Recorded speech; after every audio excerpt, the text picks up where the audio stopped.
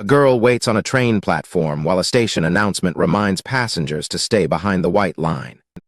A manager, a university student, and an office lady rush down the station stairs to reach their usual spots before the train departs. The student watches a girl on the train and thinks about how he has fallen in love with her. The boy and the girl sit next to each other on the 6:38 a.m. commuter train to Manhwa, though the boy realizes he still does not know her name. It is 6:58 a.m. on a weekday morning as the boy boards his usual train and spots the girl's familiar face among the commuters. The boy sits near the girl and notes that she always boards the same train even though she attends a different school. The boy finds himself sitting next to the girl and wishes he could find the courage to finally start a conversation with her. A group of regular passengers watches the pair and silently roots for the boy to finally speak to the girl. The routine continues as more days pass by the railroad crossings. 4 months ago, the boy first noticed the girl's uniform, while the other passengers began to pick up on his frequent glances toward her. 3 months ago, the boy grew frantic when the girl was not on her usual car, confirming the other passengers' suspicions that he was looking for her. 2 months ago, the boy finally sat next to the girl and struggled to hide his excitement, making his feelings clear to everyone watching. The boy continues to use his phone while thinking about how several months have already passed. The regular passengers have become close friends and exchanged contact info, and they now debate why the boy has not confessed his feelings yet. The manager sends a mock love confession to the office lady to prove that confessing is difficult, which causes her to react with a shudder.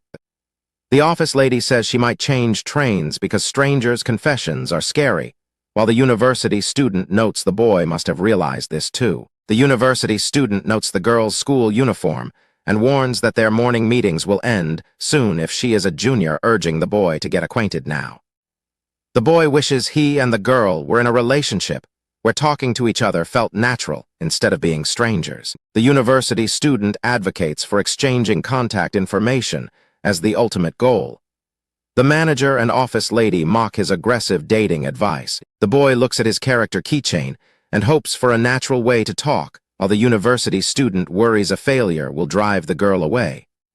The boy suddenly shouts in the middle of the quiet train car, catching everyone off guard. The observers notice the girl has a matching keychain from the game Genshin. They realize this de-interest is the boy's best chance to start a conversation.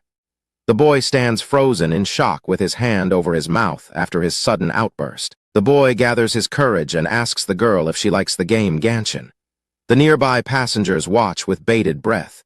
A different older man on the train holding the same keychain interrupts and asks the boy for his game rank. The boy is horrified by the interruption. The older man turns to the girl and asks her if she is also a fan of the game because of the charm on her bag. The boy and the regular passengers react with shock as the older man derails the conversation. The manager and office lady shout at the man for interfering. The girl admits she likes the game, but confesses she is only a beginner who started playing because it was popular. The boy tells the girl that her reasons for liking the game do not matter, and she should not compare herself to others. The passengers are impressed by his gentle attitude. The boy asks the girl if she wants to play the game with him. The observers realize he has a real opportunity to finally get her contact info. The older man is flattered, believing the boy's invitation was meant for him. The boy and the other passengers are horrified by the massive misunderstanding. The train arrives at Yuraretemasu station, and the regular passengers complain about the older man's ego. The office lady asks her contact info with the group, while the university student wonders if the day's events are over. Back on the train, a girl with pigtails named Himari approaches the boy's crush and greets her. The regular passengers watch the interaction from nearby. Himari continues her energetic morning greeting. The university student and manager look on, surprised by the arrival of a new acquaintance. The girl is visibly flustered as Himari asks why her face is so red. The office lady and university student watch closely, wondering if the two are close friends. The girl is overwhelmed with embarrassment, reflecting on how excited she had been at the thought of playing games with the boy before the interruption. The manager and office lady are in a panic as they realize the boy is completely unaware of the girl's feelings. They feel a desperate need to call him back and explain the situation. It has been 3 days since the incident, and the boy finds himself sitting next to the girl again. He wonders if she sat there on purpose, or if it was just the only empty seat available. Both the boy and the girl sit in silence, each lost in their own thoughts while avoiding eye contact. The boy tells himself that it is still far too early to even think about confessing his feelings to her. The girl remains deeply embarrassed, remembering how she had worked herself up thinking the boy was talking directly to her. The regular passengers observe the pair once more, noting the girl's rigid posture and suspecting that both teenagers have unrequited crushes on each other.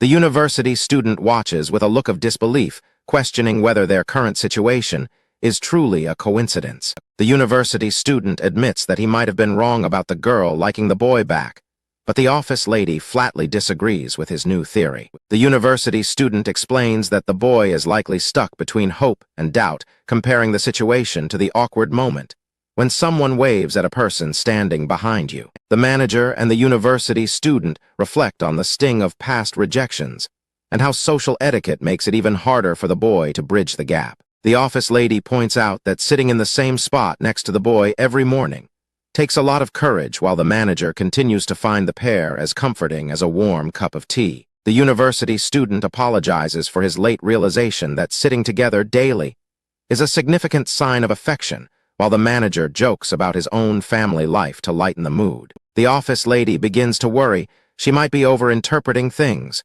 while the university student desperately hopes for a case of mutual unrequited love, despite the manager's growing annoyance with the conversation. The office lady becomes increasingly worked up, claiming that love is built on misunderstandings, and declaring that she needs a drink to cope with the suspense. The girl feels like a total loser as she avoids eye contact, while the office lady finds her much harder to read than the obvious boy, and the manager decides it is time for him to help. The boy feels completely defeated, convinced that he lacks the courage to speak to the girl or ever confess his true feelings.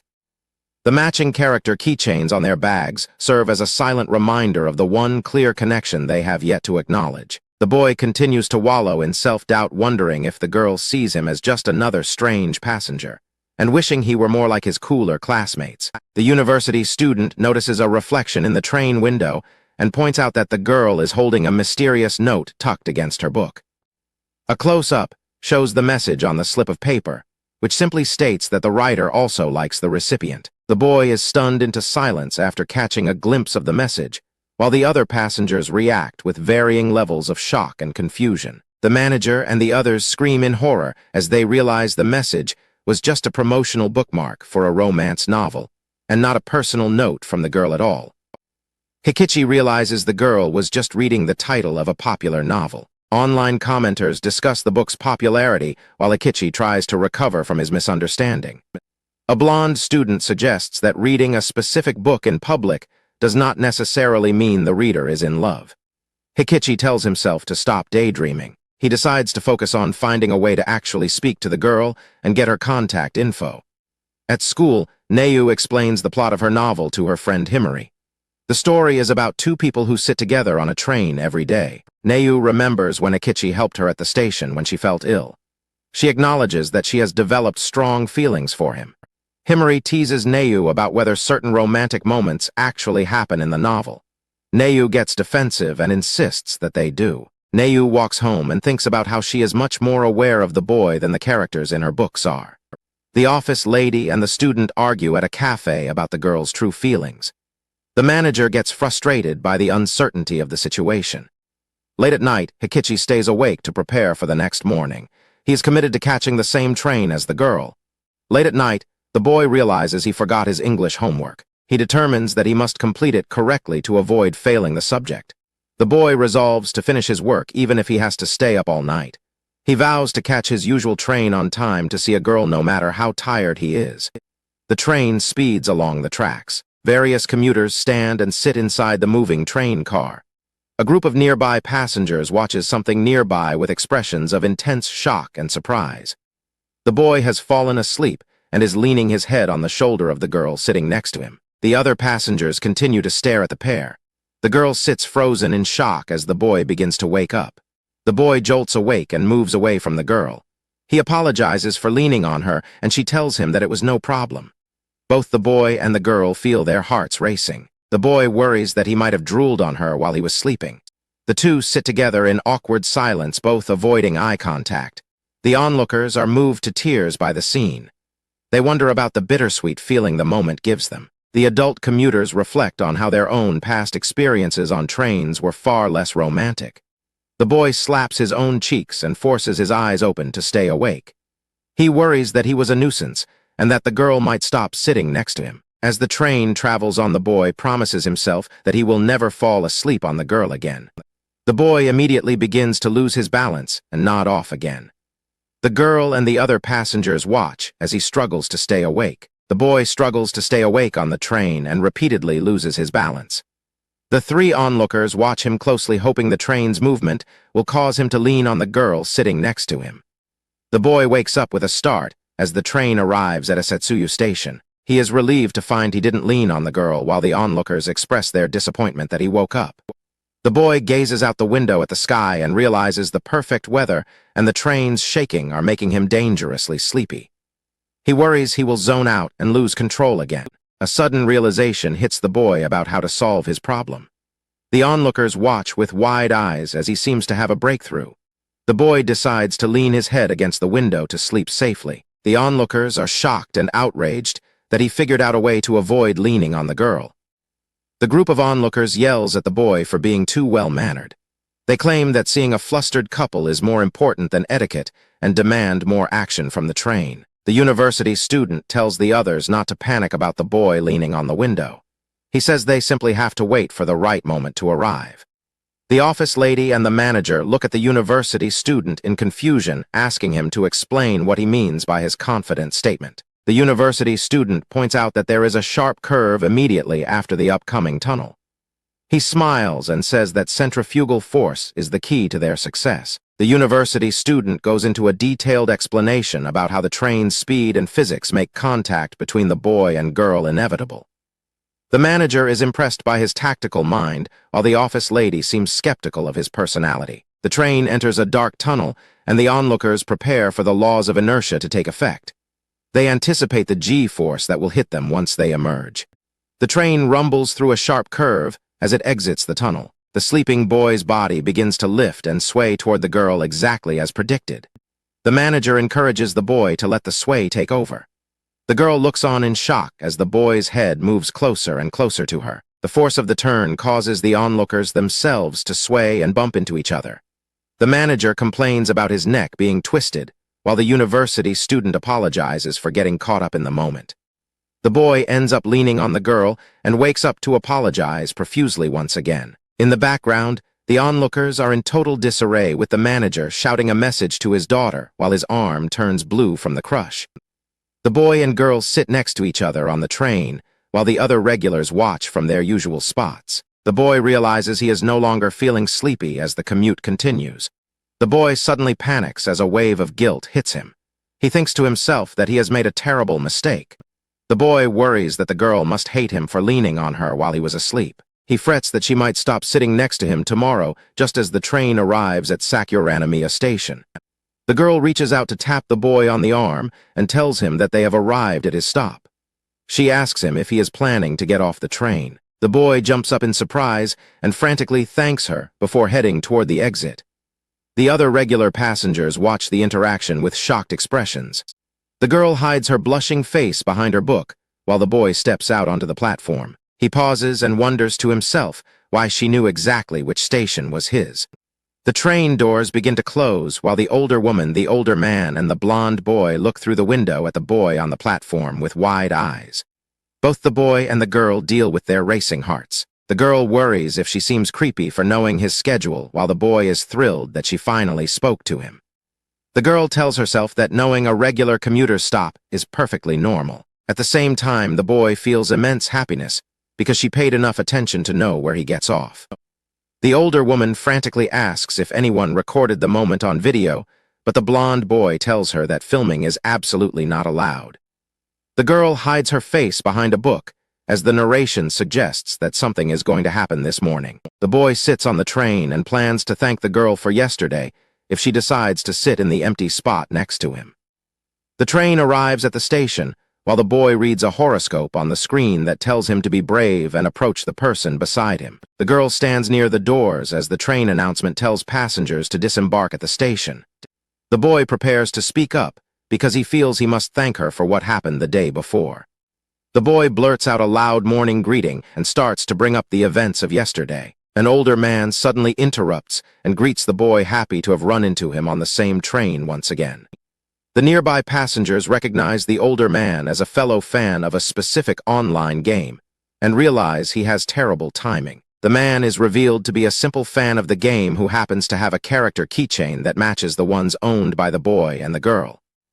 The man mentions that he is also a Cancer like the person in the horoscope, while an observer notes that he has completely ruined the boy's moment. The boy tries to force a polite smile for the man as the observers feel bad that he is struggling to deal with the interruption while the girl is nearby. The girl stands right next to them, hiding her blushing face behind her book, because she feels too self-conscious to take a seat. The witnesses note that the girl is staying close to the boy and does not seem to be upset with him. The observers discuss how the de-interest in the game is making the conversation flow easily, which is actually a problem for the boy's original goal. The university student worries that the girl will assume the boy and the man are friends and will decide not to interrupt them. The narrator states that from then on, the old man will sit next to the boy every morning. The spectators watch the group with intense, shocked expressions. The old man asks the boy if he has played the time-limited event and mentions the ending of the second act. The spectators worry that their morning source of motivation is in danger because the boy seems too confused to understand the situation. The boy perks up and begins talking about a character named Shin's past and an interaction with a new character named AI.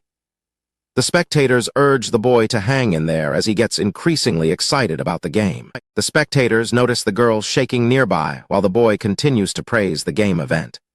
The boy apologizes for raising his voice too much during the conversation. The boy explains that it is the first time he has been able to talk about Shin like this, noting that other players he knows usually prefer different characters.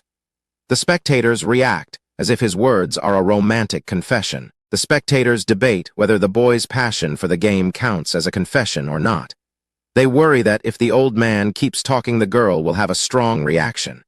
The girl trembles while thinking that she can talk a lot about Shin as well. The spectators wonder if her anger stems from the boy only focusing on the game.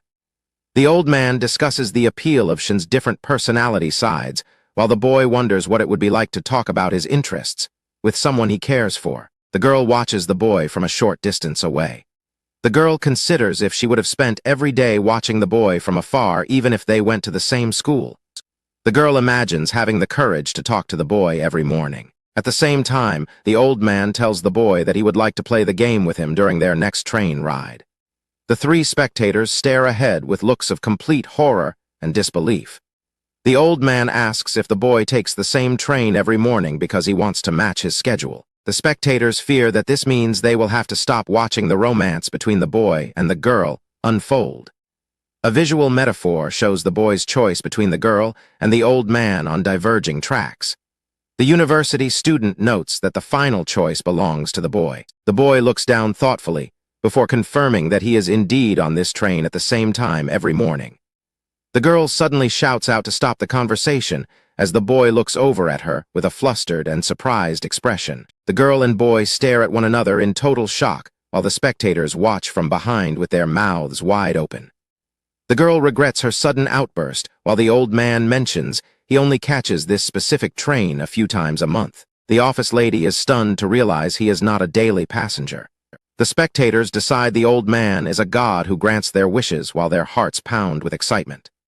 The following day, the girl sits a distance away from the boy because she is too embarrassed to be near him. The office lady notices the increased gap between the two. The boy and girl sit next to each other in an awkward silence while the train continues its journey. The spectators watch the pair intensely and realize they are all thinking about the exact same thing. The smell of a breakfast muffin and coffee permeates the train car as the fifth chapter begins. The passengers notice a delicious smell and wonder who brought sausage egg muffins onto the train. The manager claims that finding the culprit will be easy. The office lady finds the food smell distracting, while the university student notes that the boy and girl are acting very fidgety. The manager speculates about the breakfast food cooling off. The university student finds the current situation odd, while the manager clarifies that he is not the one who brought the food. The university student wonders why the smell of the food is making the kids so restless. Loud, stomach-growling noises erupt from the boy and the girl. They both look completely frozen and flustered. The three spectators watch the pair with looks of pure shock on their faces. Both the boy and the girl blush intensely.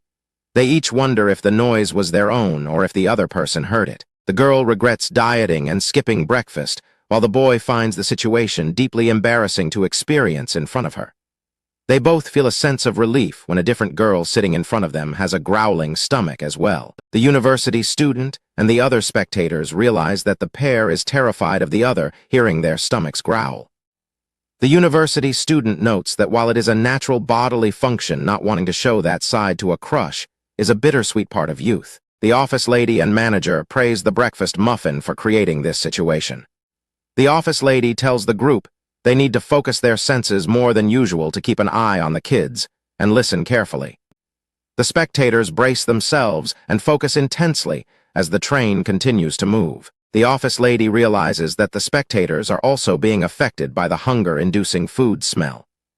The university student asks what is wrong as the others begin to look pained. The office lady compares the group to a theater audience that cannot let their own hunger disrupt the performance of the two people on stage.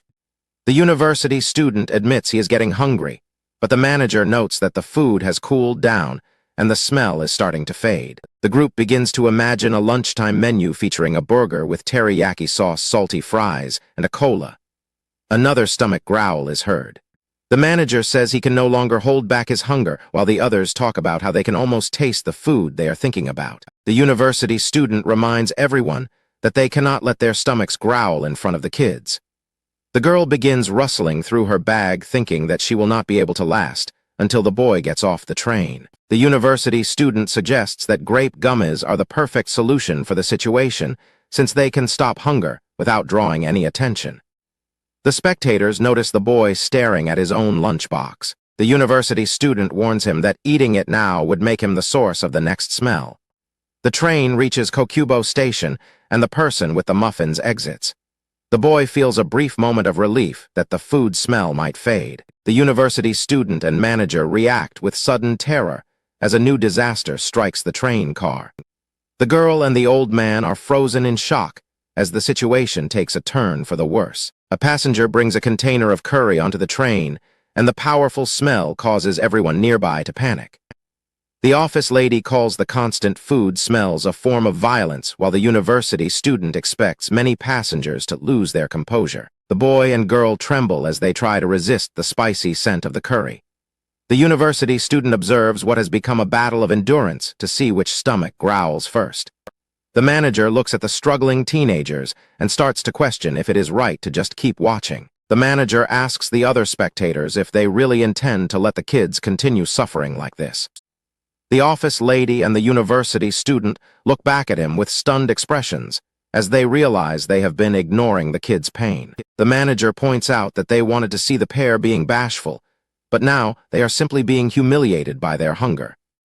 Within the theater metaphor, the manager stands up and asks if they should prioritize being supportive adults over being entertained spectators. The university student and office lady admit they got carried away and feel guilty after the old man speaks the truth.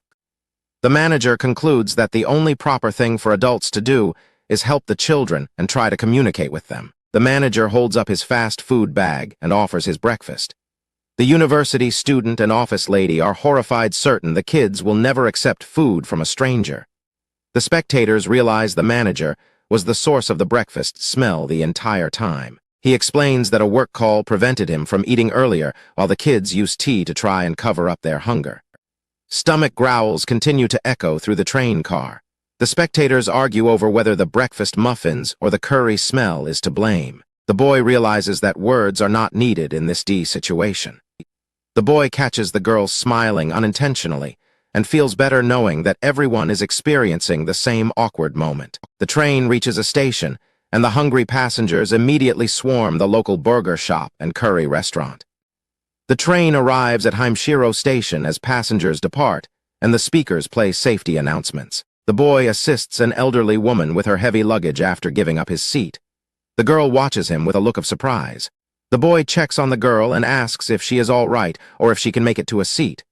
She looks back at him with a stunned expression. The boy smiles and thinks to himself that the girl is the same as she has always been. Standing next to the girl, the boy appreciates the new view of her, since he usually only sees her profile from a distance. The boy stares at the girl's reflection in the train window while she continues to read her book. Both the boy and the girl suddenly look away in a panic after nearly catching each other's gaze in the reflection. The spectators notice the pair trying to steal glances through the window reflection. The boy and girl both feel their hearts pound after almost being caught. The manager asks what is happening while the other spectators tell him that turning around will make the kids notice them. The university student and office lady promise to provide a running commentary on the situation. The girl tries to ensure she doesn't get caught stealing glances. The office lady tells herself not to let her excitement show on her face while the train continues its journey. The boy reflects on the girl's petite nature, noting her height, hands, shoulders, and face as he realizes her femininity. The boy continues to watch the girl's reflection in the window while she reads her book. He thinks to himself that he is seeing something new. The girl notices the boy's masculine features in the reflection, such as the width of his shoulders and the strength in his hands. She begins to blush. The manager reminisces about folk songs he wrote for a classmate, while the university student and office lady react with a loud, sudden outburst. The office lady and university student yell at the old man for getting involved and making a scene. The boy and girl react with confusion to the noise coming from the spectators. The office lady wonders how the pair hasn't noticed each other's feelings yet. The manager claims they were distracted by the commotion around them. The university student judges their body language and concludes they haven't realized the truth. The university student compares the reflection to a mirror and theorizes that today is the day they finally realize each other's feelings. The university student shouts about the strange faces the office lady and manager are making while they respond with shocked expressions. The boy realizes he met the girl's eyes in the reflection and immediately turns away. The office lady notes that they looked away from each other again while the manager begs someone to switch places with him. The boy reflects on the strange feeling of being so close to her despite having sat next to her in the past. The boy watches the girl in the reflection and thinks about how magnificent it is to be face to face with the girl of his dreams. The spectators react with shock to the pair's eyes meeting. The boy panics as he realizes their gazes met perfectly and tells himself to restrain his emotions. The boy wonders if the girl was watching him as well while she looks down at her book with a quiet expression. The office lady and university student watch the boy's expression while the manager complains that he cannot see. The boy tells himself that he is overthinking things, but wonders if 3 coincidences can happen in a row. The boy wonders if the girl is still staring at him, but realizes she is actually looking at something behind him. The manager senses something happening at his back while the other spectators react with shock. A large praying mantis sits on top of the manager's head. The boy and girl both notice the insect while the office lady and university student scream. The manager realizes there is something above him. The office lady orders the manager to stay perfectly still until the bug flies away. The manager is frightened and asks what is on him, while the university student notes that he is being watched closely. The train continues along its route while the praying mantis remains in place. The elderly women thank the boy as they prepare to leave at the next station. The boy sighs with relief, realizing the girl was only looking at the praying mantis. The manager brags about his childhood bug-catching skills, while the office lady finds the conversation annoying. The elderly woman tells the boy and girl that they can sit together again now that she is leaving. The boy gets flustered and claims he is alone while the girl looks surprised. The boy blushes intensely while the girl tries to shush the woman. The elderly woman laughs and says that it was nothing as she prepares to depart. The elderly women wish the pair a good journey as they exit the train. The boy and girl are overwhelmed with embarrassment, worrying that they were mistaken for a couple and that their actions were obvious to a stranger. The manager puts on sunglasses and claims no one can tell where he is looking. The university student points out that he is only drawing more attention to himself. The scene shifts to a conversation about elementary school romance.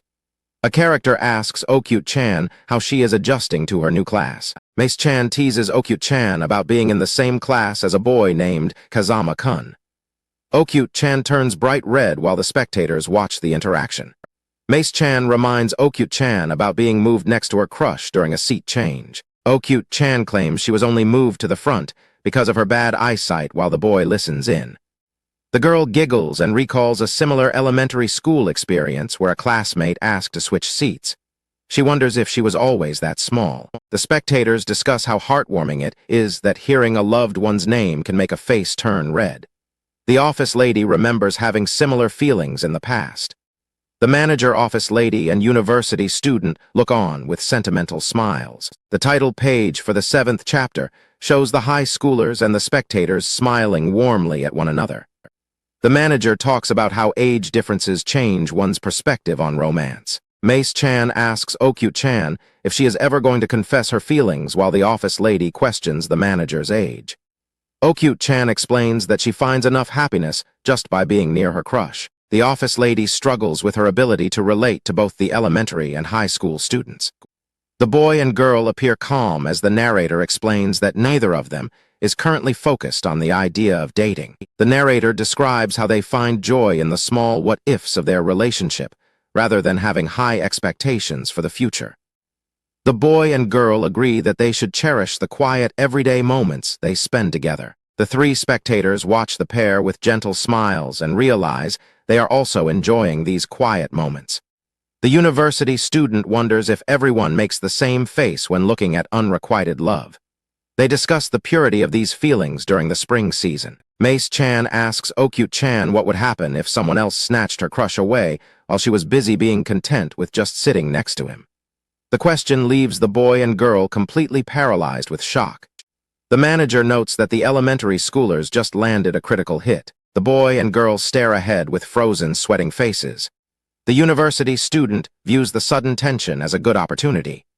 Okyu-chan and the girl realize that love moves at its own pace for different people. The university student notes that reality is cruel, and it is common for people who love each other to never actually get together. The university student suggests that this drastic stimulus might be what the pair needs to progress, but the office lady questions using elementary school romance as shock therapy. The manager is impressed by the maturity of the children, while the office lady argues that they are just at an age where they want to grow up too fast. Mace-chan claims that boys become arrogant and pushy as soon as they realize someone likes them, leading the manager to scream that she is being way too mature. The university student defends the boy's actions as thinking about the next step, while the office lady tells the kids they are acting like they are in a TV drama. Mace-chan explains that she wants her partner to feel a sense of danger and not get too comfortable just because they kissed once, leaving the adult spectators in a state of total shock. The high school boy and girl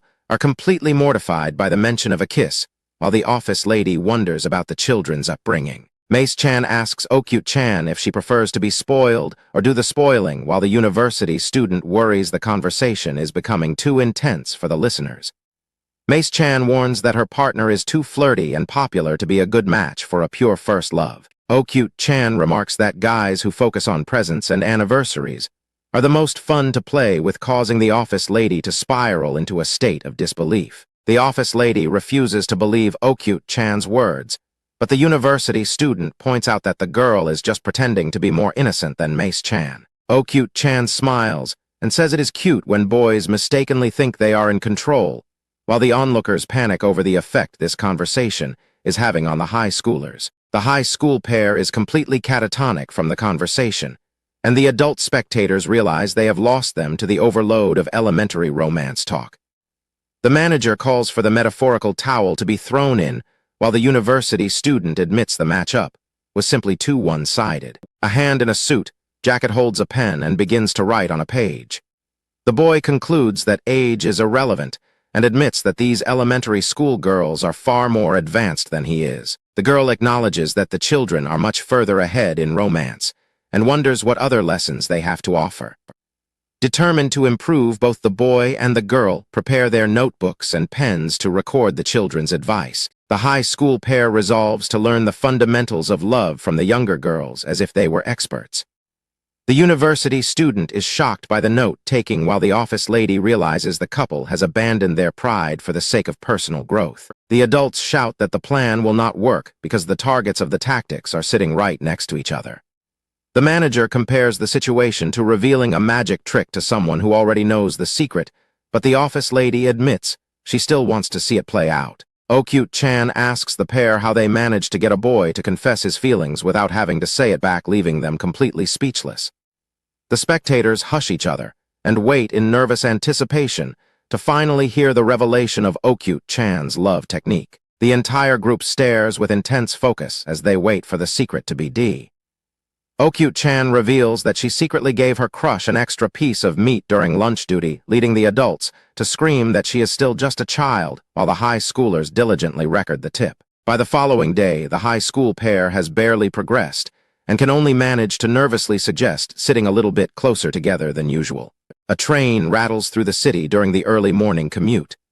Inside the carriage, Hikoichi lets out a loud yawn while surrounded by the chatter of other passengers. His friend asks if heading to practice at this hour is too early, but Hikoichi explains that he prefers the calm atmosphere of the early morning train. The friend asks Kijima if his girlfriend is all right with him attending practice during the holiday, and Kijima replies that he just wants to spend time with the guys. The morning train to Meihara Station is busier than usual today, filled with a more diverse crowd of holiday travelers, instead of the regular commuters. Because the girl who usually rides the train is absent, the regular passengers observe a different side of Hikoichi's personality as he talks with his friends. The eavesdropping passengers note that Hikoichi seems a bit lonely, despite being with his club friends while they are stuck working through the holiday. When his friend asks about his dating life, Hikoichi claims he is now seeing a college student, shocking both his friend and the watching passengers. His friend points out that Hikoichi has been acting strange lately, especially since he never used to show any interest in discussing romance. Hikoichi tries to deny the accusation, but his friend insists that he normally stays out of conversations regarding relationships. Feeling pressured, Hikoichi boastfully claims to have plenty of experience, while the adults on the train react with shock as they remember his previous romantic failures. The university student reflects on how men often lie to protect their dignity, while the manager and office lady look on in disbelief at Hikoichi's desperate bravado. The student passenger considers how a man feels forced to exaggerate his accomplishments, just to avoid feeling like he is falling behind his peers. The situation is compared to a small animal trying to look intimidating against a much stronger opponent, as the onlookers mentally urge the boy to stop his act. His friend asks Hikoichi for advice on new date spots, causing the boy to panic, as the manager realizes he has dug himself into a hole with his lies. Passengers on the train react with shock and disbelief to Hikoichi's claims. Hikoichi suggests taking a girl to the movies or the aquarium for a date. The adults around him worry that he is talking way beyond his actual experience level. Hikoichi describes an elaborate date involving a high-end restaurant with wine and a convertible car. The office lady thinks he will get caught in his lie and notes that he is actually far behind his peer. The wavy-haired boy remarks that Hikoichi is surprisingly mature. The manager is stunned that the boy is actually falling for the act. The college student and office lady ask Hikoichi about his best surprise for a girl or his effort on birthday presents. The manager tells Hikoichi to stay strong and keep the performance going to protect his pride. Hikoichi nervously suggests that suddenly holding hands is a good way to surprise someone. The adults are overcome by how innocent and adorable his real answer is. The wavy-haired boy finds the suggestion deep, thinking about how physical contact becomes embarrassing after being in a long relationship. The office lady hopes Hikoichi can keep up the bluff with his current momentum. The college student admits he is starting to feel embarrassed on the kid's behalf. The wavy-haired boy calls out the charade, reminding Hikoichi that they have known each other for a while. Hikoichi drops the act and apologizes for the show he was putting on. Hikoichi explains that he felt pathetic after being outdone by an elementary school girl. The adults realize that this blow to his ego was what was really bothering him. Hikoichi looks down while blushing, still feeling the embarrassment of his situation. Hikoichi admits to himself that there is a girl he truly likes. He remembers seeing the girl on the train and realizing that he could no longer take his eyes off her. He thinks about how often he wonders what her name is and if she already has a boyfriend. Hikoichi sits near a girl with long hair and thinks about how he wishes he could just talk to her, noting that these thoughts fill his head every day. Hikoichi asks Kirishima to teach him how to get a girl he has never even spoken to. Kirishima admits he has no experience with that kind of thing and honestly doesn't know what to do. The observers are shocked by the boy's blunt honesty. Kirishima tells Hikoichi he doesn't know why he's asking him for advice. He explains that his only skill is flirting for fun, and he believes Hikoichi is misunderstanding his experience level. The adult onlookers are stunned by how much deeper the conversation has become. Kirishima explains the brutal reality of his approach, stating he has to face dozens of rejections and cold stares just to find one girl who is interested. He warns Hikoichi that such a process would be enough to break his heart. The observers are horrified by the mental toll Kirishima describes. Kirishima points out that his love life is completely different from Hikoichi's, and that there is no point in comparing them. Hikoichi accepts this and apologizes. Kirishima jokes that he still wouldn't lose a popularity contest to an elementary school student. Kirishima tells Hikoichi not to worry or try to show off. He says he already knows Hikoichi is a cool guy and is certain the girl he likes has noticed that as well. Hikoichi blushes intensely at the unexpected compliment. Hikoichi gets flustered and shouts at Kirishima for the sudden embarrassing comment. Kirishima offers his shoulder to cry on if Hikoichi ever gets rejected in the future. Hikoichi quietly thanks Kirishima for the kind words. The adult observers are moved by Kirishima's sincerity and start to admire him. The train arrives at Sakuranamiya Station, and passengers begin to exit. Kirishima stretches and mentions he will take a later train the next day because he is tired from practice. The observers think he is becoming too popular and perceptive for his own good. Kirishima suggests that Hikoichi's girl might be on the train at this exact time tomorrow. He claims he doesn't want to make a habit of meddling in people's love lives, leaving Hikoichi and the onlookers stunned by his intuition. Kirishima walks away satisfied that his intuition was correct. Hikoichi is left shouting in confusion on the train. The adult observers are terrified by how much the kid has figured out. Back on the train, Hikoichi and the long-haired girl are sitting in the same row with several passengers between them as the car moves along. The passengers in between them leave, and Hikoichi and the girl find themselves sitting directly next to each other. Their hearts pound as they realize it is the first time they have sat together in a week. The train reaches Higashihime-shiro Station. The adult observers watch from across the carriage, excited to see the tension building between the two students sitting together. A passenger accidentally leaves his phone on the seat as he gets up to leave the train. The girl notices it immediately and realizes she needs to grab the device and chase after him before the doors close. The office lady and manager also notice the situation unfolding. Hikoichi suddenly springs into action with a determined expression. The girl looks on in surprise as he takes charge of the situation. Hikoichi jumps off the train onto the platform and catches up to the man. He hands the phone back just as the train is preparing to depart. The man is surprised to have his phone returned. Hikoichi smiles happy that he was able to help. The observers cheer for him, impressed by his quick thinking and glad that he made it back to the train in time for his moment with the girl. The train doors hiss shut, and the car begins to pull away from the station. Hikoichi stands alone on the platform, realizing too late that he missed his chance to get back on. The man waves at him as the train leaves. The observers scream in absolute disappointment as the train disappears. Hikoichi is left behind on the platform while the man he helped walks away. The chance for Hikoichi to sit with the girl is completely gone. The university student and office lady watch Hikoichi's stunned face through the window as the train pulls away. They feel bad for the kid after such a sudden turn of events. The girl sits alone on the train, looking incredibly dejected and lonely. The office lady notes that she had been looking forward to sitting next to him all week. The manager regrets that he wasn't closer to the phone himself to prevent this outcome. Back at the station, Hikoichi is furious with himself. He regrets getting off the train because he finally had a chance to sit next to her after a long time. Hikoichi tries to calm himself down, acknowledging that it couldn't be helped since he was doing a good deed. He resolves to make it work tomorrow instead.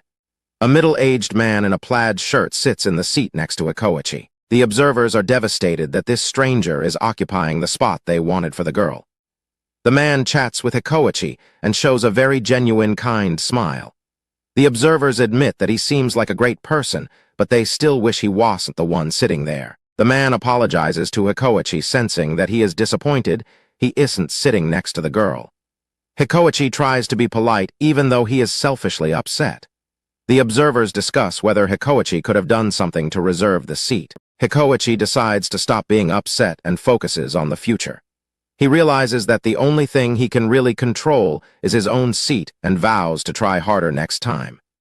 As the train continues its journey, Hikoichi makes a plan. He decides he will leave his house much earlier tomorrow to secure his usual seat and improve his chances of sitting next to the girl. Hikoichi notices there is only one empty seat left on the train. Two elderly men stand nearby coughing and shaking while the adult observers watch with wide eyes to see what the boy will do. The two old men argue over which of them should take the single seat, mentioning that one of them is fresh out of surgery. Hikoichi watches them and wishes there had been enough room for both of them to sit. Hikoichi offers his own seat to the pair so they can sit together. The elderly men quickly take the spot, leaving the boy standing. The observers are moved by his kindness, but frustrated that he lost his chance to sit with the girl. Hikoichi stands while holding onto a strap, completely separated from the girl who continues to read her book. The onlookers complain that he didn't need to give up his seat and feel like his romantic opportunity was stolen. Hikoichi looks downcast as he stands alone in the train car. The university student worries that the boy's kindness and lack of assertiveness might eventually become a problem in his love life. The morning commute ends as the school day begins under a bright, clear sky. During lunch, Hikoichi tells his friends about the incident on the train. They laugh at him, suggesting that he should have ignored the strangers, or at least pretended to be asleep to keep his seat. His friend tells Hikoichi he is far too nice and claims he would have chosen the girl over helping anyone else every single time. Hikoichi looks down at his food and admits he was conflicted during the moment. Hikoichi blushes while eating and confesses that he really just wanted to look cool in front of the girl. He didn't want her to see him being selfish or ignoring people in need. Hikoichi asks his friends if acting like a gentleman is actually considered cool, or if he was wrong to do it. Kirishima gives him a mischievous smile as the boy continues to worry about how he appeared to the girl. Hikoichi reflects on the sheer volume of people who ride the train every single morning. He watches the crowds at the ticket gates and realizes that he and the girl are just two people among the thousands who pass through the station every day. Sitting alone on the train, Hikoichi feels a growing sense of impatience. He worries that since they have no name or promise between them, she could stop showing up and disappear from his life at any time. Hikoichi questions himself, wondering what he is actually waiting for if he is truly this anxious to know her. Kirishima looks at Hikoichi and tells him that he just needs to be patient for now. Hikoichi waits at Himeshuru Station, 3 stops away from Suomi. He knows she boards the Maihara train at exactly 6:58 a.m. He feels there is little he can do except wait for her to arrive. Hikoichi's heart races as he struggles to stay calm.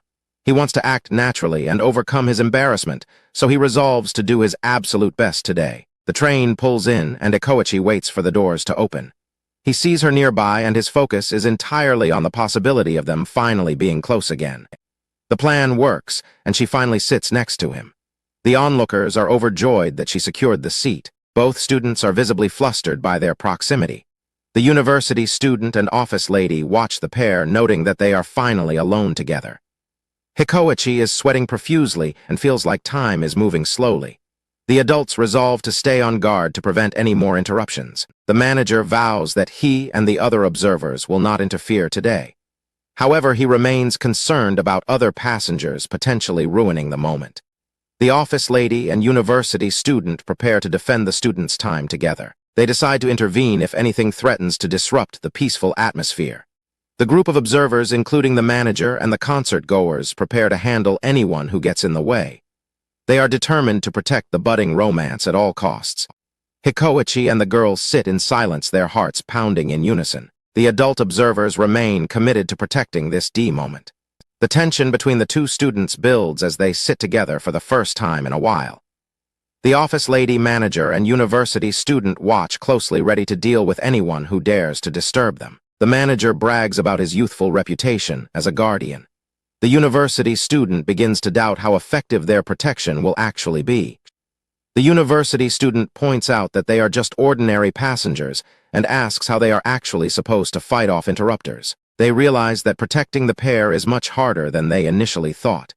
Hikoichi rummages through his bag while the girl sits quietly beside him. The observers discuss the need to adapt their strategy as they watch the scene unfold. Hikoichi and the girl accidentally bump into each other while sitting next to each other. They both jump in surprise and turn away in embarrassment.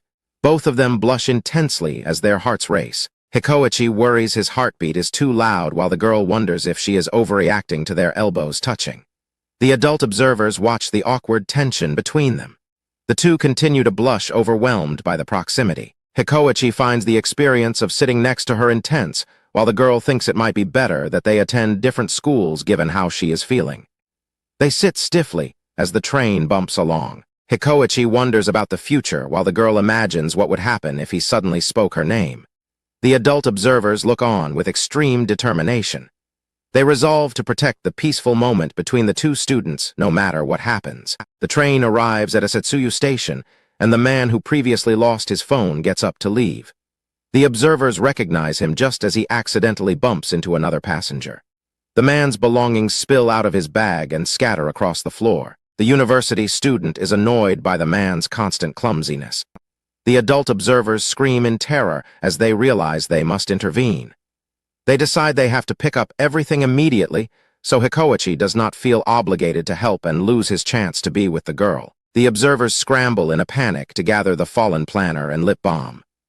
On the floor, Hikoichi and the girl's hands reach toward the same fallen pen. Hikoichi and the girl both lean forward to help, their hands nearly touching as they reach for the pen. The manager watches the scene with a shocked expression. Both students pull away and apologize while blushing intensely. The observers confirm that the floor and seats are now clear of any distractions.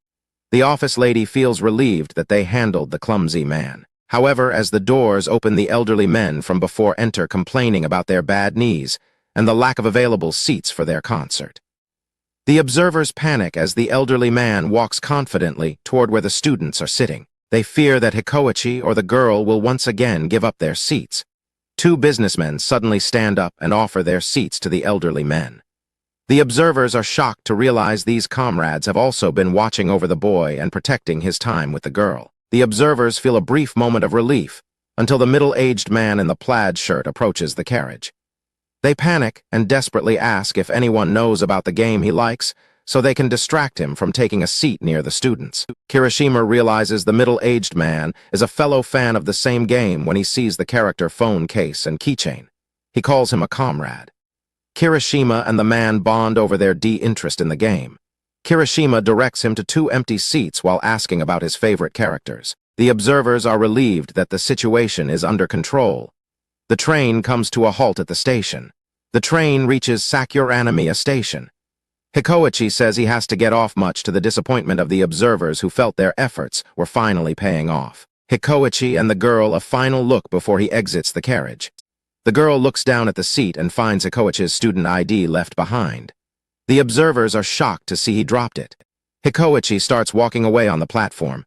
The girl rushes out of the train and calls out to him. Hikoichi stops and turns around in surprise.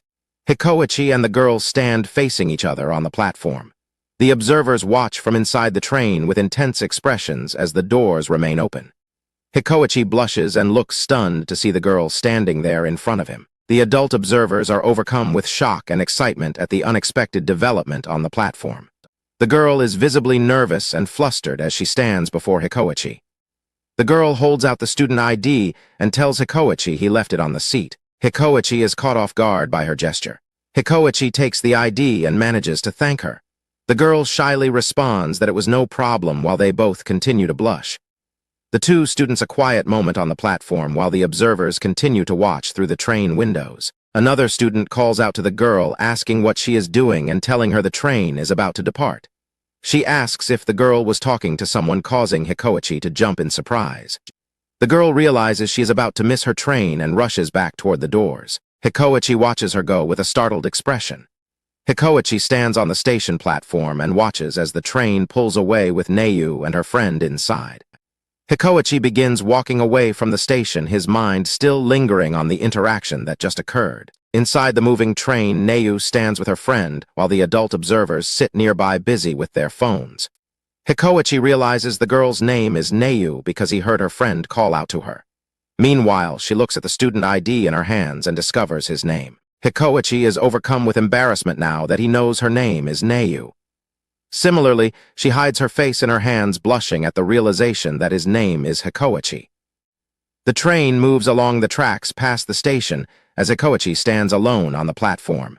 On the morning commute, Neu focuses on her book, while Hikoichi and the adult observers stand together in the crowded train car. Hikoichi is frustrated that he could not find a seat next to Neu today, as he really wanted to thank her properly for returning his ID the day before. The sun sets behind the city skyline. Later that evening, the manager, the office lady, and the university student meet at a restaurant to chat about the day's events. The three observers joyfully raise their beer mugs for a toast, celebrating the fact that the two students have finally learned each other's names. The train continues its journey along the tracks as evening falls. Hikoichi's friend reacts with shock to the news that Hikoichi knows the girl's name. Kirishima smiles as the three boys sit together in the nearly empty train car. At a restaurant, the adult observers celebrate Hikoichi's success with a joyful toast. Hikoichi blushes as he thinks about the progress he has made. Kirishima tells his friends to lower their voices because other passengers are trying to sleep. Hikoichi's friend is still amazed that Hikoichi somehow managed to get the girl's name. Hikoichi explains that he dropped his student ID without realizing it, and the girl went out of her way to jump off the train and chase him down to return it. He remembers the moment Neu stood before him on the platform looking nervous as she tried to find the right words. Leaning on his bag, Hikoichi reflects on the encounter and realizes that knowing she is such a kind and caring person makes him even happier than just learning her name. Kirishima notes that Hikoichi and the girl seem to be very similar. The adult observers continue their conversation over drinks. The manager shouts with excitement, wishing he could have witnessed the interaction himself while enjoying a beer. The university student decides he will bail if the manager gets too drunk, while the office lady is embarrassed by the loud outburst. The office lady wonders if the romantic tension between the two students will be even stronger after a full day of school. The university student admits he is curious to see how Hikoichi acts after school as well. Hikoichi's friend suggests that knowing her name could change things significantly. Meanwhile, the observers at the restaurant debate if anything will actually be different for the pair now. A friend asks Hikoichi if he has tried to look for the girl on social media. Hikoichi looks on with a surprised and slightly worried expression. The university student yells about the possibilities of finding her on apps like Instagram or TikTok if her name and school are known. He notes that it could be a window into her private life. A search for Neu on a phone comes up with no results. The friends discuss how she likely doesn't use her real name on social media and point out how creepy it would be to message her out of the blue. Hikoichi nervously claims he didn't think a search would work anyway. His friends immediately see through the act and realize that he has already tried searching for her on his own. The university student can't find an account for Hikoichi on social media either. The office lady is certain Hikoichi is currently searching for Neu while feeling guilty about snooping. The manager wonders if the boy would actually go through someone else's private life. The observers discuss how people at the same school can go an entire year without knowing someone's name if they are in different classes. They agree that getting worked up over a name is the quintessential experience of youth. They reminisce about youthful tactics like visiting friends in other classes just to learn a crush's name, or using fortune telling to check compatibility. They remember doodling names together in notepads and imagining their crush's name in love songs. The office lady brings up the old tradition of writing a crush's name on an eraser, while the manager notes that you have to use it all up before anyone else sees it. The university student laughs and says Hikoichi is definitely too old for that kind of elementary school behavior. Back at school, Hikoichi's friends suddenly demand to see his eraser, but he frantically hides it and shouts that there is nothing written on it. His friends are absolutely convinced that he wrote Neu's name on it. Hikoichi's friend tells Kirishima he has a plan since they now know Neu's name and school. Hikoichi hides behind his bag, wondering if his feelings are really that easy to read, while his friend wishes a cute girl would confess to him. The friend asks Kirishima to use his connections to find out Neu's full name and contact details, but Kirishima refuses. He believes that if Hikoichi wants to know those things, he should ask for them himself, comparing the friend's shortcut to offering stairs to someone who is enjoying rock climbing. Kirishima decides to just watch the situation unfold naturally. That night, both Hikoichi and Neu search for each other on their phones, but find no results, wondering if the other person even uses social media. Neu lies on her bed feeling frustrated with herself for searching so hard for Hikoichi. At the same time, Hikoichi sits in his room telling himself that he has to stop trying to snoop into her life. Neyu tries to convince herself that nothing has really changed just because she knows his name. Hikoichi struggles to calm himself down. Both students stare off into space from their respective rooms, lost in silent thought.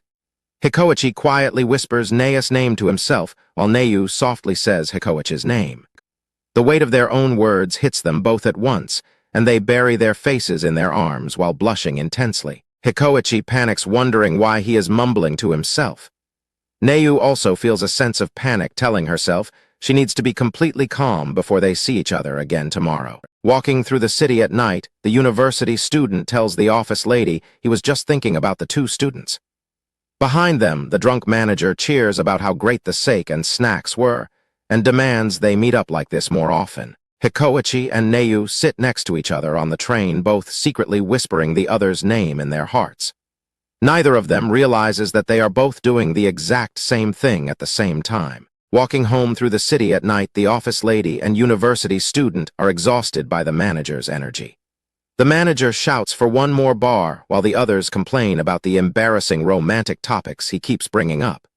The manager ends up missing his last train. It's a rainy morning on the train, and the passengers are all soaked. Neyu rummages through her bag in a panic, realizing she forgot her towel and handkerchief, and doesn't know what to do. Hikoichi bravely offers his own towel to the drenched Neyu.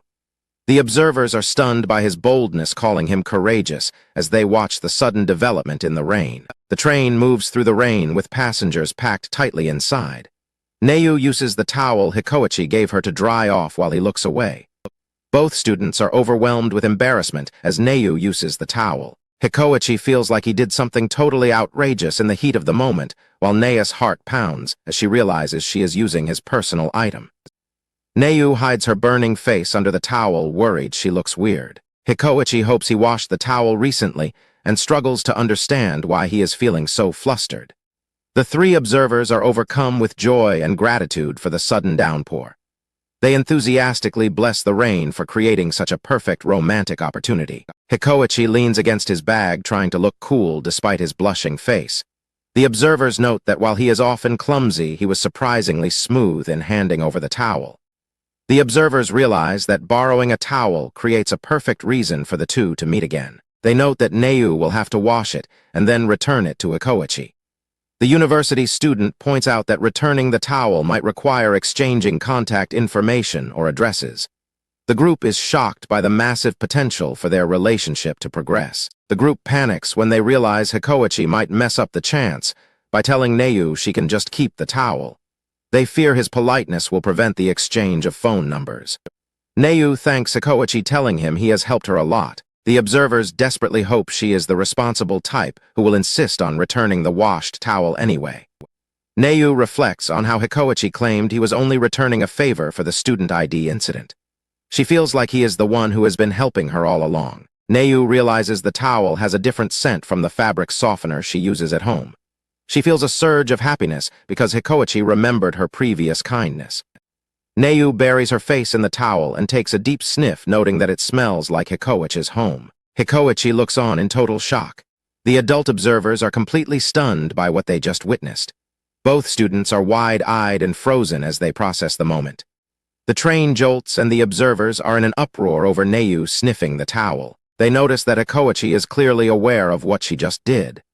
The carriage continues to bump along as the two students sit in a state of extreme embarrassment and silence.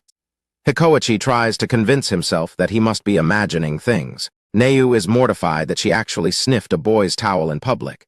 The observers are stunned by the turn of events. They wonder if this moment will lead Hikoichi to finally understand her feelings without any more delays. Both students are in a state of panic as their hearts race. Neyu is convinced that Hikoichi now thinks she is a total weirdo, while Hikoichi struggles to understand why she would sniff his towel. Hikoichi has a sudden realization about the situation.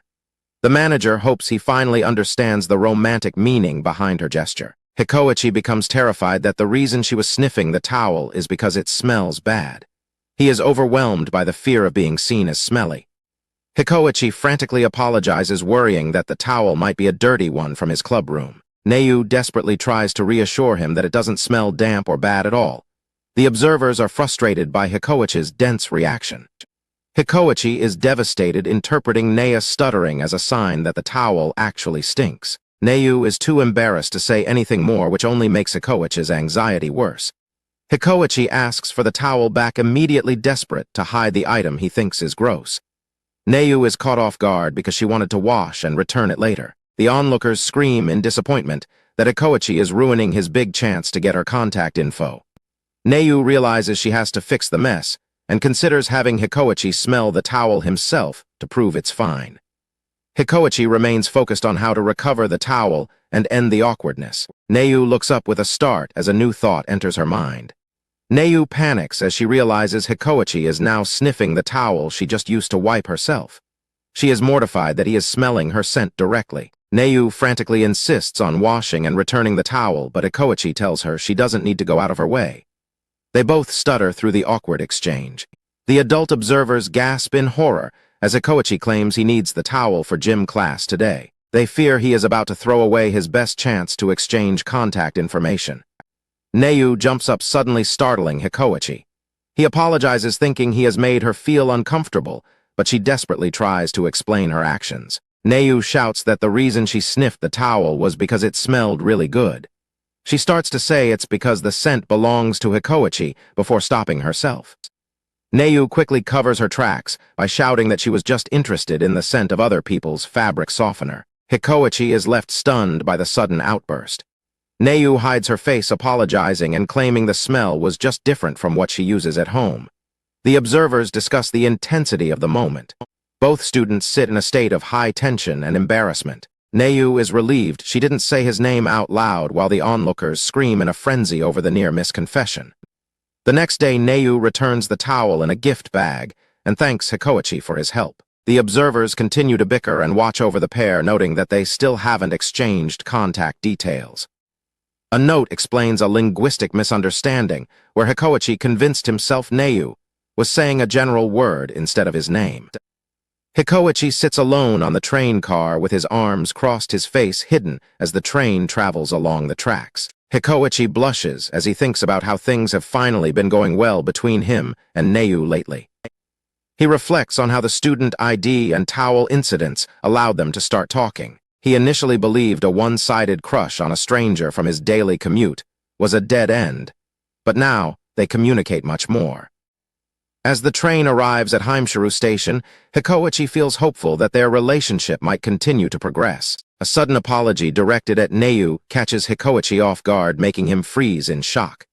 A handsome student named Sakurai apologizes to Neiu for bothering her with his problems the night before. The adult observers are horrified by the sudden appearance of a potential rival. Sakurai vows to make an upcoming birthday the best one yet. The observers scream in panic at the perceived threat, while Hikoichi remains stunned in his seat. The office lady and manager worry that this dreamy young man might be Neia's boyfriend. The university student tells the other adults to stop overreacting and acting like her protective parents. Hikoichi notices that the boy goes to the same school as Neiu.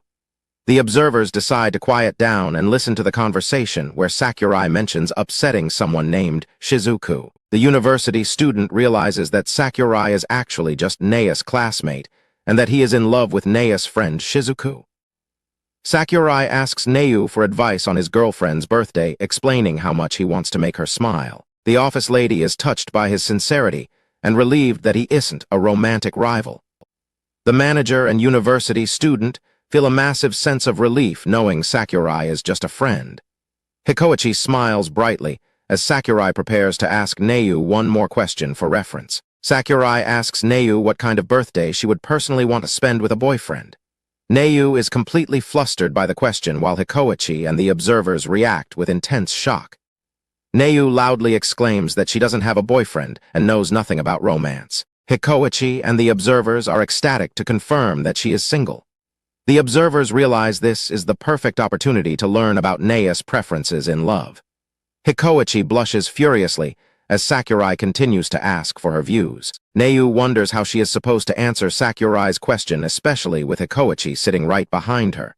She genuinely wants her friends Sakurai and Shizuku to have a wonderful birthday together. Neiu explains that she doesn't know much about surprises. She tells Sakurai that if it were up to her, she would prefer playing games together or going on a train journey somewhere. Neu hides her blushing face in her hands and confesses that on a birthday, she would just want to have her partner all to herself. Hikoichi listens from the seat behind her, completely stunned by her honesty. Hikoichi is wide-eyed and blushing as he processes her words. The group of onlookers reacts with intense shock and excitement as they watch Neu's extreme embarrassment. The observers are convinced that Neu is describing her ideal date with Hikoichi. Sakurai agrees with her sentiment and expresses how much he wants to make his girlfriend happy. Hikoichi frantically scribbles notes in a small notebook, determined to record every detail of Neu's preferences. The observers find his dedication hilarious, noting that he is learning things he could never be taught in a classroom. Neu feels the pressure of giving advice that might decide her friend's future. She is horrified when Sakurai mentions he has composed an original love song and considered a flash mob for the occasion. Neu describes her perfect gift as a cuddly toy won together at an arcade. The adult observers and Hikoichi are overwhelmed by how simple and sweet her desires are. The office lady realizes Neu prefers making memories over receiving many presents. Sakurai is surprised and decides to get even more gifts on top of his existing plans as Hikoichi continues to take notes. Neu reaches her limit and desperately changes the subject to a recent sports tournament. The adult onlookers are amazed because this is the most they have ever heard the quiet girl speak at once. Sakurai casually calls her by her first name and thanks her for remembering the tournament. Hikoichi freezes in shock at the sound of the boy being so familiar with her. Sakurai laughs about his good memory while mentioning the event happened last month. Hikoichi clenches his jaw, clearly bothered by the intimacy between the two classmates. Hikoichi is stung by the fact that he still uses a formal suffix while Sakurai calls her Neu. The observers find Sakurai's behavior overly familiar and worry about how it makes Hikoichi feel. Neu and Sakurai a genuine laugh together. Hikoichi watches them from the background, feeling discouraged by the apparent closeness of their relationship. Hikoichi reflects on how the student ID and towel incidents allowed them to talk quite a bit, but he still feels a sense of distance. Hikoichi watches Neu and Sakurai talk from the seat behind them. He feels like an idiot for getting carried away with his own hopes. He imagines a reality where he and Neu attend the same school. He thinks about how they would spend every day together in the same place from the first bell to the last. He realizes that if they were classmates, they wouldn't have needed to search for each other's names. They would have just known them naturally. He looks at Neu's smiling face and thinks about how effortlessly they would have found things in common to talk about if they were always around each other. The train departs from the station as Hikoichi looks down. He admits that if they were closer, these kinds of desperate thoughts wouldn't even cross his mind, but he knows they still have a long way to go. Hikoichi slaps his own cheeks to stop himself from being so impatient. He remembers Kirishima's advice and resolves to take things one step at a time from now on. Neu watches Sakurai talk and wishes she could interact with Hikoichi as normally and easily as she does with her classmate. The train crosses a bridge over the city. Hikoichi watches the view and feels a sense of relief that Neu doesn't have a boyfriend, even though he knows their relationship still has a lot of ground to cover. The season changes to summer, and the students appear on the train in their summer uniforms. The adult observers find the change refreshing and youthful. The observers drink cold sodas in the air-conditioned car, noting how hot it is for June. They wonder if Hikoichi is excited by Neu's new summer outfit. Hikoichi rests his head on his hand and looks out the window, completely ignoring Neu. The office lady is shocked that he hasn't looked at her once today. The university student watches Hikoichi with a worried expression. He wonders if all the time the boy spent trying to get close to Neu is beginning to weigh on him. Hikoichi stares ahead with a troubled look, wondering what his next move should be. The university student suspects that seeing Neu with her classmate has made Hikoichi realize he can't compete on the same level as her real friends. Hikoichi's stomach gurgles loudly, and he feels like the pain is killing him as the sound echoes through the train carriage. The adult observers notice that Hikoichi looks like he is in a lot of pain. Hikoichi worries that the air conditioning is too high and that Neu might be able to hear his stomach acting up. The manager claims to know exactly what the sound is, but the university student and office lady realize that the manager is the one actually suffering from a stomach ache. The group tells the manager to get off at the next station, but he blames his condition on all the fizzy drinks he chugged to stay cool.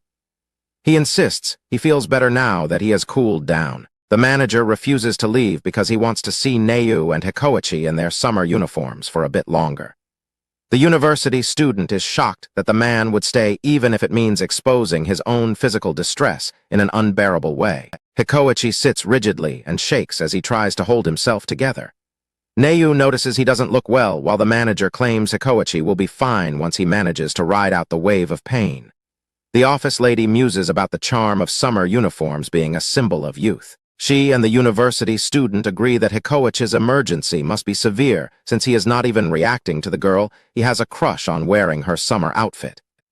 Hikoichi stares away in agony while the manager continues to groan. Thoughts turn to whether the appeal of summer uniforms comes from the seasonal change and the liberating contrast with winter clothes. The manager imagines Neu shining alone in her summer uniform while he continues to suffer through his digestive issues. A disclaimer notes that these images are only for illustrative purposes. The university student and office lady demand that the manager stop texting about his grumbling stomach and tell him to suffer more quietly. The manager thinks they are being cruel to someone who is fighting so desperately. The manager observes Hikoichi shivering and hugging his own arms to stay warm. He is convinced the boy is definitely fighting a stomach ache and is trying to raise his body temperature.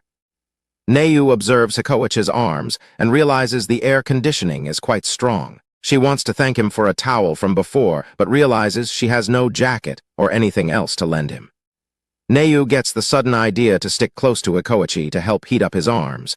She feels excited about her plan to help him feel better. Neu hides her face in embarrassment, leading the manager to wonder if she has developed stomach pains as well. The office lady tells the manager to be quiet and go moan somewhere else.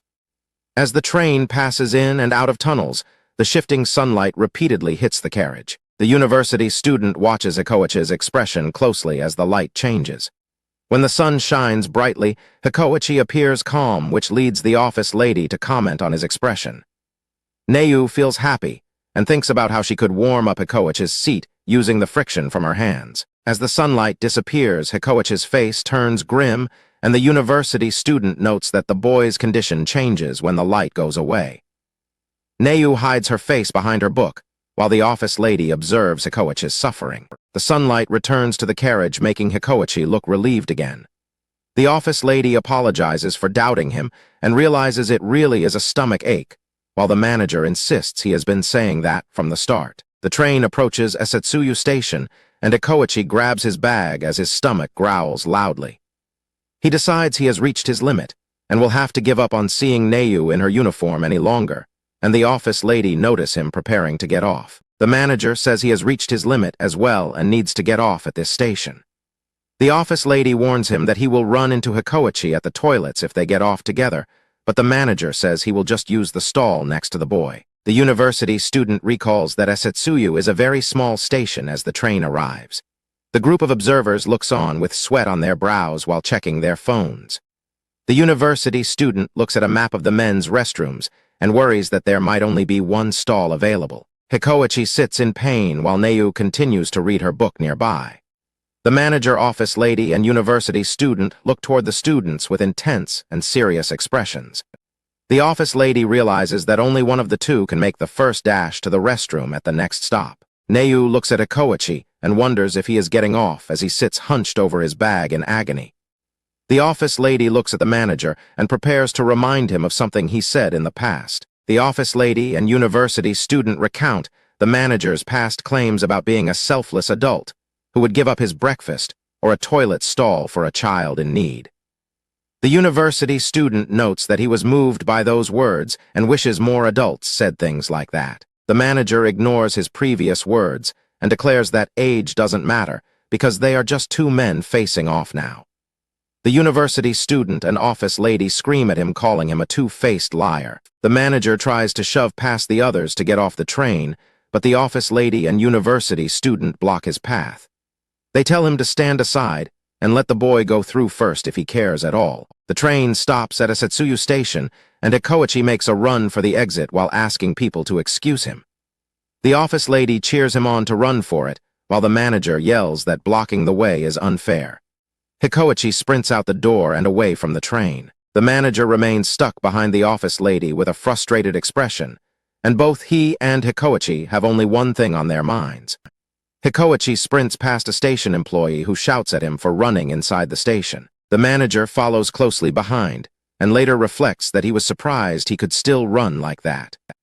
The following day on the train, the office lady apologizes to the manager for blocking his way the day before. The manager was so annoyed that he ignored the group chat for several minutes, while Hikoichi feels relieved that he is doing fine today. A friend enthusiastically recommends a specific lip gloss to Neu, claiming it will make any guy she likes fall for her instantly.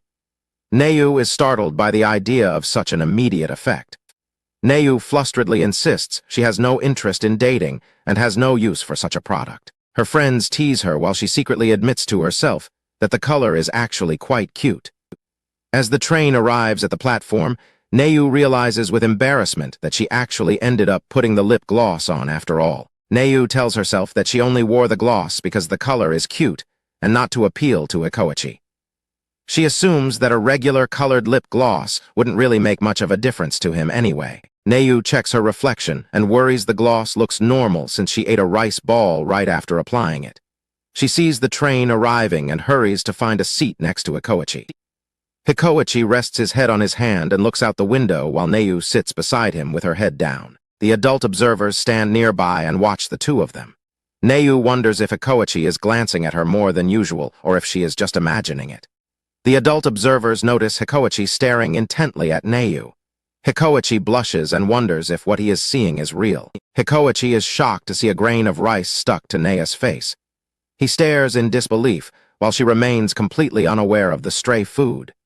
The adult observers confirm that it is definitely a grain of rice and assume Neu must have been in a rush. Hikoichi tries to stop staring but realizes that she apparently eats a traditional Japanese breakfast. Hikoichi is captivated by Neu's lips this morning. He finds a mysterious charm in them and cannot look away. He briefly questions if he has a strange fixation on rice before realizing the real source of the attraction is her lip gloss. The observers discuss how a guy getting close to remove something from a girl's face is a classic romantic trope. They think this is Hikoichi's big chance to help her. The uni student questions if the reaction would be the same regardless of who the man is. He uses the older manager as a cringe-worthy example of how it could go wrong. The office lady clarifies that it would be impossible with someone like the manager. She believes only someone bold can handle the situation, while the manager wonders why he is being dragged into the conversation. The group worries that Neu going to school with rice on her face would be embarrassing, but if Hikoichi mentions it the wrong way, it might look like harassment. The uni student expects Hikoichi will eventually speak up because of his nature, but he fears it will backfire depending on who Neu least wants to see her in that state. They imagine the disaster of having embarrassing things pointed out, such as needing to change socks or having eaten gyoza the day before. Hikoichi thinks that someone like Kirishima could handle this smoothly, but he accepts that he is not that type of person. The observers worry that his kindness will only lead to a tragedy. He concludes that the best outcome is for the rice to be gone before she or anyone else notices the mistake. Hikoichi searches through his bag for a tool that can remove the grain without him having to touch her directly. He considers using a rubber band to snipe the rice off her face with precision. The office lady is shocked by the extreme idea. Hikoichi quickly realizes that shooting rubber bands at people is a terrible idea and decides to forget the plan entirely. He decides the most realistic approach is to make her notice the grain herself instead of trying to remove it secretly.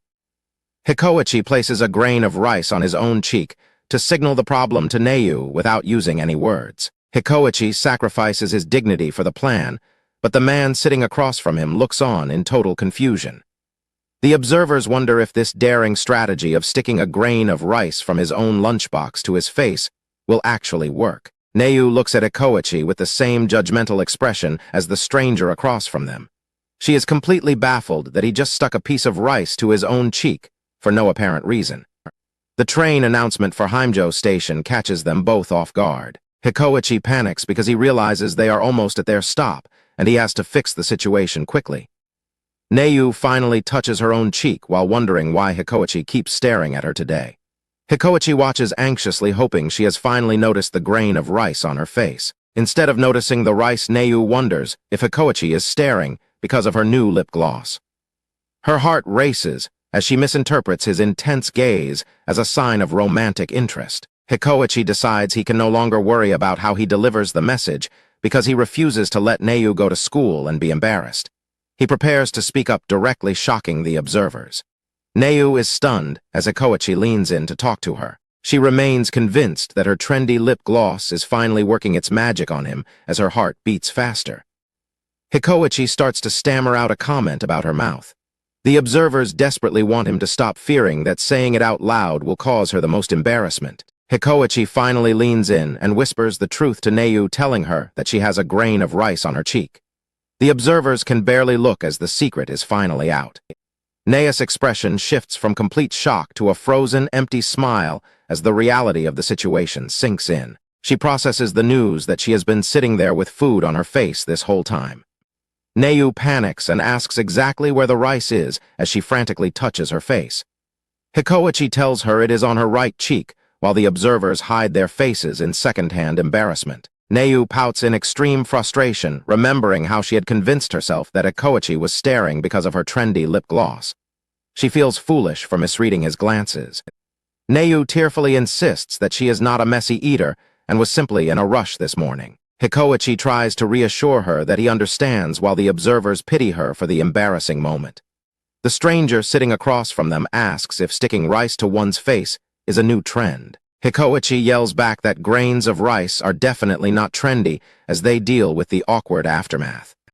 Hikoichi awkwardly informs Neyu that the label is sticking up at the back of her shirt. Neyu freezes in embarrassment as the clothing tag remains exposed, realizing that the person she least wanted to notice her mistake has seen it. As the train arrives at Sakuramiya Station, Hikoichi reflects on his continued struggle to communicate properly. Neyu blushes and hides her face while telling her friend Himari that embarrassing things have happened 2 days in a row. Himari is shocked to hear about Hikoichi lending Neyu a towel and pointing out the rice grain, while the observers discuss how damaging these consecutive incidents could be. Neyu frantically insists that sitting next to Hikoichi every day is nothing more than a coincidence. The observers are thrilled to overhear the conversation, feeling like they are getting a secret look at the characters' lives. Himari realizes Hikoichi is the same guy from the platform and suspects. Neyu won't admit her feelings even if she is pressured. Himari suggests that Neyu should give Hikoichi a proper thank you gift, sending the observers into a state of shocked anticipation. Neyu dismisses the suggestion as teasing, while the observers analyze how a simple thank you can be a powerful move to hide real feelings. Neyu admits she thought about giving him something when she returned his towel, which excites the eavesdropping office lady. She explains her hesitation, noting that baking cookies or buying a gift might have seemed too intense for the situation.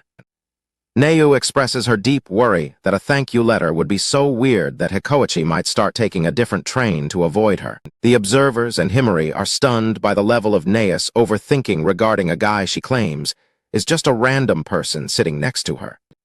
Neyu frantically denies being in love after Himari mentions how it sounded. The observers note that Neyu only avoided the topic because her friend seemed a bit slow. The uni student considers how forcing a shy girl into making a move could backfire. He thinks Neyu might not even understand her own feelings yet. Himari insists that saying thank you is important, causing the uni student to suspect she is not as slow as she appears to be. Thoughts turn to the difficulty of kindness, acknowledging that people often misinterpret good intentions as hypocrisy or having ulterior motives. A weary heart might question the effort behind doing the right thing. Hikoichi sits alone, lost in his own thoughts about his actions. Himari tells Neyu to thank him for his hard work, claiming he won't stand a chance. The observers realize Himari knows exactly how Neyu feels. The group realizes Himari has been leading the conversation and dropping truth bombs rather than just listening to excuses. Neyu blushes at the suggestion. Himari enjoys Neyu's embarrassed face and wants to see more of it. She notes that Neyu never comes to her for advice. Since Neyu is too shy for a standard conversation about love, Himari decides to use brute force logic and sound arguments to get through to her. The uni student recognizes Himari as another guardian watching over the developing romance between Neyu and Hikoichi. Himari promises to help Neyu pick out a gift, while the uni student brands her a cunning predator and the leader of the Neu X Hikoichi extremist faction. The observers worry the relationship might be progressing too quickly, though the office lady admits she was getting impatient. Himari points out that he is a boy from a different school. Neu worries that a thank you gift might be misinterpreted. The office lady warns her that the look on Himari's face behind her is terrifyingly weird.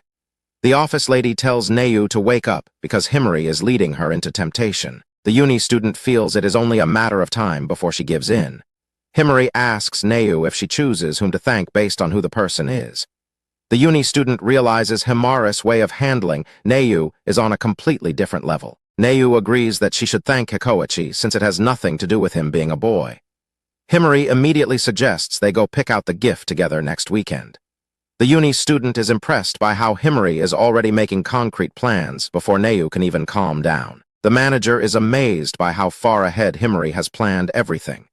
The office lady wonders if they are witnessing a pivotal moment, as Neu seems to be genuinely getting into the idea. Neu thanks Himari for making her feel less nervous. Himari wonders if she is a genius, or if she should change her name to Cupid, questioning if her plan will actually get Neu and the boy together. Himari internally celebrates her overflowing talent as a genius. The office lady notes that Neu is completely falling for whatever Himari says. The manager cheers Himari on to keep going. The uni student is excited, thinking that exchanging a gift might lead to them finally exchanging contact information. Neu is overjoyed and views Himari as a goddess who will guide her. They agree to bring a little happiness to Hikoichi through their grand plan.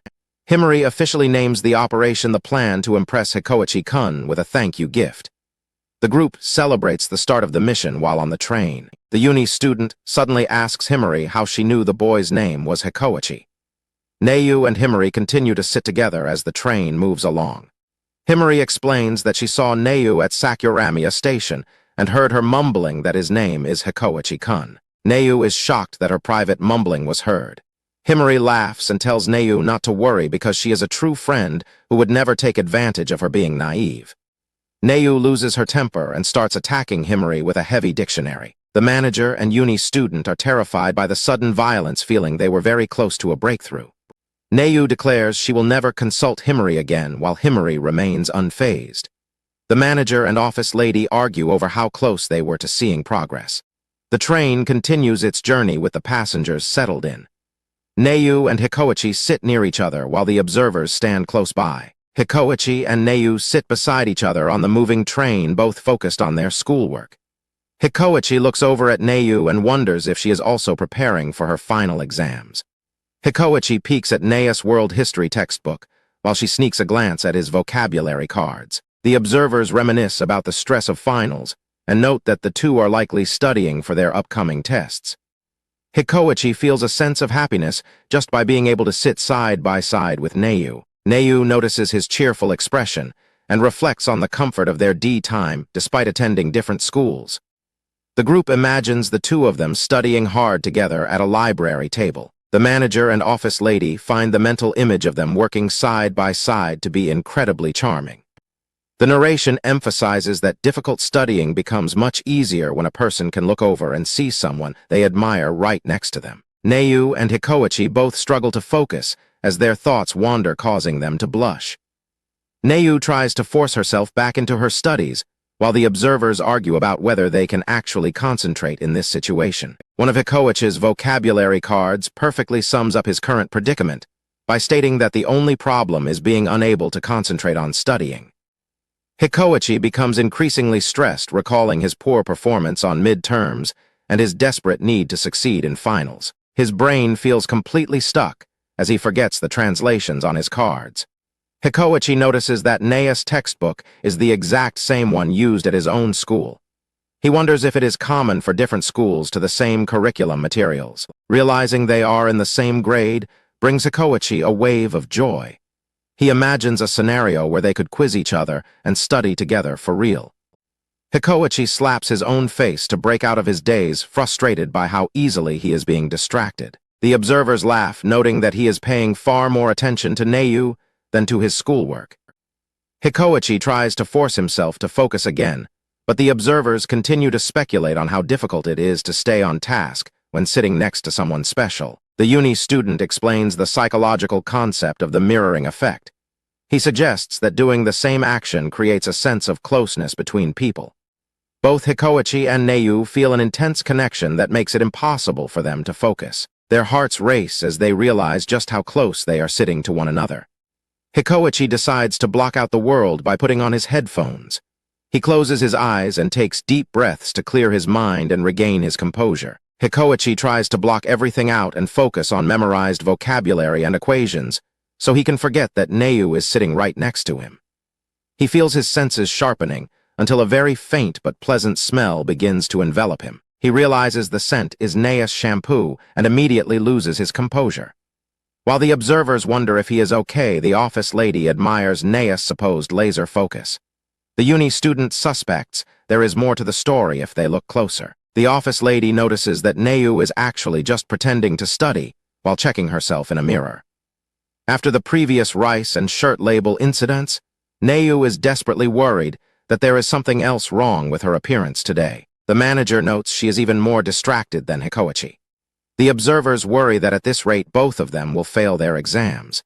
They wonder if the two will become a bumbling couple that flirts too much to pass even though they aren't even dating yet. The uni student finds the environment to be the most distracting place possible. The two students start using red and green check sheets to quiz themselves on the hidden text in their books. The observers notice they haven't given up yet. Neu sees Hikoichi going all out and decides she will do the same. Hikoichi reflects on how they attend different schools and will never be classmates despite sitting so close together. He vows not to get a bad grade and blame it on being distracted by her. Hikoichi pushes himself to give his absolute best effort specifically because Neu is sitting right next to him. He wants to get good grades to prove his focus to himself. The uni student predicts that the two will definitely make each other shine. The observers watch with high expectations as the pair continues their intense study session. Blinding light reflects off the colorful study sheets, hitting the observers in the face. The manager and the others are stunned. Both students blush and stammer apologies to each other as the reflecting light causes a disruption. The uni student and office lady fear that any chance of a romantic moment has been lost.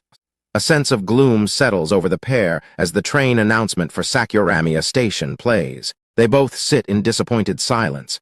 Hikoichi realizes he has to get off at this stop and panics for a second. The manager and office lady decide it was still a good day because they got to watch over the two of them. Neu sighs with regret, feeling that she couldn't concentrate at all and ended up bothering Hikoichi.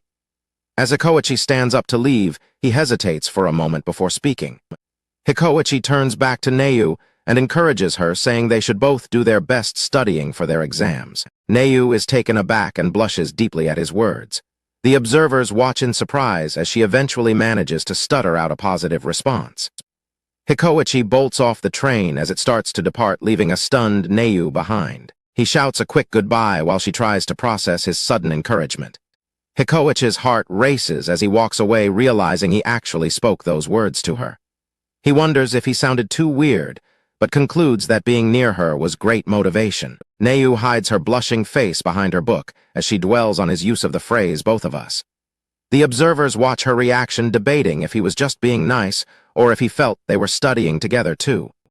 Neu remains deeply flustered by his supportive words. She feels that knowing he is cheering her on will truly make her give her absolute best during the exams. The uni student gets annoyed during his lectures by the constant group messages. He tells the others to stop texting him, while the manager admits the situation has been bugging him all morning. A horoscope for Cancer predicts a sudden closeness with someone nearby and warns not to miss the chance. It oddly lists a person with really bad timing as the lucky item. Hikoichi blushes while looking at his phone on the train. The observers comment on how much he has grown up, especially since he managed to talk to Neu the day before. The three observers all feel that something is very different about this morning. Meanwhile, Hikoichi is baffled by his horoscopes claim that his lucky item is someone with bad timing. Neu sits on the train and hides her face behind her book again. She has a lingering feeling that something is definitely going to happen today. Hikoichi sits nearby and prepares to greet Neu naturally. He tells himself that a simple good morning like they had yesterday will be fine as long as he stays calm. The train arrives at Himeshiro Station, catching Hikoichi off guard. He resolves to start with a greeting every morning, believing he can at least manage that small amount of social progress. Neu walks onto the platform as the train stops.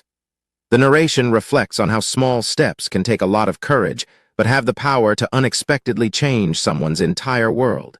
Hikoichi stands by the train door and watches her blushing as he builds up his resolve to take the first step. He tells himself he can handle it, since it is only a simple greeting. Hikoichi shouts a nervous good morning and notes that they are on the same train again.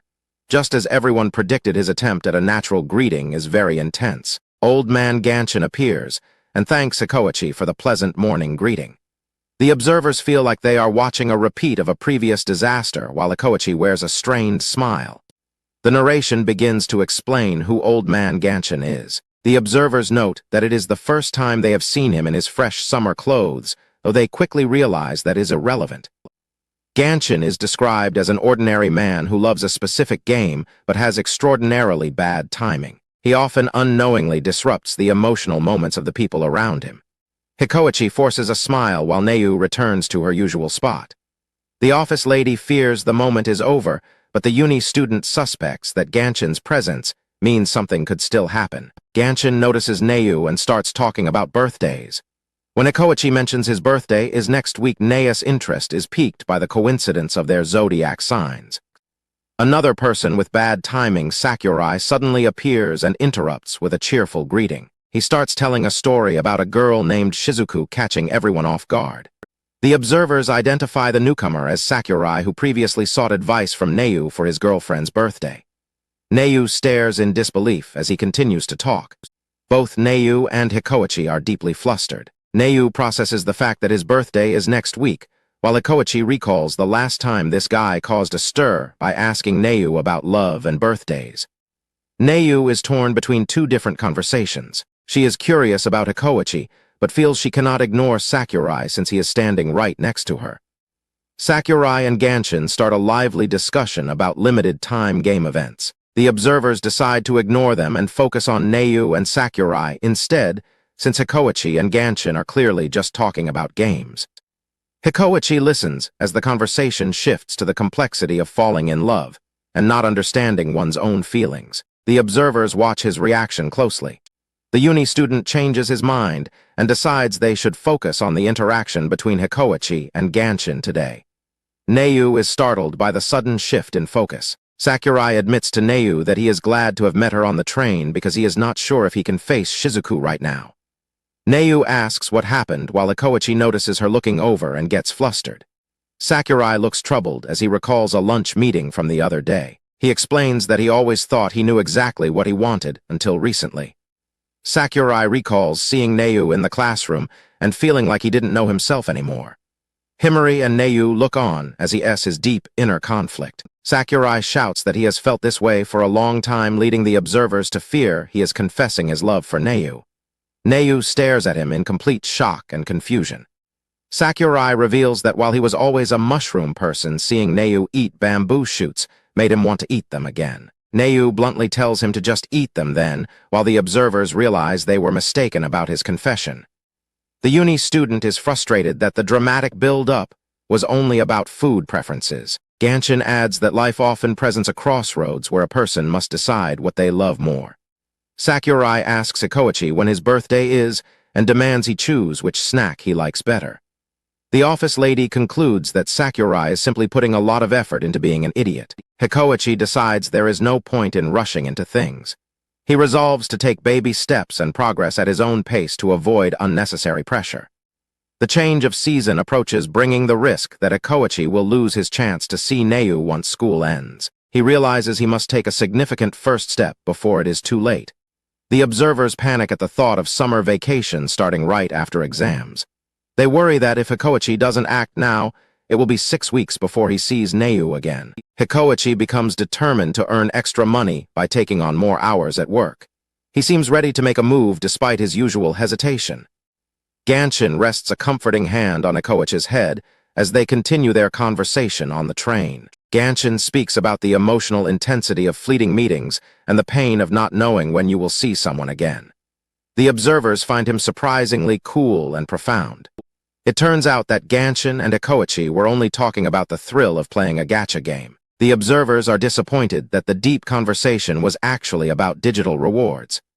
Sakurai whispers a secret about the difference between ice cream and lacto ice to Neu. The office lady gives up on finding any meaning in the conversation as Hikoichi and Ganshin continue laughing about their game.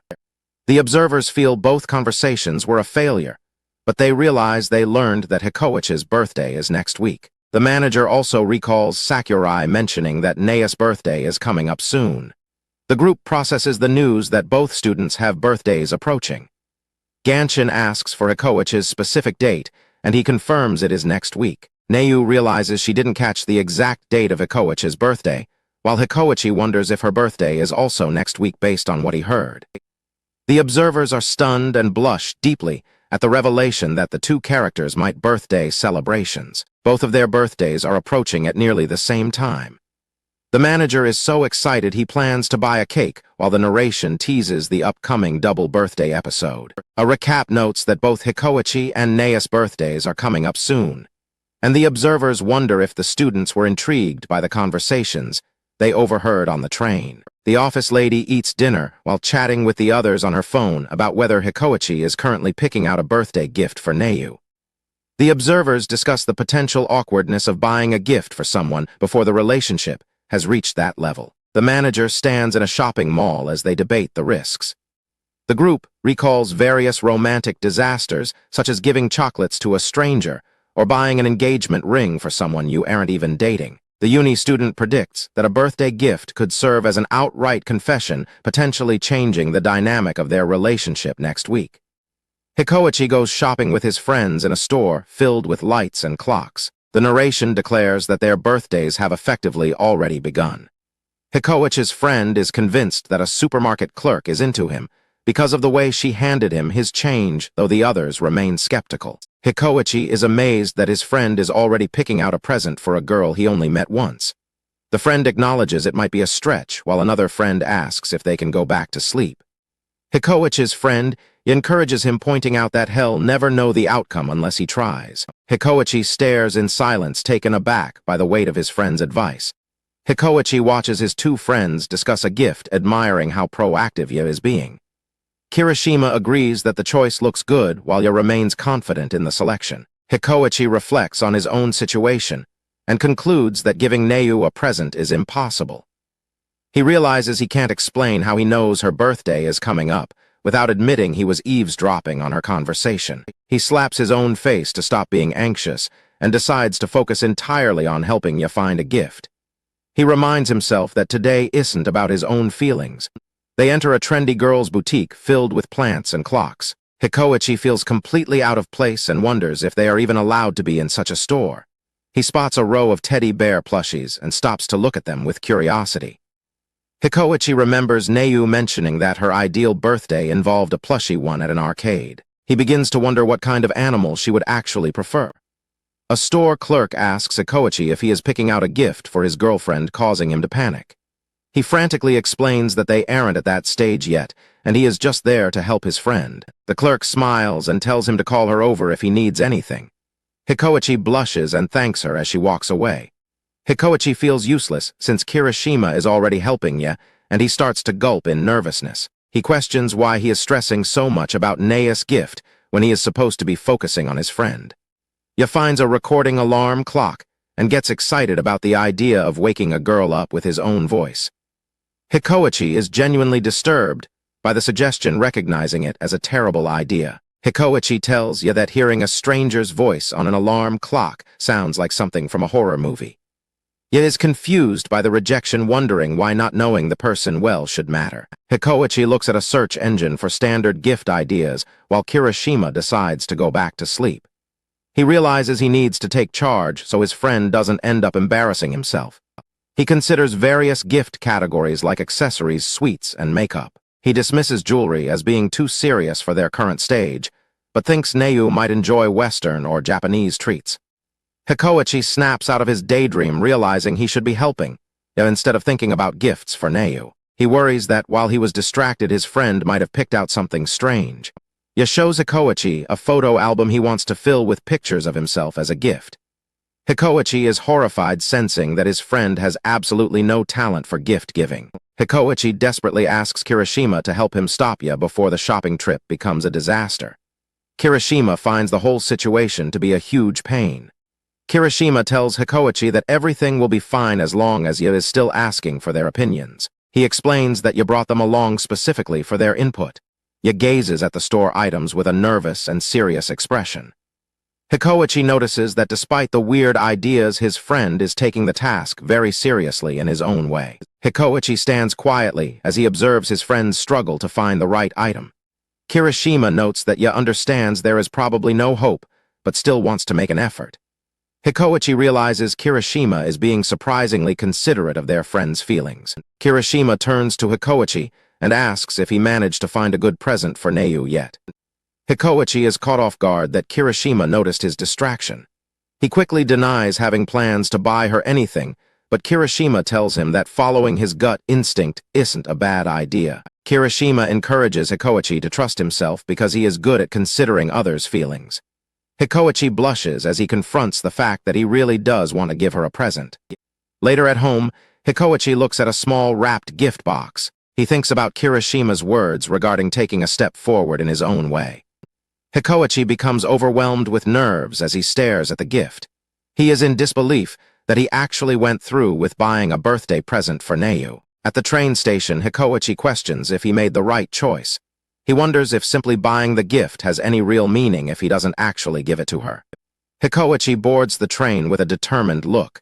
He resolves to finally give Neu her birthday present today. An announcement on the train informs passengers that they are arriving at Himeshiro Station. Hikoichi remains in his seat looking down at his bag.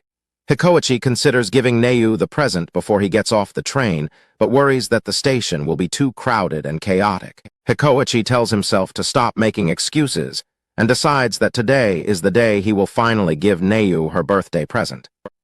Despite his hesitation, Hikoichi begins to speak up even as he realizes the difficulty of the situation. A boy approaches Mace-chan and gives her a birthday gift, wishing her a happy birthday. Mace-chan acts delighted and surprised as she accepts it, while Hikoichi and Neu watch from the background. The observers are stunned by the sudden scene and react with various expressions of shock. Mace-chan complains to her friend that the gift is actually a burden and a pain to receive so early in the morning. Her friend tries to defend the boy's effort, while Hikoichi listens with a strained smile. The office lady observes that Mace-chan was only giggly when the boy was present and turned scary as soon as he left. The uni student suggests she might be acting this way to hide her own embarrassment. The observers feel the atmosphere is ruined and doubt that Hikoichi can go through with his own plan now. The manager admits he had been looking forward to it. Hikoichi feels shaken, but reminds himself that he promised to give the gift no matter what happened, even if the timing is weird. Hikoichi grips the gift tightly and decides to stop worrying about what other people think. The observers are relieved to see he hasn't given up and urge him to go for it. Mace-chan argues that giving a birthday present to someone you don't know well just makes you look desperate and inexperienced in dating.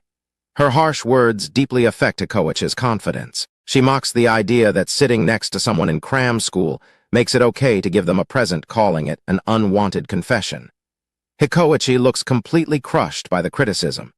The observers compare Hikoichi to Mace-chan, noting that he seems far less experienced than her. They discuss the nature of unrequited love and how difficult it is to handle such blunt arguments. The commentary explains that people sometimes do bold things even when they are paralyzed by anxiety. It mentions that being focused on the other person can make someone lose track of their surroundings. Mace-chan smiles and acknowledges to herself that she is truly in love.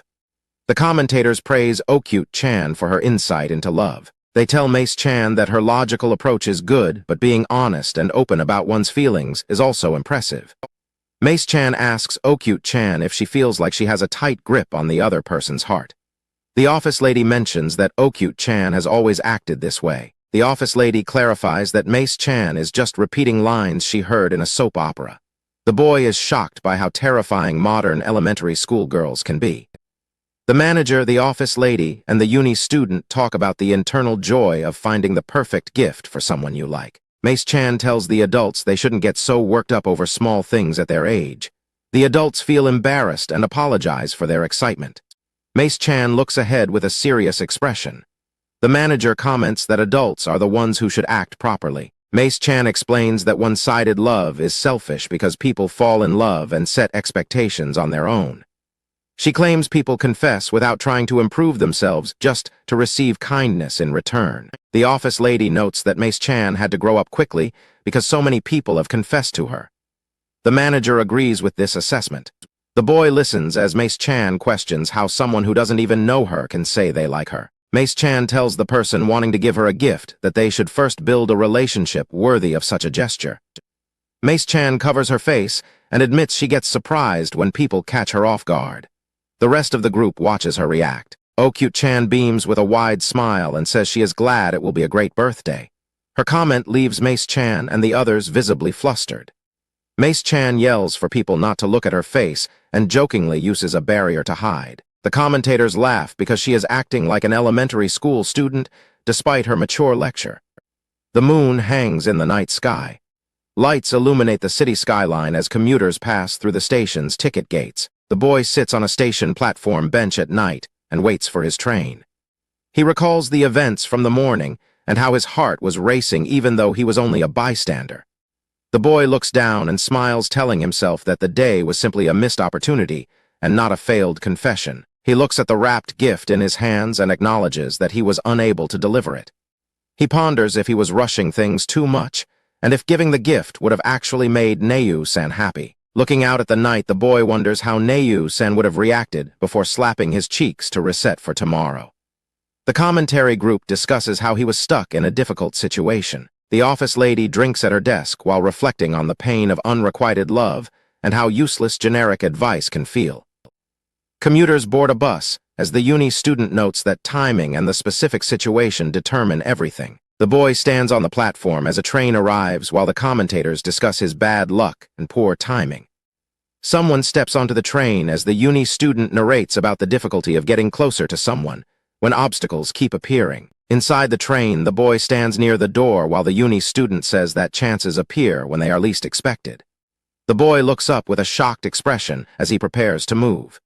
He finds Nayu-san sitting right in front of him just as the train prepares to depart from the platform. The train for Siomi departs, while the office lady and uni student discuss Hikoichi psyching himself up for a challenge the following day.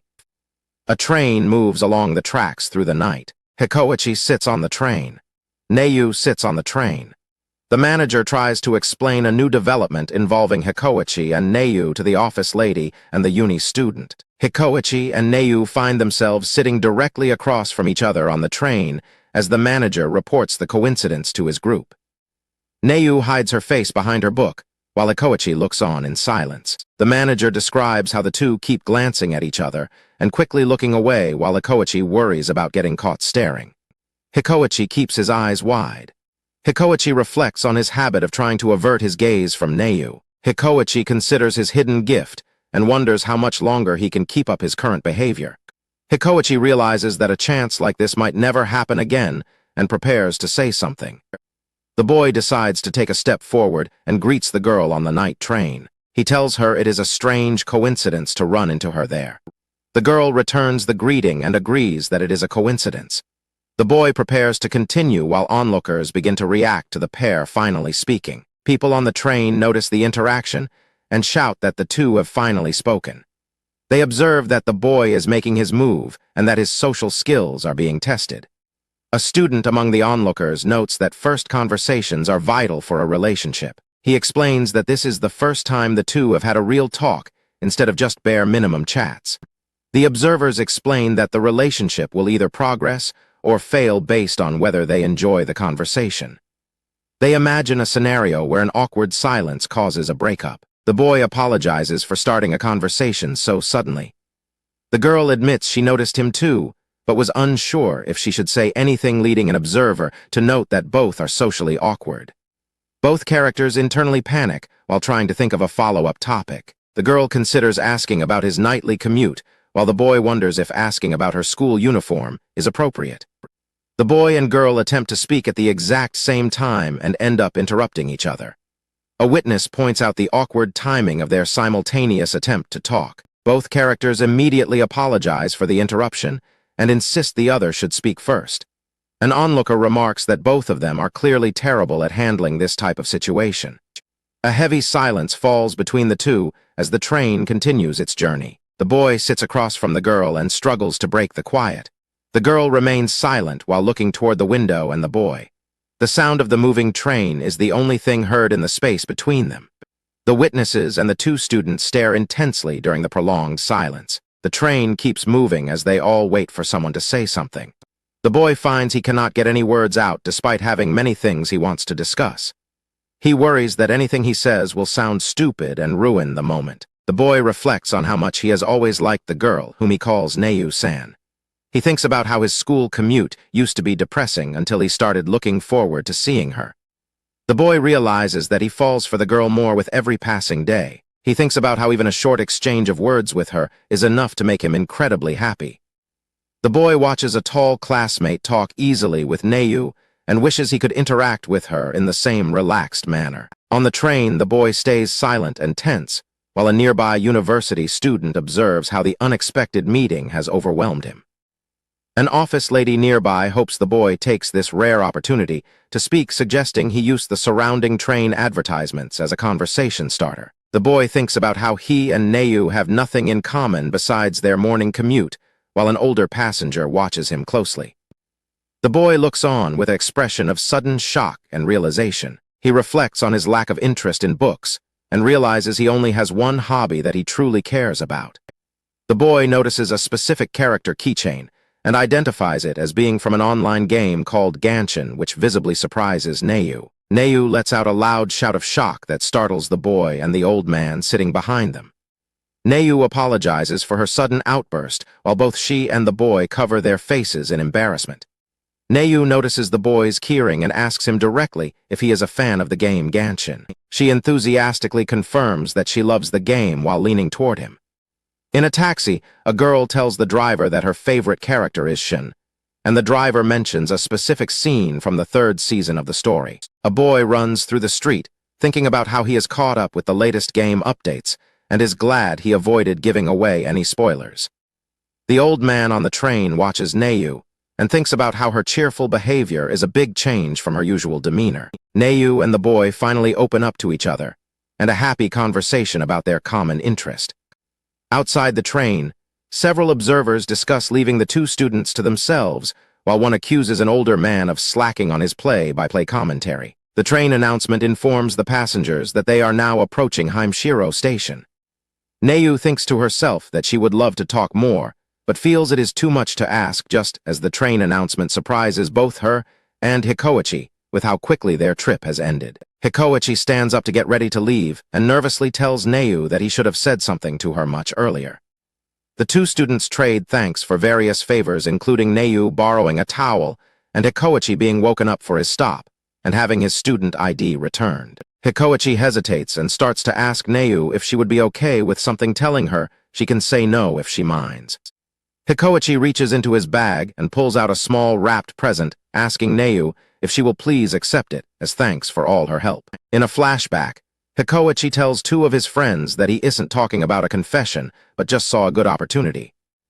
Hikoichi explains to his friends that he wants to find a way to thank Nayu for waking him up and finding his student ID. Back on the train, Hikoichi realizes that his blushing face means his feelings for Nayu go beyond just wanting to give a simple thank you gift. Looking out toward the sky, Hikoichi admits to himself that he is likely using the gift as a desperate excuse. Hikoichi's heart pounds as he realizes he wants to make Nayu happy and be more than just a person who occasionally sits next to her.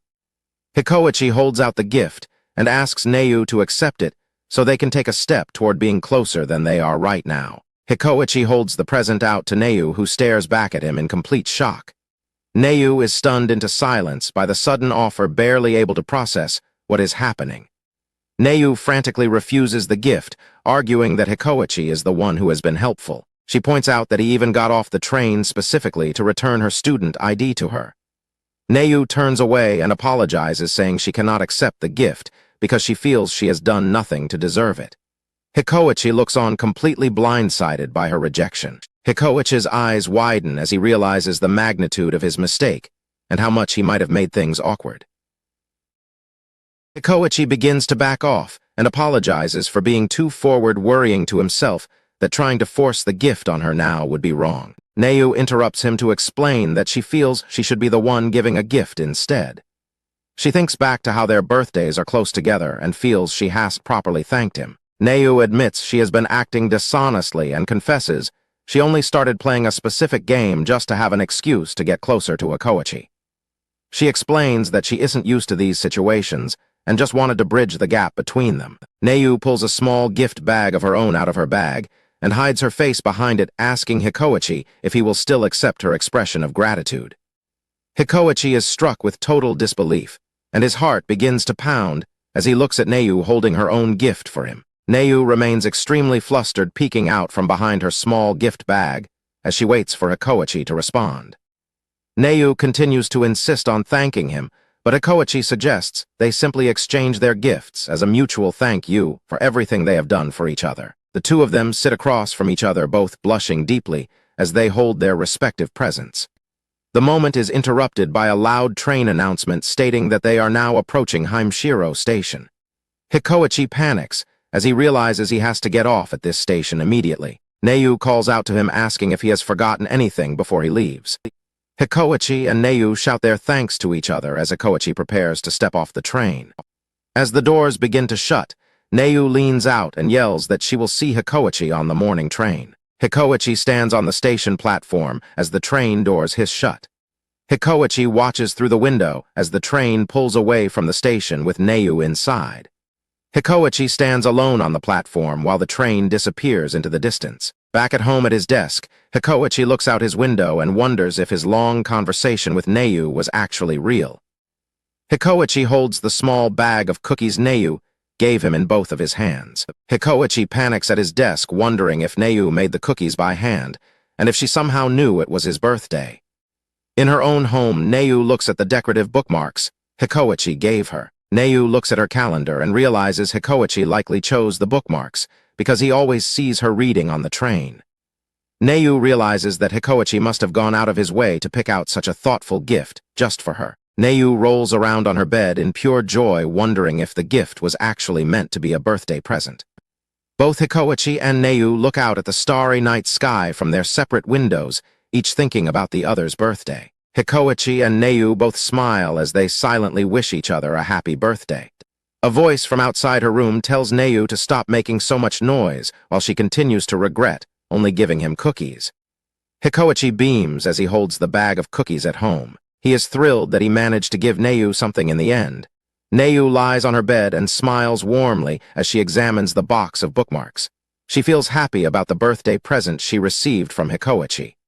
On the train platform, the manager talks to a student about the concept of youth. He reflects on how it is a cherished part of everyone's life as they walk past the tracks. On the morning train, Hikoichi stands before Neu and greets her. The manager, the office lady, and the university student all watch the interaction with intense interest. Hikoichi nervously asks if the seat next to Neu is available. She blushes and quickly tells him that he is welcome to sit down. The office lady and the university student are shocked that the two are actually speaking to each other. The manager smiles knowingly at the development. Hikoichi and Neu sit side by side in silence, both looking incredibly flustered. The office lady wonders why the manager is acting so proud of them. The manager laughs and credits the development to his own natural virtue. Meanwhile, the university student asks why the atmosphere between the two feels so tense compared to their conversation yesterday. The university student continues to question the weird vibe between the pair. Hikoichi and Neu remain silent and avoid eye contact while the other passengers observe. Hikoichi and Neu steal quick glances at each other while blushing. The manager and university student continue to comment on the obvious tension in the air. The manager chuckles to himself, convinced that nothing significant happened without him noticing. Neu begins to speak up about what happened the previous day. Neu thanks Hikoichi for giving her such a wonderful gift. Hikoichi tells her that it was his pleasure to give it to her, while the manager stares in complete shock. The office lady and university student realize that Neu had previously mentioned wanting to thank the boy. The manager is confused and tries to suggest they were just talking about a video game. The student looks at the two wrapped presents and notes the strange timing. He realizes that while they might not be close enough for birthday gifts, Neu seemed to have a present ready for him anyway. The group of observers is stunned by the realization that both teenagers used the same excuse. They conclude that Hikoichi and Neu actually ended up exchanging birthday gifts under the guise of thank you presents. The university student and office lady debate how such a huge coincidence could happen without the manager noticing. They suspect the manager missed the critical moment because he left the train early the day before. The manager breaks into a cold sweat as he realizes he missed the most important development. The student and office lady look at him with pure judgment, feeling that he really screwed up this time. The manager is horrified as the student scolds him for his lack of observation. The student wonders if the two already exchanged contact information or started dating while the manager was looking away. Hikoichi thanks Neu for the cookies, praising their delicious taste and the smell of butter. The university student watches them and decides they probably aren't dating yet because they would have no reason to hide it. Hikoichi becomes extremely enthusiastic, declaring to Neu that he has never eaten such delicious cookies in his entire life. The manager stands behind them in a state of total shock at the boy's passion. Neu shyly admits she was so worried about the recipe that she had her mother test the cookies repeatedly. The observers continue to gossip, wondering if the two have already reached the point of exchanging contact info. Neu covers her face in embarrassment while admitting she was worried Hikoichi might not even like sweet things. The office lady thinks to herself that while Neu can hide her face, she can no longer hide her heart. Hikoichi's eyes widen and his face flushes as the fact that the cookies were handmade finally sinks in. The onlookers decide that at this point, it is useless for the two to claim they aren't dating. Both Hikoichi and Neu feel their hearts pounding as they try to read into each other's reactions. Hikoichi is overwhelmed by the effort she put in, while Neu worries she might be getting the wrong idea about his happiness. The university student explains to the manager that this has become a psychological battle. He compares their confusing mix of friendship, love, and obligation to the front and back of a playing card. The observers scream in shock as the student describes the scene as a low-level, suffocating psychological battle. He claims both teenagers are too dazed to notice that their true feelings are on full display. The group stands in a state of shock at the emotional intensity of the scene. The office lady and student compare the conversation to a fight where no one is landing hits, while the manager feels like his own heart is being punched. Hikoichi looks over at Neu and notices something she is holding. Hikoichi is surprised to see that Neu is already using the bookmark he gave her. She smiles and admits that while she was worried about it getting dirty, she decided to use it anyway. Neu explains that she kept one bookmark on display in her room, but wanted to keep this one close to her because it is cute.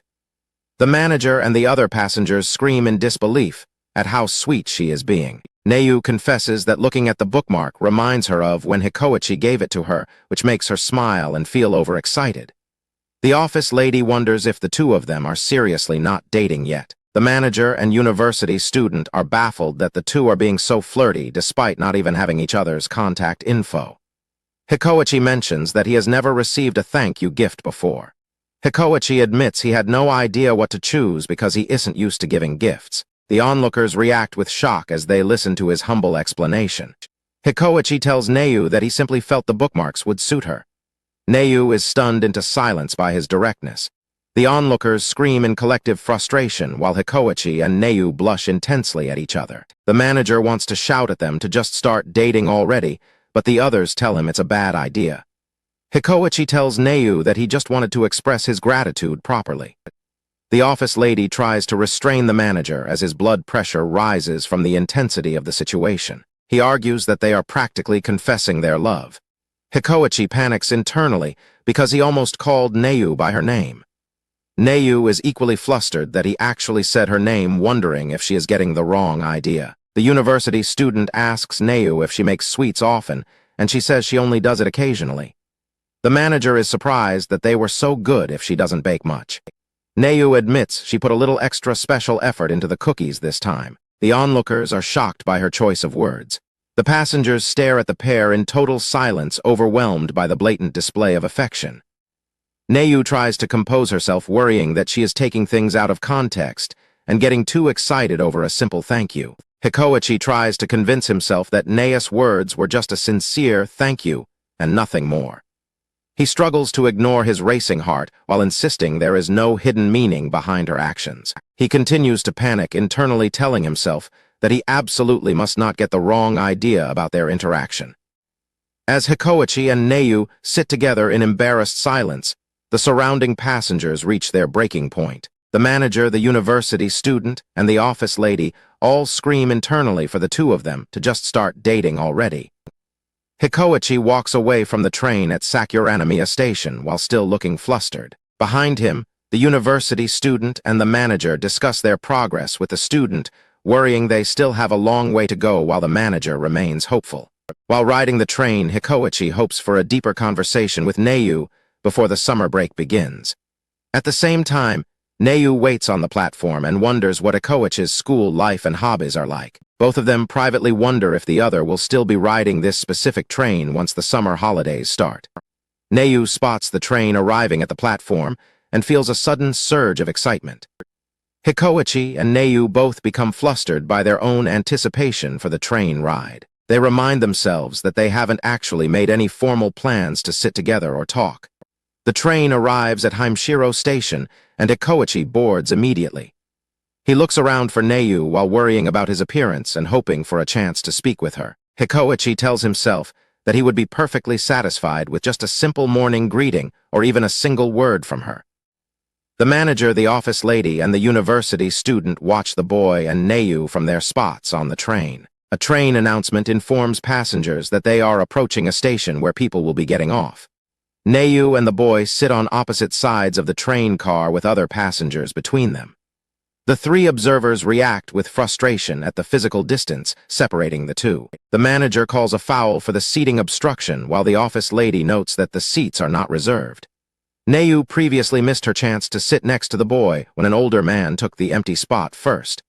Neu worries that leaning over to talk across the gap is a bad idea. The boy considers starting a conversation, but decides it would be rude to the other people sitting nearby.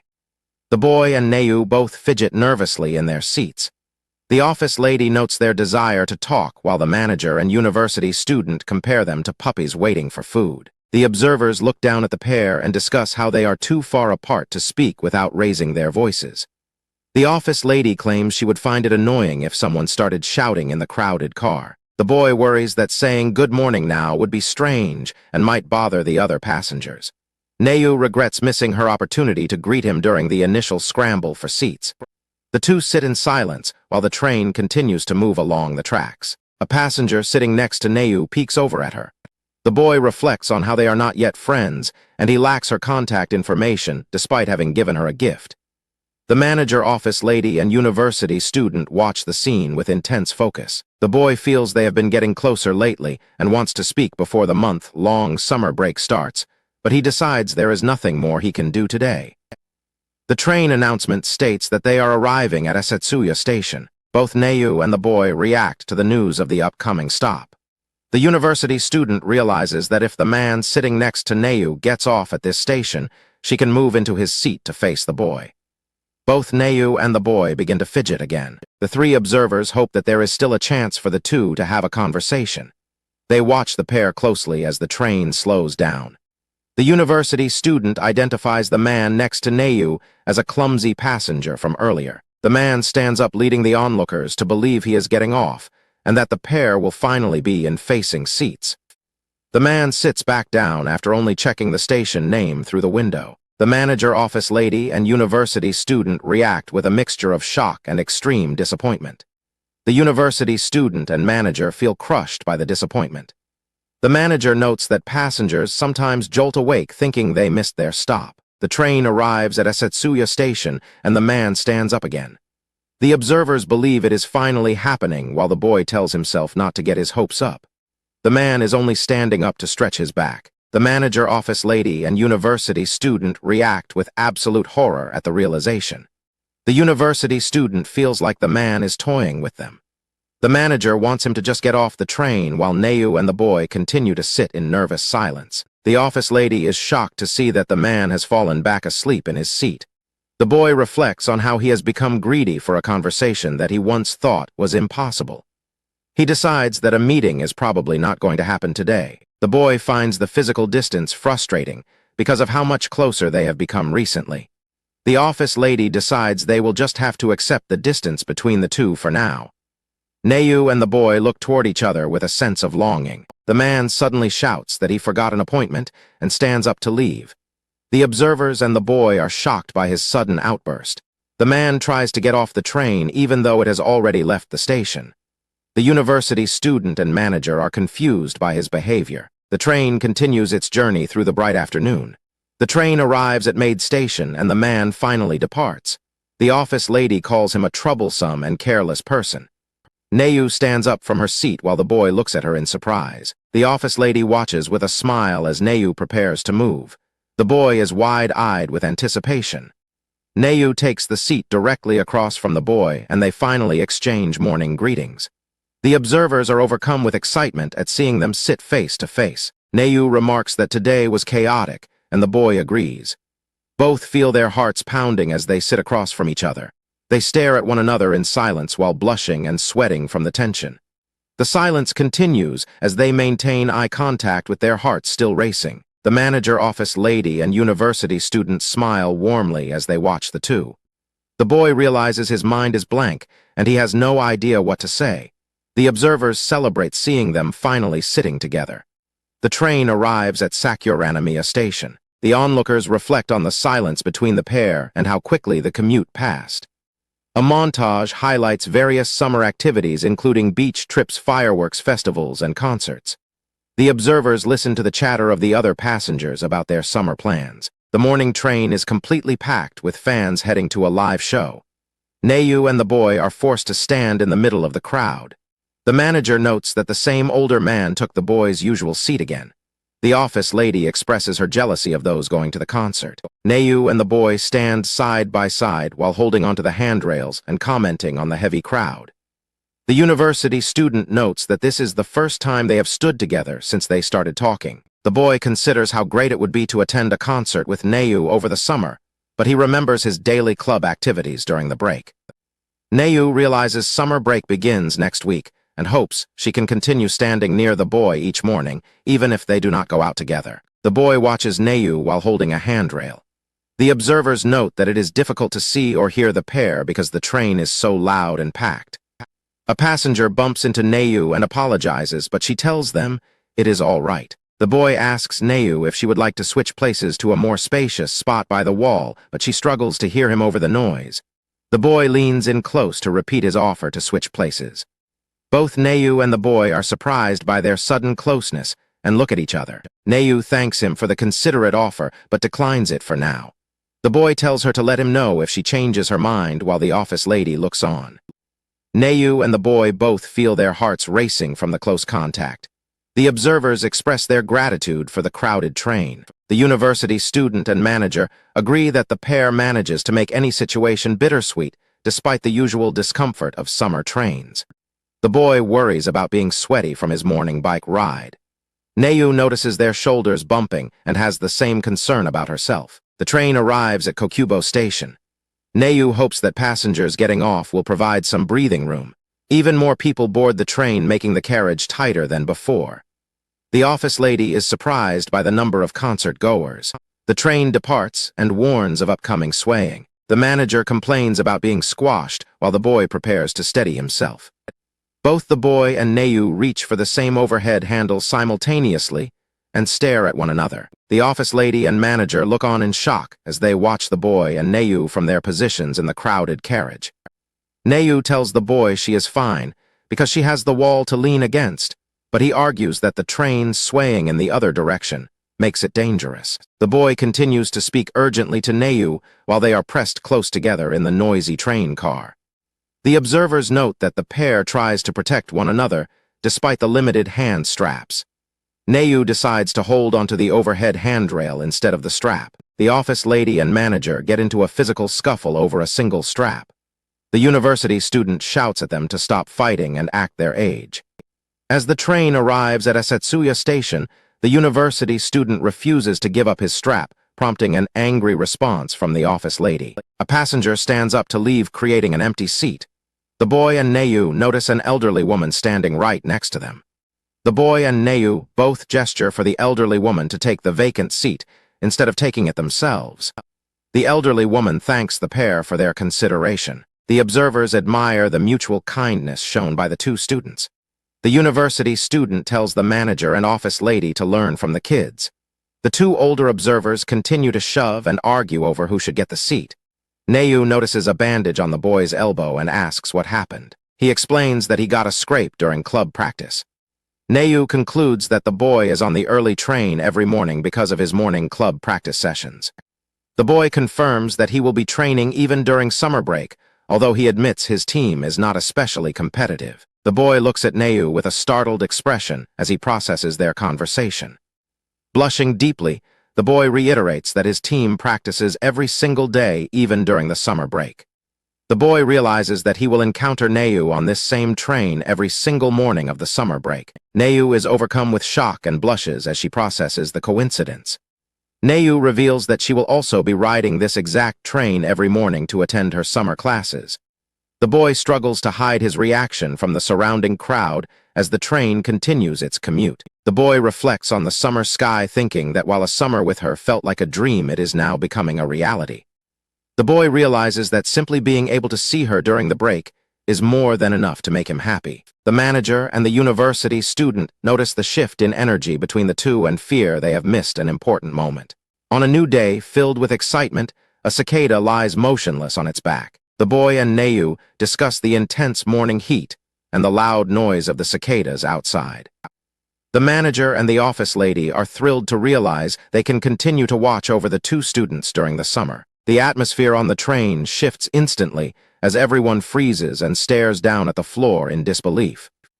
A capsized cicada lies directly at the passenger's feet in the middle of the train car. The uni student explains the concept of a cicada bomb, which is an insect that appears dead on the ground but suddenly springs up to attack anyone who approaches it. While riding the train, the boy notices a cicada on the floor and wonders if Nayu-san is afraid of them, noting that he is not particularly bothered by the insects himself. Nayu-san admits she is terrified of cicada bombs because one once flew directly into her face. The office lady agrees that they are scary due to their unpredictable movements and their habit of peeing on people. A narcissistic man wonders if the insect was drawn to his radiance, while the manager suggests the boy use this crisis to save Nayu-san. The uni student warns that the situation is far from simple. The narcissistic man reaches his hand toward the cicada, claiming he must take responsibility and escort it from the train. The boy and Nayu-san watch in shock at his reckless behavior. The cicada suddenly springs to life and flies straight into the narcissistic man's face, causing him to scream as the others panic at the insect's frantic buzzing. After the narcissistic man is eliminated, the uni student warns that a cicada lying on its back is dangerous to touch. The manager feels bad for the man who is only trying to help. The uni student tells everyone to stay perfectly still to avoid provoking the insect into a rampage in the small seating area. The boy worries because Nayu-san looks completely terrified. The group remains frozen in fear, staring at the cicada on the wall and enduring the terrifying possibility that it might fly at them at any second. An announcement rings out that the train is arriving at Kokuba Station, causing one of the men to have a sudden realization. The manager decides to bolt off the train to escape the threat of the insect. The uni student yells for him to keep his eyes on the cicada, but it is too late. The cicada leaps onto the manager's head and pees on him as he tries to flee. The group screams in horror as the uni student notes that the man shouldn't have taken his eyes off the bug. The defeated manager dramatically claims he will wait for the others in hell. The office lady tells him to stop being dramatic and go wash the pee off immediately. The office lady notes that they now have 2 victims as the cicada hangs from a hand strap. The boy realizes his reflexes are not fast enough to catch the bug or run away from it. The boy decides he has to take action because he refuses to stand by and watch the girl he likes get peed on by a cicada.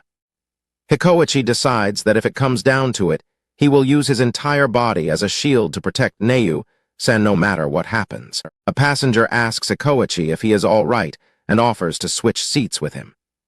Hikoichi tells the man that he is fine where he is while wishing they could find a way to resolve the situation. Nayu-san whispers to Hikoichi that she wants to find a way to help the cicada escape from the train safely. Hikoichi looks at Nayu-san with a look of sudden realization after hearing her request. The uni student realizes that the girl is right, and the cicada is only attacking out of a desperate need to defend itself because it is stuck. The office lady agrees, but wonders how they are supposed to handle a rampaging insect that belongs outside in the sunshine. Hikoichi realizes that Neu-san is more worried about the well-being of the cicada than her own safety.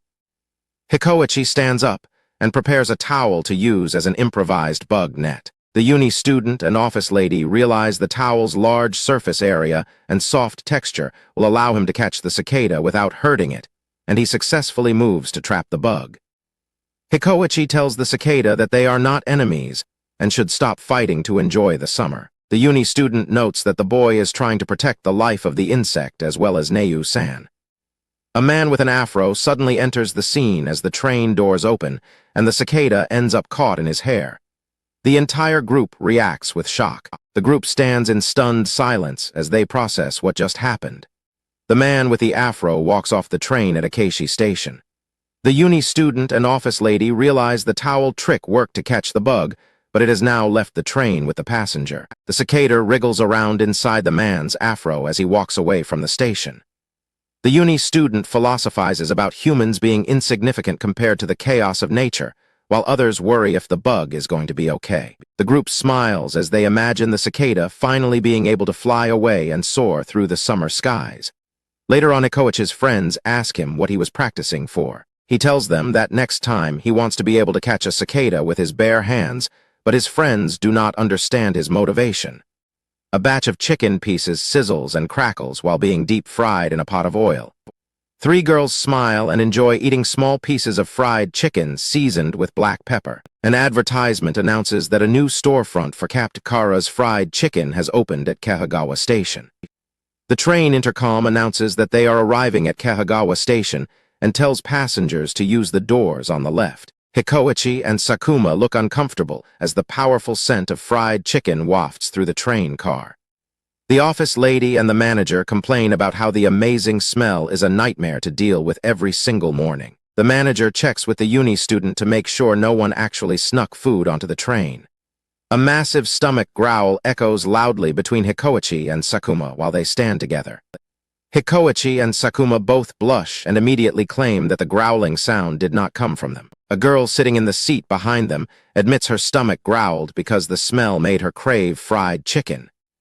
Hikoichi and Sakuma both worry that their own hunger will lead to more embarrassing stomach noises in front of each other. Sakuma worries that she will be remembered only for being hungry. A pie chart illustrates her fear of this becoming her main first impression, while the onlookers observe her distress. Hikoichi and Sakuma struggle to get the thoughts of crunchy, juicy fried chicken out of their heads. The intense smell on the train makes it nearly impossible for them to think about anything else. Hikoichi attempts to break the tension by mentioning that he has never gotten off at Kahagawa Station and doesn't know the area. Sakuma replies that the McDonald's at that station is excellent and that she goes there with friends. Hikoichi realizes this means she visits that station sometimes. Sakuma describes the perfect saltiness and fluffy texture of the fries at the station's McDonald's as she gets lost in her imagination. A sudden realization of a mistake causes a moment of pure shock. Sakuma realizes she has added fries to her mental image of the chicken meal as her stomach growls loudly.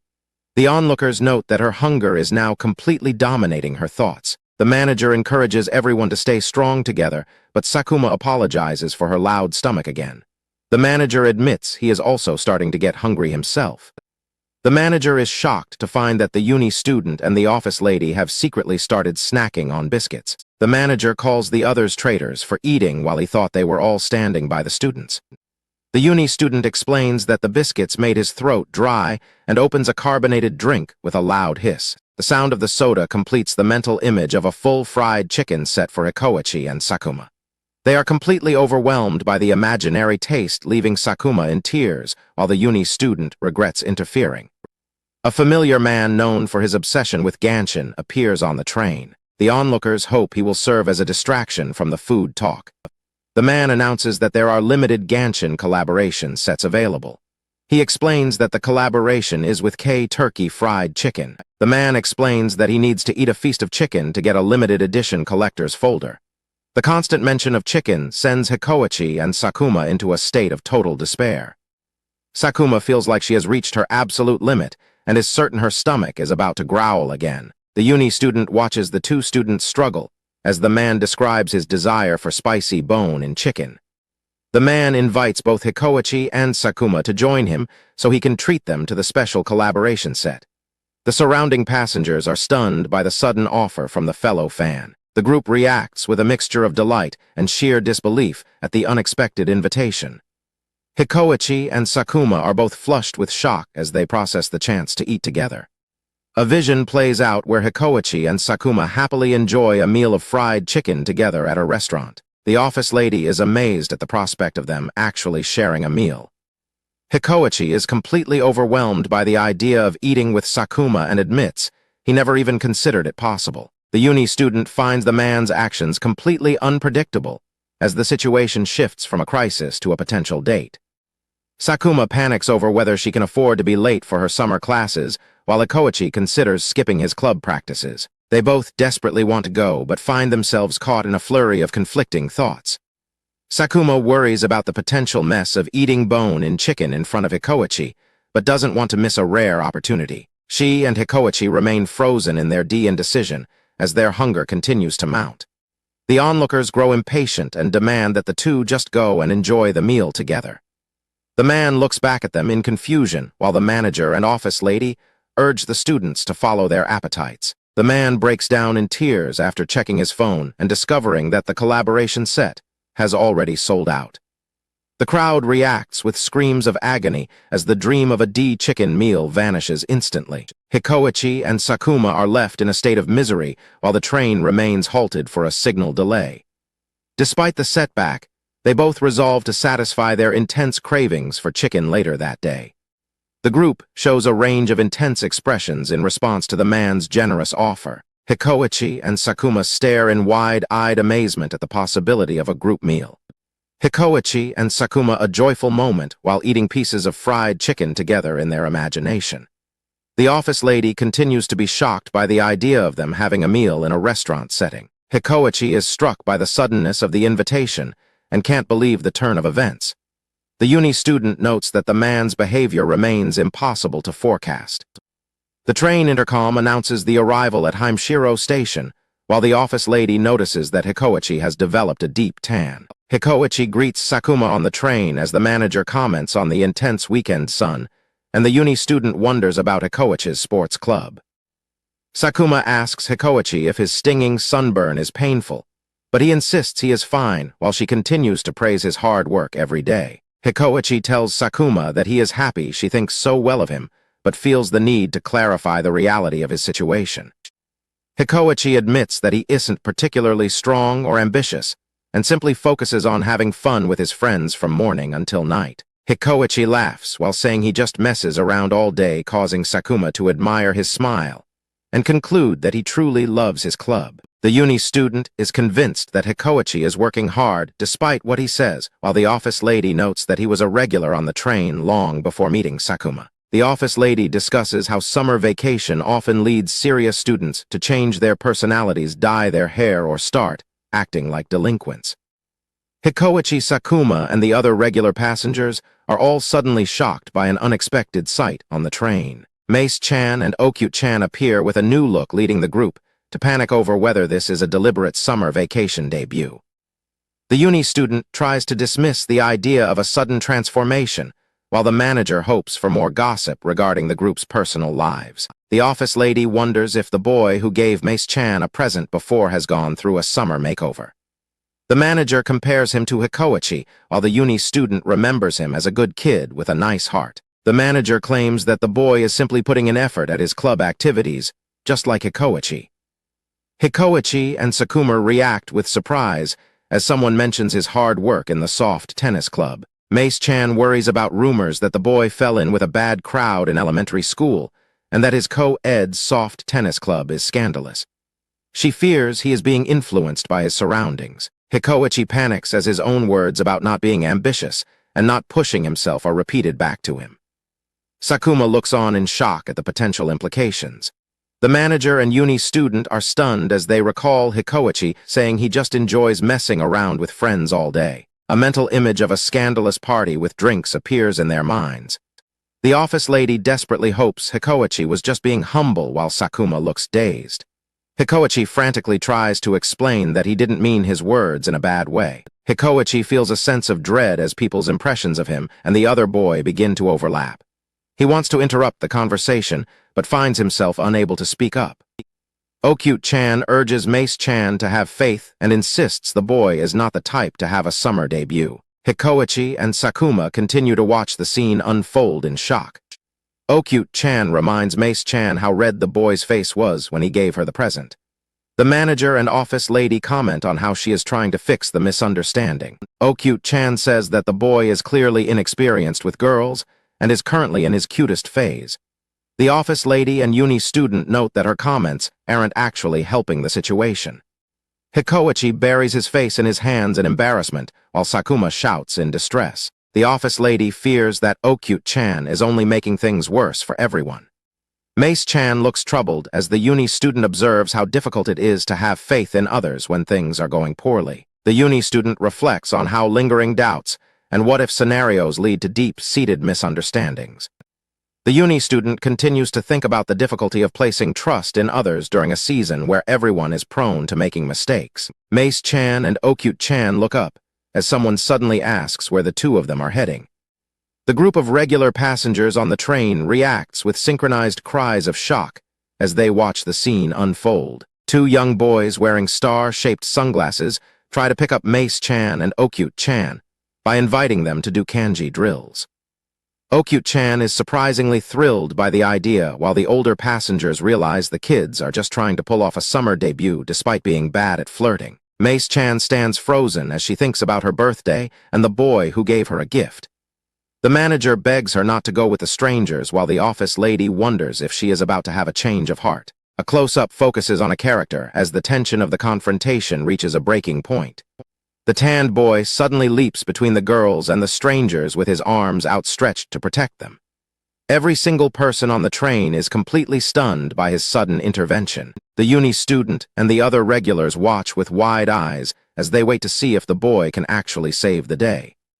The boy shouts that Mace-san is very precious to him and declares that he won't allow anyone to talk to her so casually. The boy apologizes for lying while the two strangers decide to leave. The office lady is shocked to realize the boy must have been on the train the entire time. The boy explains that he got his tan by working hard around the house to earn pocket money so he could take Mace-san somewhere nice. The boy admits that he lied about being in a tennis club because he wanted to push himself to be a man worthy of Mace-san. Hikoichi and Sakuma smile happily now that the misunderstanding has been cleared up. The manager insists he knew all along that the boy was a good person. Mace-chan suddenly walks away and tells the boy that she isn't his girlfriend, and there is nothing to misunderstand. Mace-chan asks the boy what he intends to do to fix the situation since he scared away the guys who were hitting on them. The boy stands there looking nervous as he offers another apology. As the train arrives at Akashi Station, Mace-chan demands to know how the boy will take responsibility. Hikoichi and Sakuma watch with bated breath to see if the two will let things end like this. Mace-chan tells the boy he can start taking responsibility today by helping her find material for her summer picture diary. The boy agrees with a huge smile, and the onlookers celebrate how mature Mace-chan is for an elementary schooler. The boy and Mace-chan take notes, while the office lady imagines them enjoying a mature romance. The onlookers comment on how educational the experience is for the elementary school kids. Hikoichi sits with his usual group and thinks about how well things are going with Neu-san. He considers the fact that they have started greeting each other every morning since he gave her a birthday present. He notes that their morning conversations are becoming more normal as they bond over everyday topics. The uni student and office lady agree that he has made huge progress since the spring. Hikoichi becomes overwhelmed with emotion as he realizes that taking one more step forward might give him the answer he wants. The manager and uni student react with shock to his intensity. The office lady and uni student look completely stunned by Hikoichi's sudden change in demeanor. Hikoichi worries that summer vacation is ending soon and that he might ruin their relationship if he messes up. The onlookers frantically debate whether he is actually going to confess or if he needs to slow down. Hikoichi resolves to take a sound first step by deciding to ask Neu-san out for tea.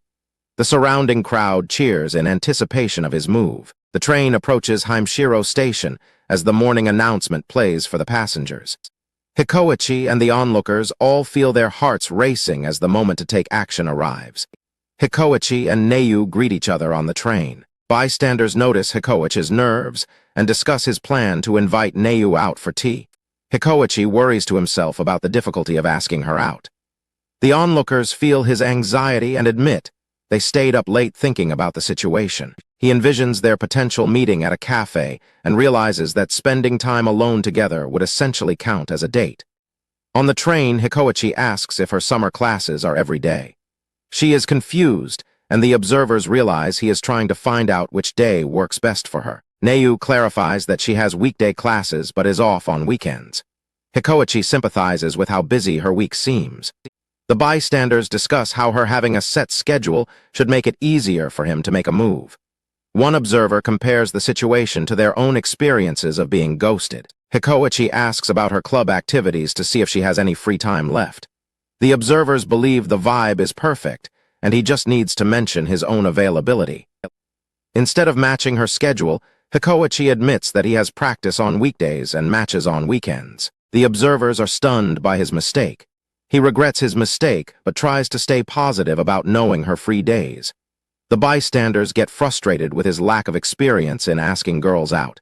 Hikoichi tries again by asking if she ever goes to cafes. The observers see this as a chance for him to get back on track.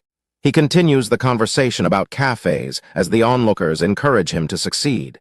Neu says she knows the specific cafe he brought up. The bystanders think the location is set, and he just needs to ask her properly. Hikoichi mentions that he wanted to visit the shop, but felt hesitant to go alone as a guy. He begins to ask if she would be okay with going. Neu tells him it is fine to go by himself because many other guys visit that cafe alone. The observers are shocked by how dense she is. Hikoichi decides he must be more direct because being subtle is not working. The observers conclude that a lack of experience on both sides is causing the confusion. Hikoichi struggles with how to be more direct. He worries that asking her out for tea is effectively the same as confessing his feelings. He feels overwhelmed by his own thoughts and tries to convince himself that a simple invitation for tea doesn't have to be a romantic confession. He continues to obsess over how a normal person would handle the situation without making it a big deal. While sitting next to Neu on the train, Hikoichi's internal panic nearly leads to an accidental confession. The observers realize he almost said he likes her without meaning to. Hikoichi gathers his resolve and tells Neu that he has something to say that might put her on the spot. The onlookers wait in anticipation for a confession. Instead of confessing, Hikoichi shouts a question about menu recommendations for sweets. The frustrated observers label him a spineless coward for backing down. Hikoichi exits the train at his station feeling relieved that he avoided saying something too extreme.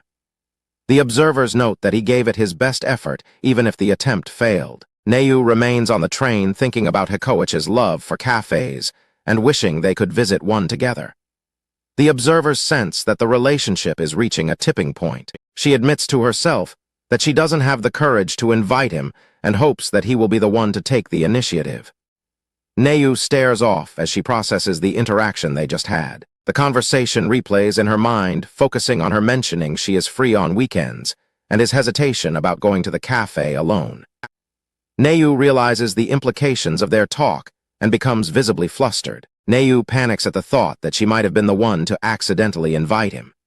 Elsewhere, Hikoichi's friend points out that he should have exchanged contact information first. Hikoichi stands at a crowded beach and reflects on how unlikely it would be to have another chance encounter with Neu like he did on his birthday. He contemplates the idea that meeting her somewhere other than their usual morning train ride would feel like a significant sign. Hikoichi hears his name being called and realizes that if they were to meet again now, it could not be dismissed as a simple coincidence. A rowdy group of male friends surrounds Hikoichi on the beach and apologizes for making him wait as they prepare for training. Hikoichi loses a beach game involving a race for a flag, which forces him to join the team responsible for buying supplies. Hikoichi and his teammate visit a beach food stall to purchase a large order of yakisoba for the entire group. While carrying bags of food and drinks, Hikoichi's friend complains about the intense heat and questions the logic of training at the beach. Hikoichi gets distracted looking at the people around him and accidentally bumps into another beachgoer, prompting a warning from his friend to pay attention. His friend accuses him of looking for Neu, but Hikoichi quickly denies it and argues that her being at the beach would be too convenient. The friend points out that Hikoichi is obviously scanning the crowd for girls with long black hair, causing Hikoichi to struggle for an excuse. Hikoichi admits that he feels pathetic for constantly hoping for a chance meeting instead of finding the courage to ask her out. He recalls a past moment where he completely froze up and failed to invite her anywhere despite his previous determination to do so. While resting on the sand, Hikoichi acknowledges that they are still just acquaintances and decides that he needs to mature if he wants to get closer to her. Hikoichi suggests there is only one thing left to do after his friend admits he has no idea how to ask a girl for her contact information. Yabo tells Hikoichi that if there is something he cannot do, the solution is to practice it. Hikoichi stares in wide-eyed realization at the suggestion and says his friend's name. Yabo offers to be a wingman and notes that they are in the perfect location to practice asking people out for tea and getting contact info. Yabo enthusiastically invites Hikoichi to go pick up girls in a sea of opportunities, but Hikoichi immediately refuses. Yabo tries to drag Hikoichi into the crowd while Hikoichi resists and shouts that he does not want to end up getting hurt. Yabo stops forcing him and tells Hikoichi to treat practice like the real thing, then brings up a past failure involving a supermarket clerk. Yabo walks away to start approaching people, ignoring a friend who claims he is actually further behind in romantic experience than Hikoichi. Yabo runs off into the distance, prompting the others to consider stopping him before he causes trouble for someone. Yabo considers his own research on social hierarchies, while Hikoichi worries about being the only one to end the summer without any experience. Yabo decides on a person with black hair to approach, while Hikoichi recognizes the figure from behind and begins to panic. The person turns around and reveals herself to be Yabo's mother, leaving the entire group in a state of shock. Yabo begs his mother to stop, as she explains she spent all morning getting ready in the hopes that a man would hit on her.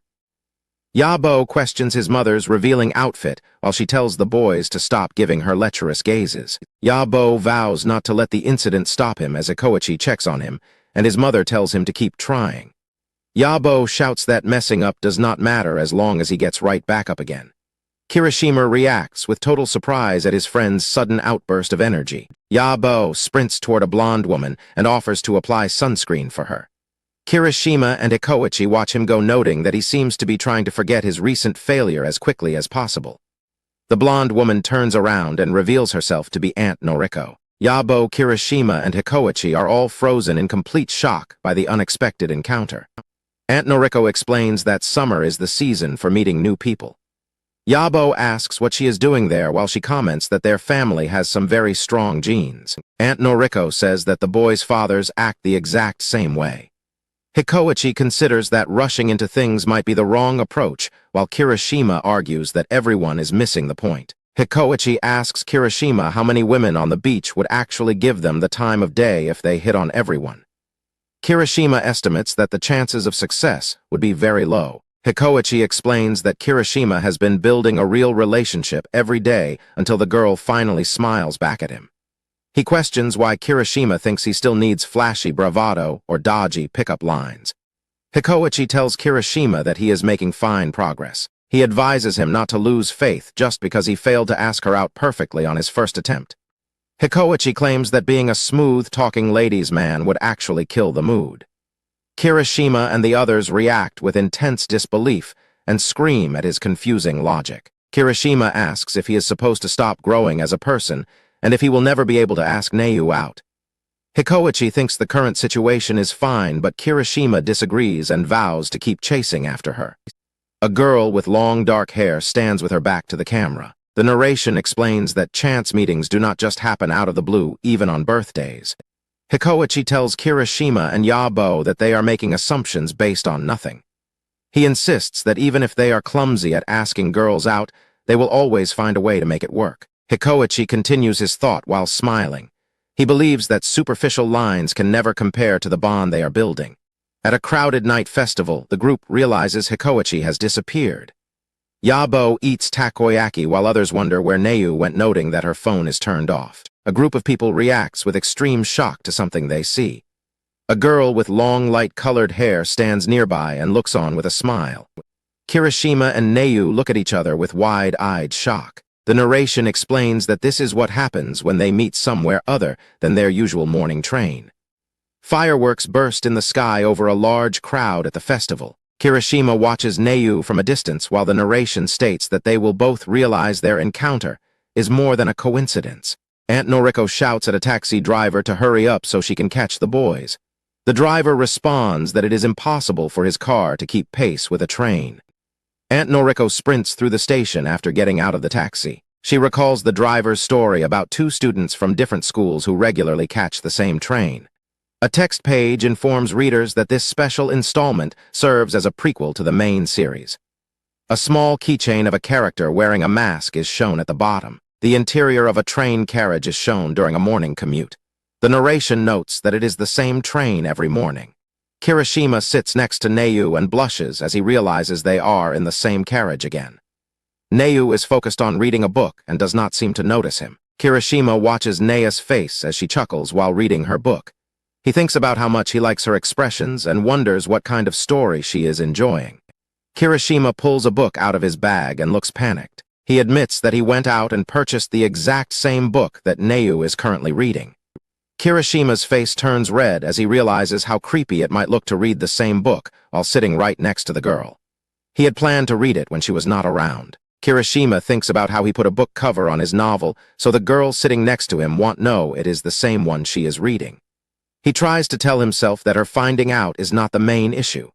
The regular passengers on the train watch Kirishima and comment on his behavior. An office lady says that he should just talk to her if he likes her that much, while others are amazed he bought the exact same book his crush is reading.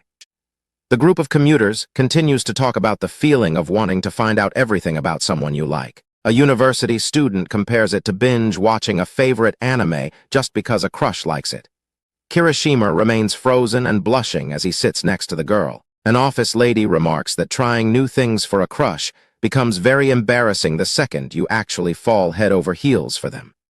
The onlookers wonder why Kirishima is not actually reading his book. They speculate that he is too nervous to open it since she is sitting right next to him, even though the cover would hide what it is. The university student labels Kirishima's behavior as being foolish in love. The other passengers react with shock as they watch the boys' internal struggle continue. The manager and the office lady laugh about the tiny things that cause anxiety when you are in love. They mention writing passionate letters in the middle of the night or worrying about a single strand of hair that won't sit right. The train rattles along as Kirishima continues to hesitate. The university student notes that to any other passenger, it just looks like a boy deciding whether or not to start reading his book. Kirishima looks down at his lap and admits to himself that he bought the book because he wants to get to know the girl. He simply wants her to notice him. Kirishima remembers standing in the bookstore and hoping that reading the same book might create a connection between them. He feels surprised at himself for having those kinds of thoughts. Kirishima sits on the train and rests his head on his hand while blushing. He thinks his motivations are impure and finds the idea of reading the book next to her incredibly embarrassing. A man with curly hair stands nearby and begins to read a book of his own. The manager warns that love is a battlefield and that someone else could swoop in and catch her eye while Kirishima hesitates. The crowd of onlookers screams in a panic as they watch the newcomer. They demand to know what the boy is waiting for and tell him he has no time to waste. Kirishima holds his hands to his face in total shock. The passengers worry that he feels beaten to the punch by the older man who just started reading. The curly-haired man smiles innocently while reading his book. Kirishima looks horrified as the university student describes the man as a powerful rival who managed to do the one thing the boy could not. Kirishima panics as the older man drinks his beverage. The manager tells him to calm down and go on the offensive. The university student says it looks like a romance story between a younger woman and an older man. The office lady notes that Kirishima looks like a side character. The passengers scream as they realize the older man and Neu are drinking the same brand of oolong tea. Kirishima looks on in shock while holding his different sports drink. The university student says Kirishima has one final chance to turn the tables. Kirishima clutches his bottle and regrets not buying the same tea. The manager says the other two have already started a story together. Kirishima begins to pull the cover off his book to show it is the same as Nai's. The passengers watch with intense surprise and wonder if he is actually going to do it. Kirishima sits on the moving train with his bag in his lap and blushes. The manager shouts for him to launch a counterattack. The university student argues that barging into someone's hobby is bad manners. He claims that hobbies are sacred spaces. The other passengers listen as they watch the scene unfold. Neu giggles while she reads her book. The university student suggests that Kirishima simply does not want to interrupt or ruin her reading experience. The office lady and the manager look at Kirishima with a sense of pity. Kirishima rests his head on his hand and looks down in embarrassment. The train travels past a series of power lines under a cloudy sky. The passengers debate whether Kirishima got cold feet or if there is an underlying story they don't understand yet. The silhouette of a city skyline is shown against the night sky with lights in the windows. Kirishima sits alone on a bench at the train station as people walk past him. He thinks to himself that he was out of his mind for trying to compete with the other man over a bottle of tea. Neu continues reading her book. Kirishima notes that she goes to a prestigious high school with rankings much higher than his own. Kirishima looks down at the first hardback book he has ever bought. He thinks about his usual hobbies, which include playing a mobile game and watching online videos. Kirishima holds the back of his new book. He concludes that he and the girl are worlds apart. Kirishima turns a page while sitting on the station bench. He wonders if their differences are the exact reason he wants to know more about her. Kirishima realizes he needs to get moving, but decides to keep reading on the train. He flips a page and notices a connection between two different scenes in the story. Kirishima considers that rush hour will make the train incredibly crowded. He tells himself he will read just a few more pages before leaving. Kirishima remains seated and continues to read his book with total focus. Kirishima flips another page as he remains absorbed in his reading. Neu stands near the station exit and looks back toward Kirishima while a man walks past. Kirishima smiles while reading a specific part of his book.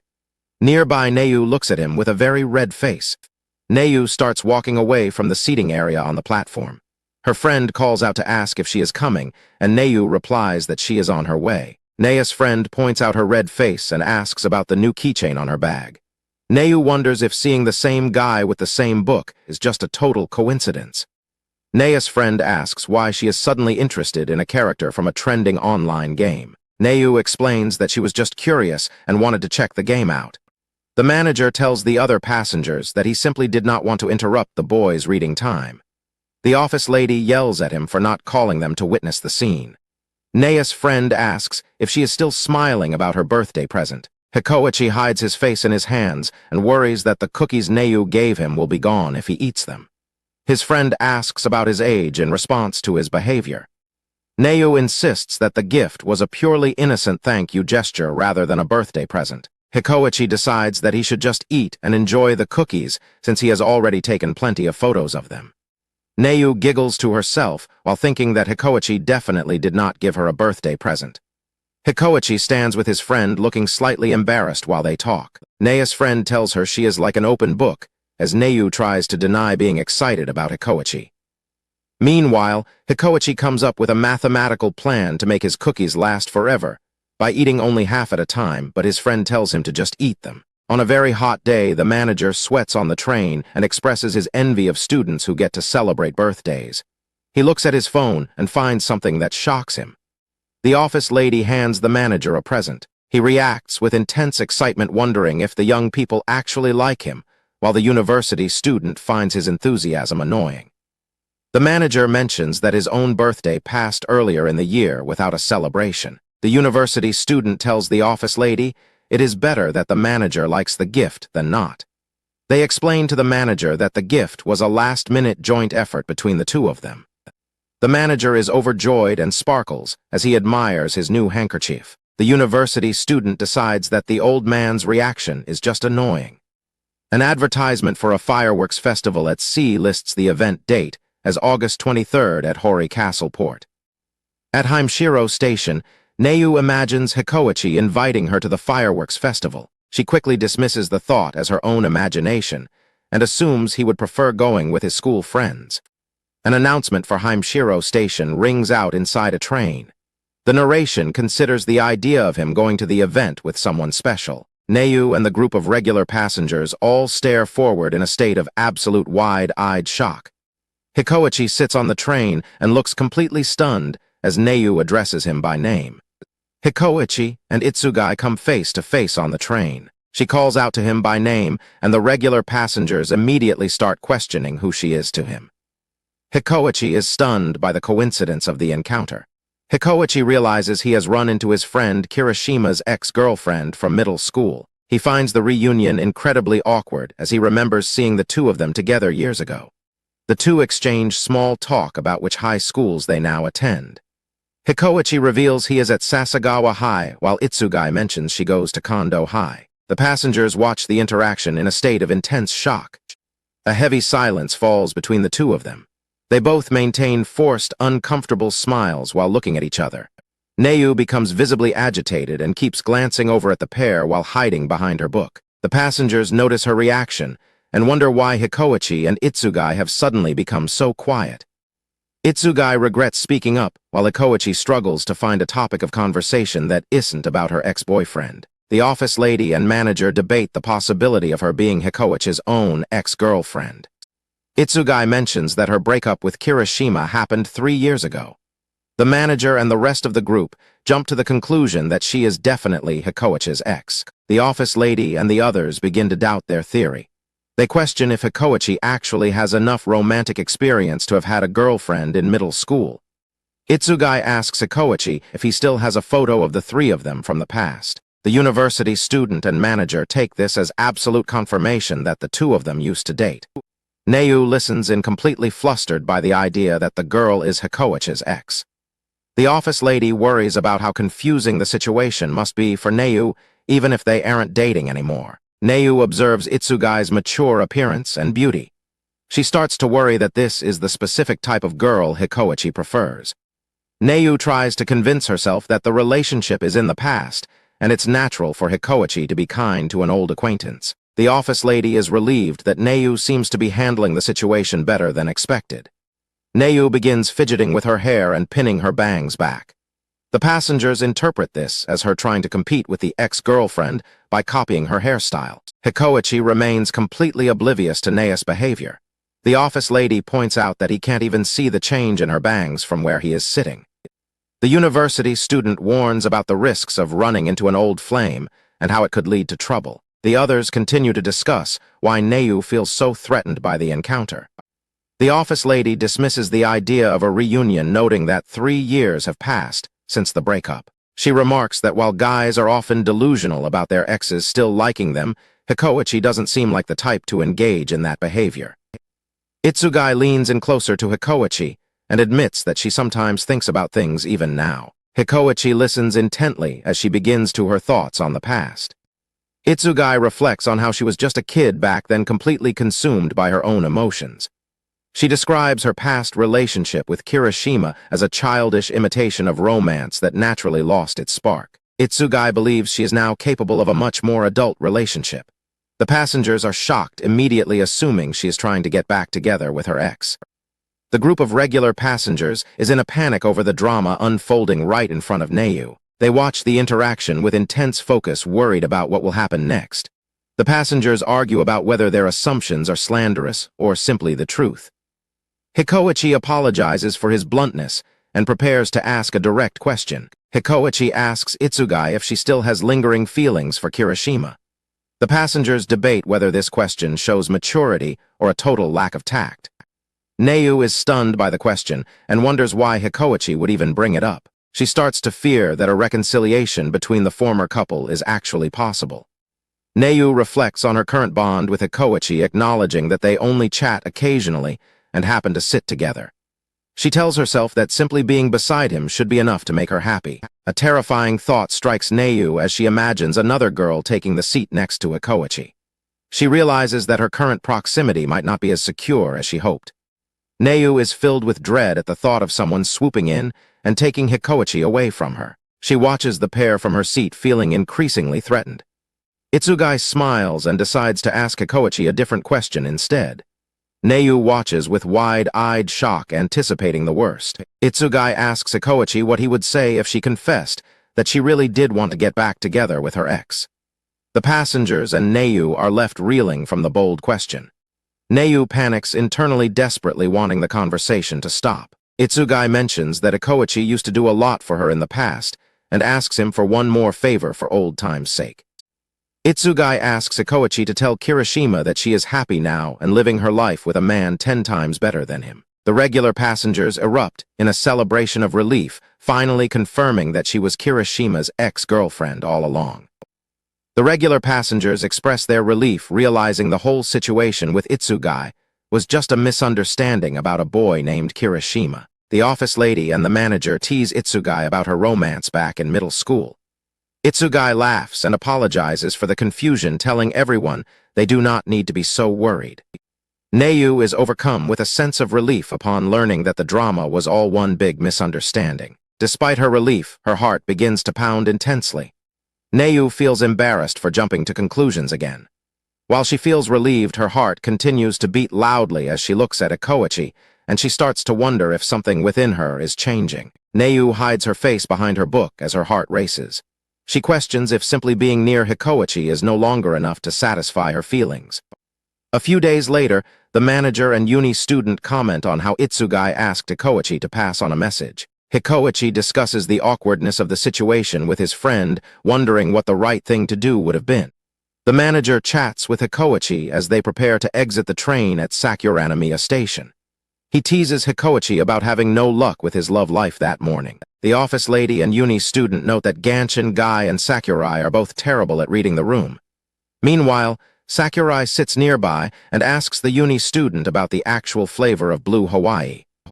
Neu boards the train and greets the group, but she feels self-conscious. She regrets not having a chance to speak to Hikoichi about recent events and worries about how she would even bring the subject up. Himari enters the train and greets Sakurai and Neu. Sakurai explains that they both happened to get on at the same station that morning, while the office lady observes that she hasn't seen Himari in a while. The manager observes the gathering of Sakurai, Neu, and the pushy Himari. He wonders what kind of chaos this specific combination of people might bring. Himari explains that there was some confusion with her summer course schedule. She tells Sakurai and Neu that she has something she wants to ask both of them for advice on. Himari assures them that she isn't in any kind of trouble. She hesitates as she tries to figure out the best way to ask for their opinion on the matter. Himari announces that she wants advice regarding a friend of hers. This statement shocks Neu and captures the full attention of the nearby passengers. Himari recounts how her friend spoke with a boy from another school who mentioned feeling nervous about visiting a stylish cafe by himself. Himari explains that her friend eventually wondered if the boy was actually trying to invite her along. Neu is visibly flustered as the office lady and uni student conclude that the boy was indeed making a move. The manager comments that it seems a bit late for Neu to reach this conclusion. While the passengers debate the timing, Himari suggests that her friend might just be overthinking everything.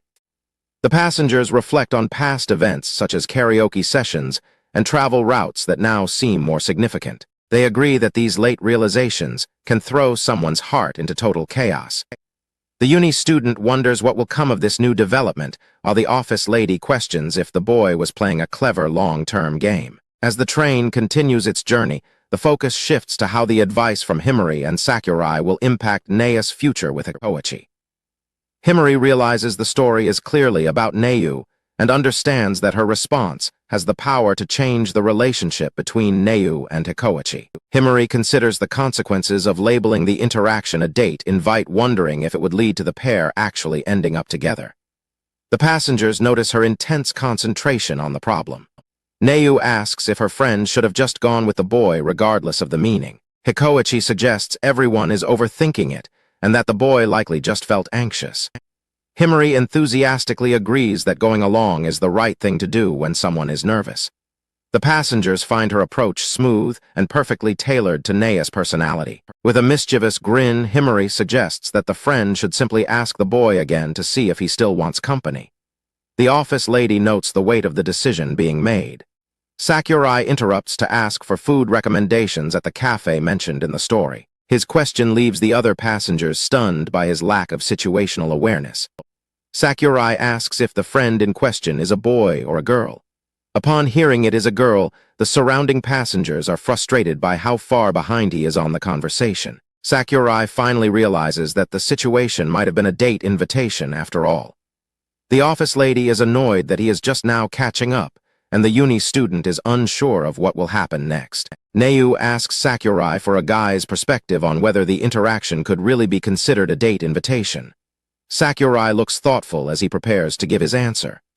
Sakurai confidently claims that a real man would be upfront and call it a date from the start. While the manager is impressed by his words, the other passengers question his authority to speak for all men.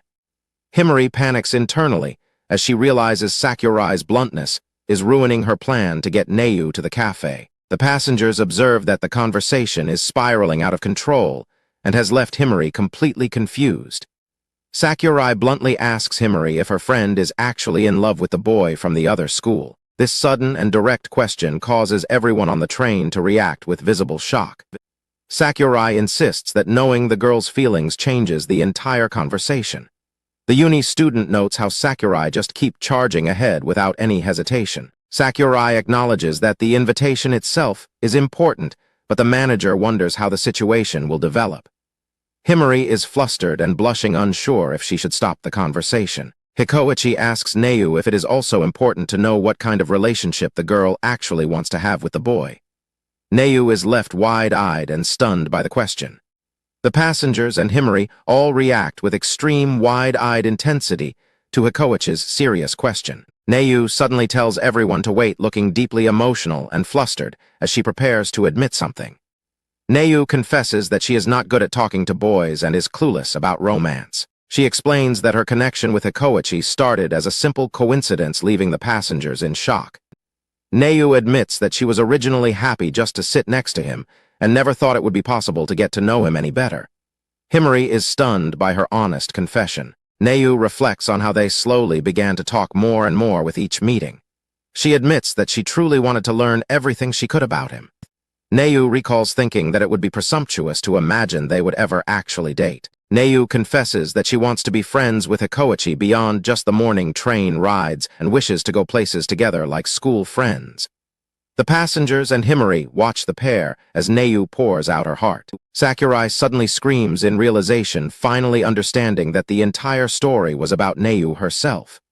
The manager and the rest of the group yell in shock that she is finally bringing this up now. The office lady tells Sakurai that everyone on the train realized the truth except for him. The other passengers are frustrated that he is stating the obvious just as the conversation was getting to the best part. Neu stands in the middle of the train looking completely overwhelmed and bright red from the sudden attention. Every weekday morning, the same group of people boards the 658 train bound for Mehara, finding the familiar faces strangely comforting. Hikoichi and Neu students from different schools meet on the train and exchange shy morning greetings while the regular passengers watch closely. The daily 20-minute journey feels both short and long as the passengers celebrate Hikoichi successfully getting a seat right next to Neu. Sakurai struggles to find a good vantage point to watch the blossoming romance, frustrated that he has lost his usual viewing spot to other passengers. Watching the young couple has become a fixed part of Sakurai's daily morning routine as he passes through the railroad crossings. Months ago, Sakurai first noticed how obvious Hikoichi's unrequited love was as the boy constantly glanced at Neu from across the aisle. 1 month ago, Sakurai was stunned to see the two of them actually speaking and thanking each other as they arrived at Himeshiro Station. Sakurai watches from a distance as Neu sits with Hikoichi, hoping to become true friends who can hang out together outside of their morning commute. Sakurai realizes he cannot afford to miss a single moment of this unfolding opportunity. Sakurai pedals his bike at full speed, reflecting on how he used to care only about sports in high school. Despite his past lack of interest in romance, he now wakes up at 5:30 a.m. every day just to track this relationship, heading out with a determined shout. Sakurai checks his watch upon arriving at the station, noting it is only 6:45 a.m. He is 13 minutes earlier than usual and hopes this will allow him to secure a superior viewing spot to watch the students. Sakurai is shocked to find that the other regular passengers are already lined up on the platform. He realizes that these dedicated fans are even more committed to the story than he is. Sakurai observes that even Neu has arrived early. He notes that the university student even changed his part-time work shifts to ensure he wouldn't miss the morning train, making them all battle-hardened veterans of the commute. Inside the train, as it arrives at Haimshiro Station, Hikoichi and Neu exchange shy morning greetings. The manager and the office lady stand close by, their hearts racing as they witness the interaction. Sakurai takes his spot, noting that while he is too far away to hear the conversation about the weather, he can see the couple's expressions perfectly. He considers this a fair trade-off for his surveillance. Sakurai notices Hikoichi and Neu suddenly acting strange and looking at something in the air. He is confused by their synchronized movements and wonders what they are following. Sakurai watches in horror as the other passengers begin messaging on their phones at incredible speeds. He suspects they have already figured out a detail that he has completely missed. Sakurai realizes the other fans are much more perceptive than him. He sees the excitement on their faces as they continue their rapid-fire messaging about the situation. Sakurai feels like a weak background character in a battle manga for failing to understand the current events. He briefly considers asking the other passengers for their contact info, just so he can be part of their group chat. Sakurai forces himself to focus on Hikoichi and Neu to figure out what they are watching. He realizes their hand movements look oddly familiar as they track something moving between them.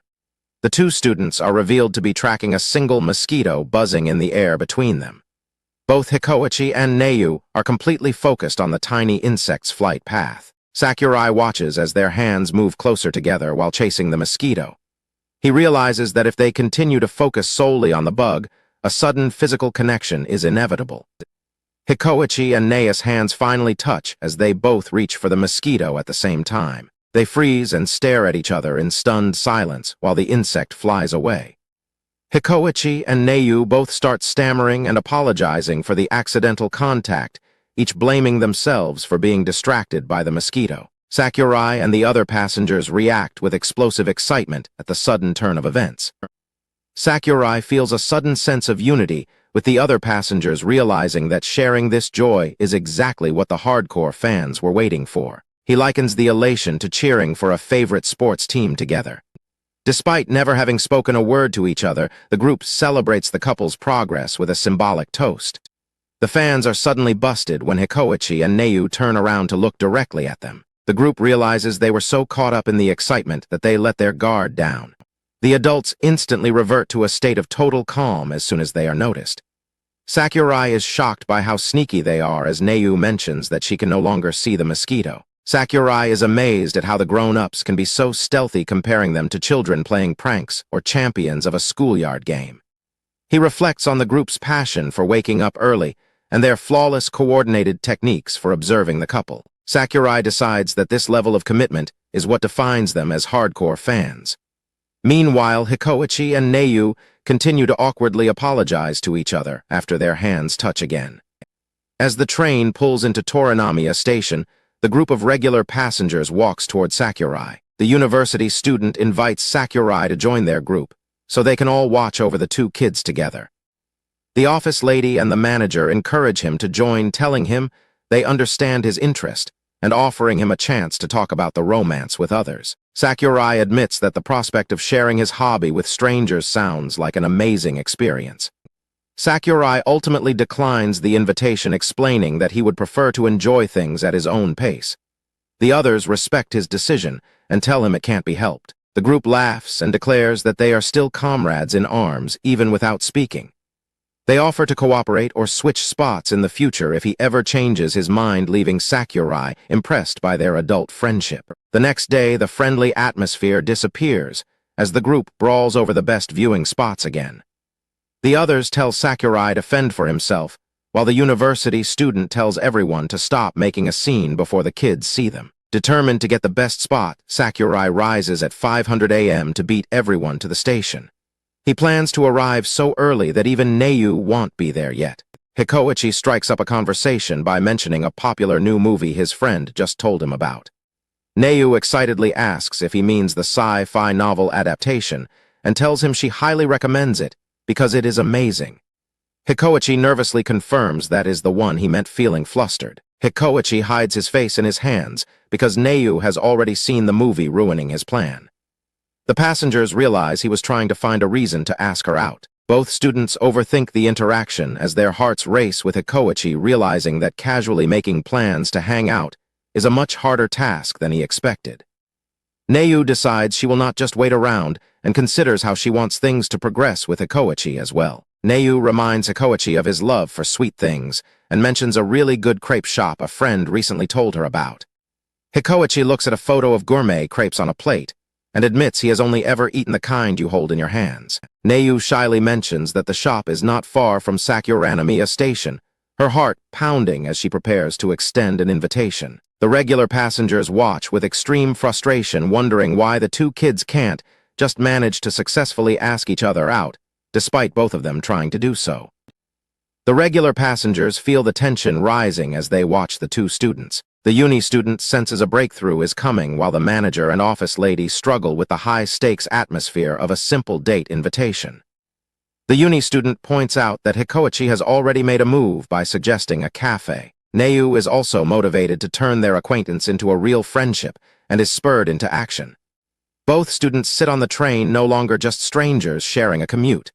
They are actively trying to build a personal bond beyond their chance meetings. The uni student scolds the manager and office lady for spamming too many reaction stamps on their group chat.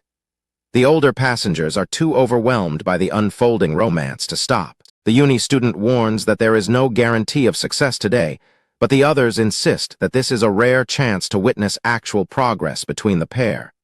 The manager decides they should just watch the students patiently. The office lady agrees and apologizes for their over-the-top reactions. Neu brings up a popular app that helps people become friends quickly. Hikoichi follows her lead, talking about how easy it is to exchange ID and play games together once a friend request is sent. A heavy silence falls between them as they both stare at their phones, unable to take the final step. They break the tension with forced laughter, agreeing that certain trends are the same across all schools. The uni student loses his patience again as the manager and office lady continue to flood their chat with emotional stamps. The manager grows frustrated, wishing one of them would just catch onto the hints the other is dropping. He notes that Hikoichi having his phone out is a major sign of readiness. The uni student realizes that the only way for the two of them to learn is by making their own mistakes through experience, rather than waiting for the perfect moment. He observes how desperate they have become, overthinking every sign and worry, while the reality of their mutual interest is obvious to everyone else. Both students agonize internally over why asking for contact information is so difficult and fear that they are either being too pushy or not direct enough.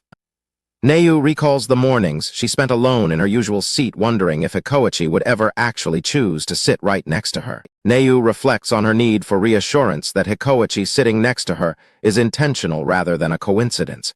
She thinks back to the first time he spoke to her on the train. Hikoichi mentions that he occasionally studies at the Kesa coffee shop outside the station for a change of scenery. He adds that if he were to run into a friend there, he would be happy to set his studies aside and get tea instead. Neu hopes that Hikoichi will choose to sit next to her. Hikoichi gives a very specific recommendation to go to the Kesa coffee shop near Yuraretemasu station at 8 a.m. on Saturday morning. Hikoichi realizes he has provided an incredibly specific time and location for his suggestion. The regular passengers react with shock and excitement as Hikoichi continues to describe the coffee shop. He mentions the quiet morning atmosphere and the toast that comes with the coffee. Hikoichi questions whether he is imagining the weight of the moment while the specific time and date loop in his thoughts. Hikoichi realizes that Neu will be waiting for him at the coffee shop. The regular passengers scream in frustration because they will not be there to witness the encounter. The passengers discuss missing out on the meeting despite knowing exactly when and where it is happening. The uni student notes that Hikoichi definitely understood the message. The uni student questions if showing up at the shop is taking things too far. It is 7:45 a.m. on Saturday morning as Hikoichi looks at his phone. He realizes that if Neu is actually there, it proves their meeting is not a coincidence, and he just needs the courage to take the final step. Hikoichi arrives at the Kesa coffee shop, believing that if Neu is inside, he can finally speak to her with real confidence. Standing outside the shop with his heart racing, Hikoichi prepares to tell Neu that he would love for them to be friends. The uni student observes that both students are becoming desperate, and worrying about misunderstood signs, even though their feelings are blatantly obvious to the outside world. Hikoichi arrives at the coffee shop at 8 a.m. on Saturday morning. When asked if he needs a table for one, he explains that he is actually meeting someone. He looks around the room with a nervous expression, questioning whether the meeting is actually going to happen. Hikoichi takes a seat and orders a coffee, turning down the waitress' offer for a morning set. He realizes that Neu is not in the room yet. The memory of the specific invitation for 8 a.m. on Saturday at the Kameda coffee shop outside Yuraretemasu station remains clear in his mind. Nervousness takes over as he worries about getting in the way of her studying or misinterpreting the entire situation. It is 5 minutes to 8 a.m., and Hikoichi is becoming increasingly anxious while checking his phone. He questions his choice of uniform for the meeting while the manager watches him from behind a newspaper. The manager, hiding his face with a paper, frantically types a message to the group chat announcing that the boy has arrived at the cafe. The group chat erupts with questions about Hikoichi's location and timing. The manager claims he was watching the door and missed the boy's entrance, insisting his own presence at the cafe is a work break coincidence. The uni student and office lady reveal they are also at the cafe in disguises, making excuses for their presence. Neu is already sitting nearby waiting for Hikoichi. The manager peeks from his paper and confirms the boy is right by the entrance. The office lady points out that Neu is already sat and waiting, while the uni student expresses confusion about their proximity.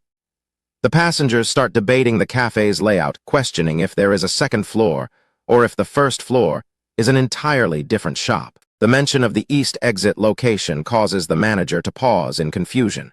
The regular passengers are frozen in shock as they begin to realize they might not all be at the same coffee shop.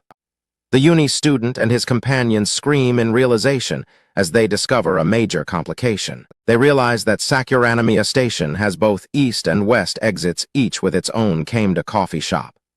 Hikoichi and Neu are currently waiting in completely separate buildings. The office lady explains that she simply went to the first shop that appeared in her search results. The uni student finds it hard to believe such a classic mistake is happening in real life. The group panics, wanting to intervene, but realizing they have no way to contact the students.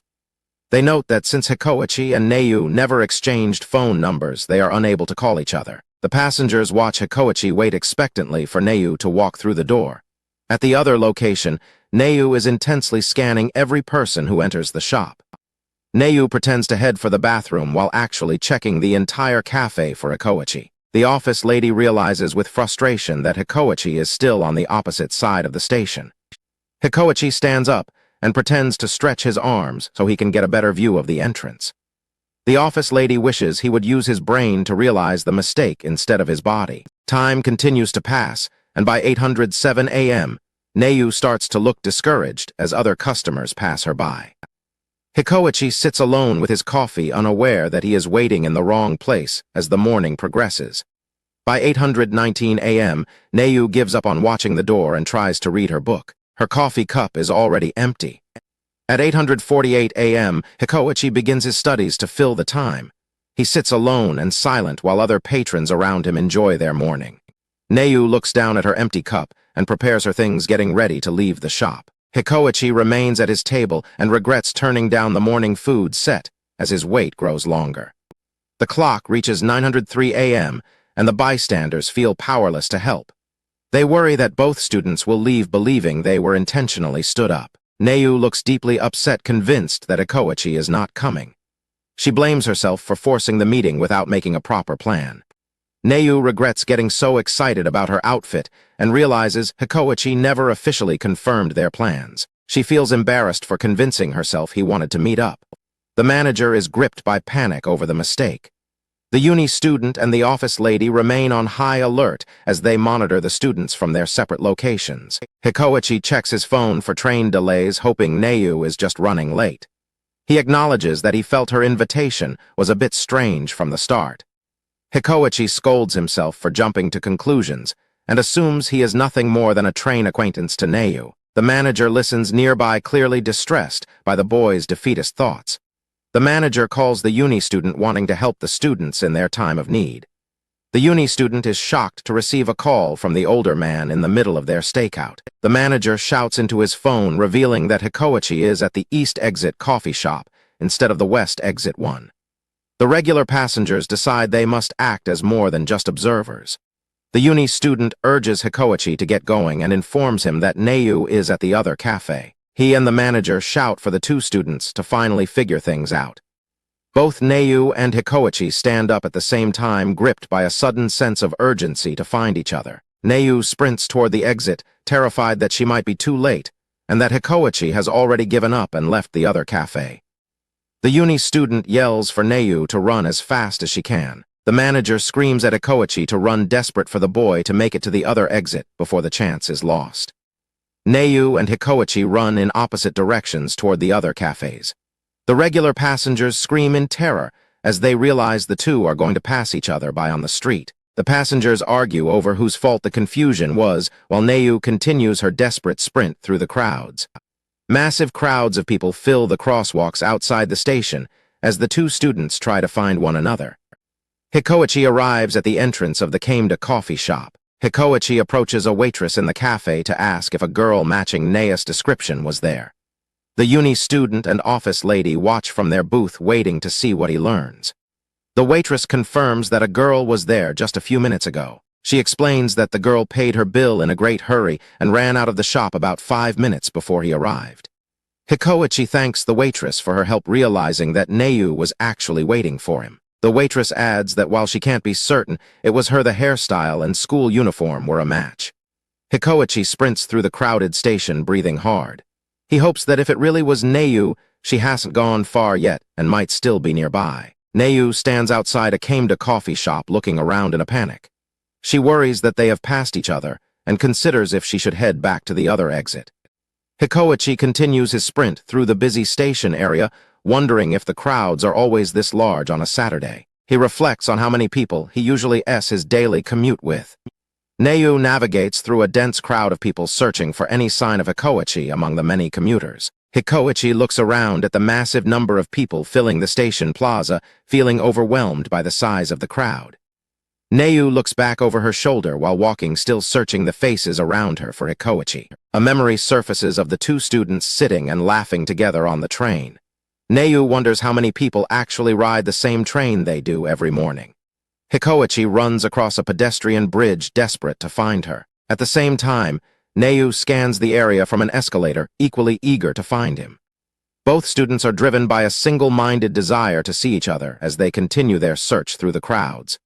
Hikoichi speaks on his phone with Kirishima and is shocked to learn it is already 3 o'clock. Kirishima notes how unusual it is for him to ditch practice. Hikoichi explains to Kirishima that he is always looking to catch a glimpse of her. Kirishima laughs and says he must be up to something crazy again outside the station. Hikoichi admits to Kirishima that the chances of running into her by accident again are very slim. He acknowledges that his search today is likely a lost cause, but he is still reluctant to give up. Hikoichi stays on the phone with his friend, standing near a pillar as crowds of people pass him by. A poster for a fireworks festival catches Hikoichi's eye. He makes a silent promise that if he ever gets another chance to meet Neu outside of the train, he will definitely find her next time. The regular passengers regroup, and their frustration over the failed meeting. The uni student is annoyed at himself for his earlier meddling, while the office lady suggests that they still did a good job just by getting the two to act. In a new fantasy setting, a bustling town square is filled with people talking.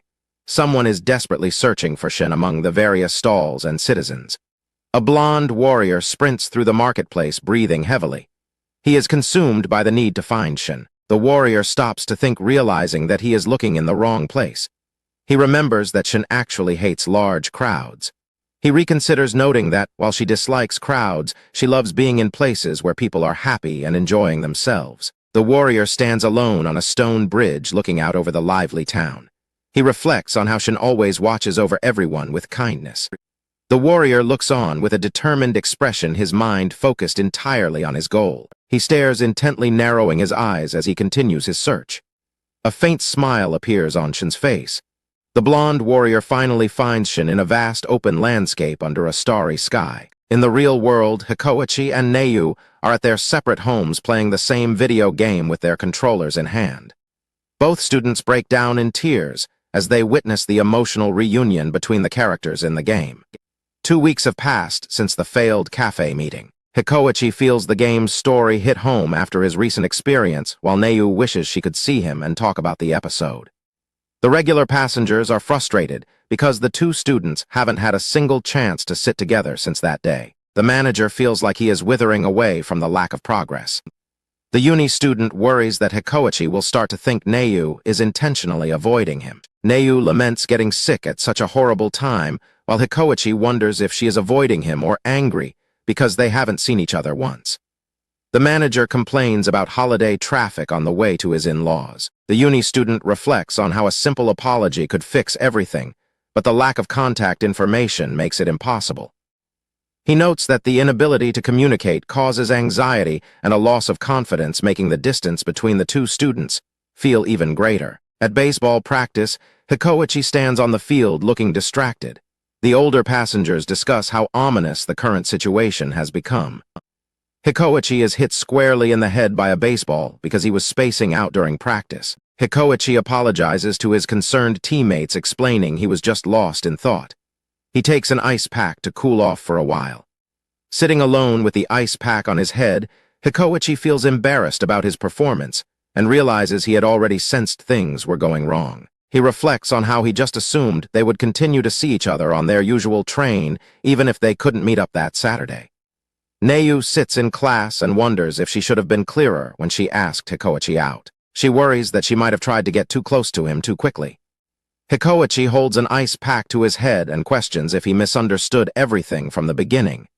He fears he might have stood Neu up despite her efforts to invite him and is now afraid to learn the truth. Neu wonders if things would have been different if she had been able to find Hikoichi.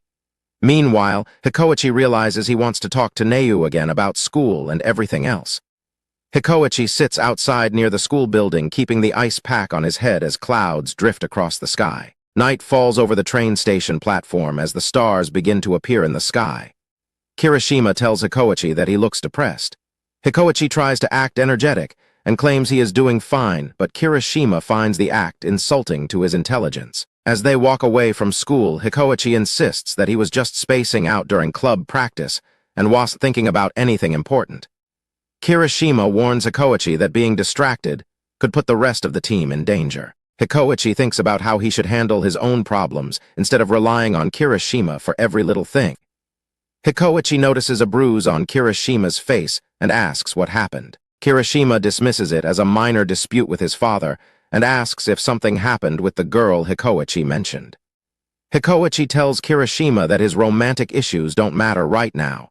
He insists that they focus on Kirishima instead. Hikoichi tells Kirishima that he doesn't have to talk about his face if he doesn't want to. Kirishima laughs and calls Hikoichi an idiot for worrying. Kirishima notes that Hikoichi is always worrying about others, even when he has enough problems of his own to deal with. Kirishima watches Hikoichi wave goodbye at the station. He thinks Hikoichi is a softie and wonders when he will finally show Neu that same determined face. The office lady finds the situation frustrating. She thinks one of the students needs to get a little pushy and create an opportunity to talk, or nothing will happen.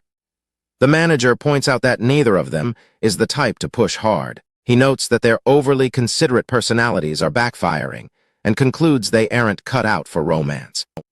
Himari stops Kirishima from leaving while a university student comments on how everyone is rooting for the main couple despite how frustrating they are to watch. Himari catches Kirishima on the train platform and asks to speak with him since he is friends with Hikoichi. Neu and Hikoichi sit separately in their classroom, both silently wishing they could see each other. On the train, Himari apologizes to Kirishima for shouting at him the day before, as the regular passengers watch them closely. Kirishima asks Himari what she wants to discuss, while the nearby commuters wonder how the two of them ended up together. Himari explains that Neu has been depressed because she hasn't seen Hikoichi, and Kirishima realizes that is why Hikoichi was searching for someone at the station. The two main characters remain separated by small misunderstandings that could be fixed if they simply talked to one another. Himari tells Kirishima that she wants to find a way to help Neu instead of just watching her friend stay depressed. Himari excitedly proposes that they work together to close the distance between their friends, but Kirishima immediately says no. Himari and the surrounding passengers are frozen in complete shock by Kirishima's blunt refusal to help. Kirishima clarifies that, while a partnership might help their friends, he personally has no interest in working with her. Kirishima tells Himari that the look on her face proves she isn't actually concerned about her friend. Kirishima accuses Himari of only wanting to watch her friend's drama for entertainment, while she argues that he is being hypocritical about trust. The commuters admit they are too curious about the couple to look away, and Himari tries to use their agreement to sway Kirishima. The group comments on how Hikoichi and Neu are testing everyone's patience by not realizing their feelings while Kirishima and Himari remain at odds. Himari argues that they should help the couple to make up for meddling in their lives, and the bystanders agree that they want to see the pair be happy. Kirishima gives a blunt refusal to Himari's plan, causing her and the surrounding passengers to shout in disbelief. Himari insists that this situation is different, and they need to act, while the office lady notes that everyone's patience has reached its limit. Kirishima explains that he won't interfere, unless Hikoichi asks him directly, as he believes things should run their natural course, even if the pair drifts apart. The university student compares the main couple to baby animals left alone in the rain, questioning if they should protect them, or let nature take its course. The group realizes that Himari and Kirishima will never agree because she wants to protect the couple while he wants to leave them be. The bystanders suggest that Himari and Kirishima should get to know each other better to find common ground for their friends' sake. The commuters decide they might as well relax and watch the two of them try to figure things out, since they both have good communication skills. Himari declares herself a romance elite to explain her perspective, but Kirishima mocks her for using such a ridiculous title. The surrounding crowd and Kirishima react with exhaustion to Himari's intense declaration about being an expert in romance. The commuters conclude that Himari and Kirishima are completely incompatible, while Kirishima continues to tease her about being a romance elite. Himari laughs at Kirishima and asks him how many people he has dated, assuming he has no experience. Kirishima states that he has actually dated 12 people. Himari mocks Kirishima, further pointing out that dating 12 people means he has been dumped 11 times. She brags that she has never lost a breakup, though the bystanders suspect this means she has never dated anyone at all. The passengers on the train criticize the two for arguing over their romantic statistics, instead of working together to help their friends. The train arrives at Akashi Station, and Kirishima prepares to leave. He tells Himari to find someone else for her plan because he is not interested in interfering. Himari becomes flustered and begs Kirishima to listen to her one last time. She offers to do anything he wants if he just hears her out. Kirishima tells Himari to give him some space, as she admits he was right about not meddling in their friends' lives. Himari suddenly brings up a famous bakery near their school that always sells out. She expresses her determination to give Neu melon bread, leaving Kirishima confused by the shift in conversation. Himari explains that both she and Neu love melon bread and had planned to visit the bakery on a school holiday since they are busy during the week. Himari describes how she overslept on the day of their planned trip. She explains that she could not contact Neu because her phone battery had died. Later that day, Neu greeted Himari with a huge smile and offered her a piece of the melon bread she had managed to get. Himari later discovered that the bread was limited to one per customer, meaning Neu had given her the only one she bought. She realizes that Neu always puts others first and worries that her friend might be mad if she interferes now. Himari declares her resolve to help Neu regardless of the consequences, because she cannot stand to see her friend hurting. The surrounding commuters watch as Himari tells Kirishima that although she knows very little, she still feels compelled to act. A memory of Hikoichi appears, showing him smiling and suggesting that they should figure everything out together.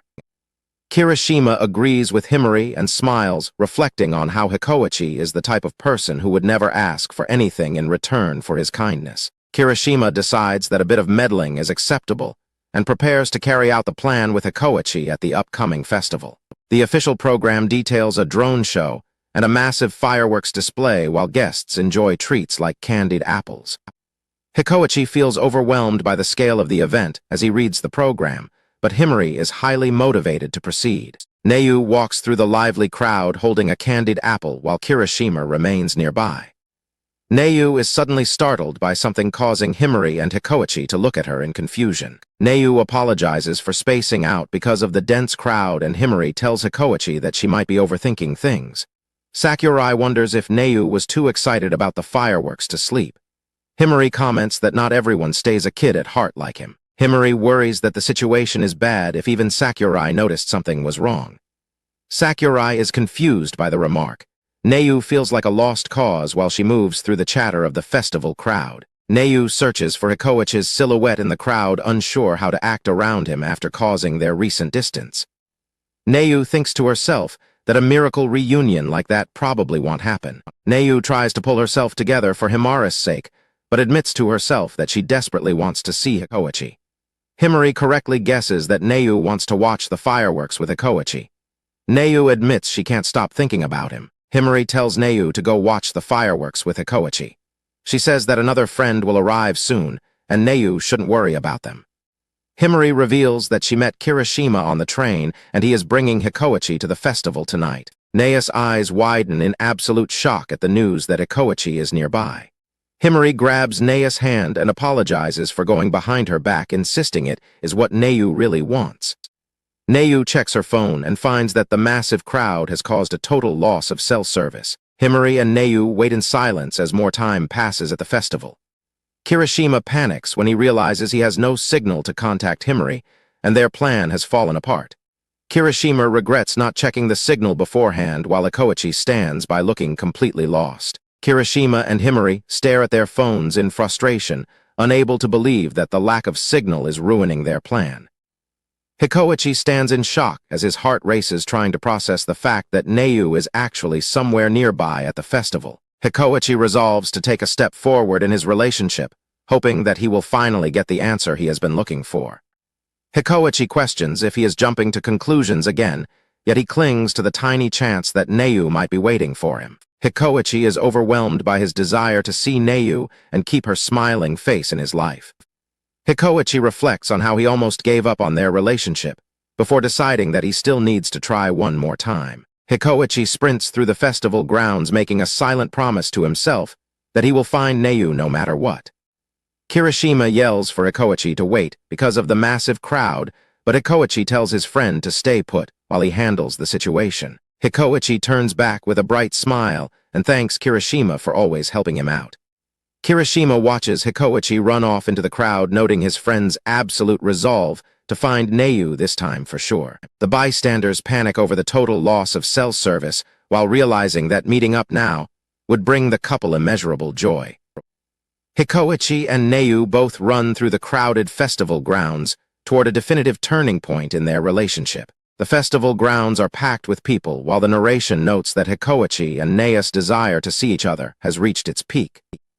Hikoichi and Neu separately navigate different sections of the crowded festival, both silently wishing they could find the other. Both Hikoichi and Neu are visibly stressed and sweating as they push through the dense crowd, desperately wanting to meet.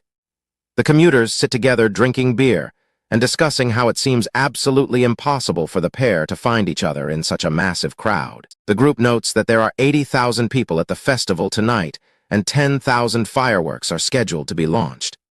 The commuters continue to drink beer while worrying that the couple will never be able to find each other in the chaos. Hikoichi realizes that finding someone in a crowd this large is impossible unless some kind of crazy miracle happens.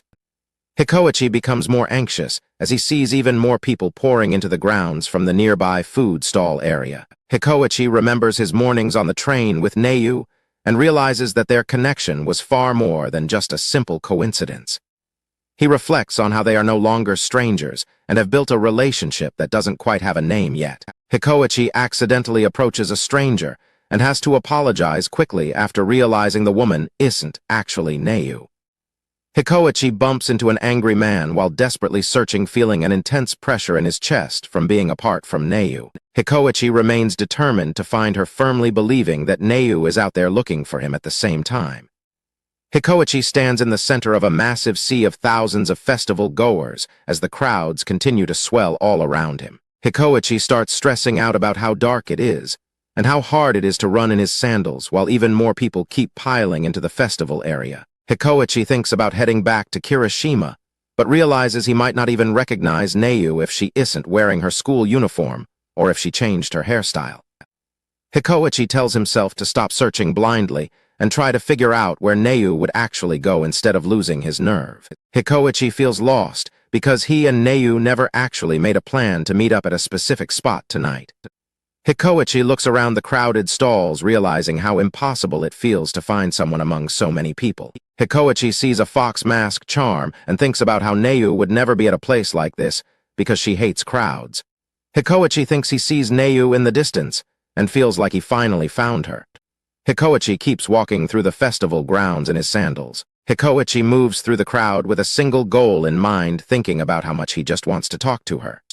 Hikoichi thinks about all the simple things he wants to tell Neu, like school gossip, new snacks he found, and a video game he liked. Hikoichi walks past some trucks toward a quieter area, wondering if Neu might be thinking the same thing about getting away from the crowd. Hikoichi keeps searching the area with intensity.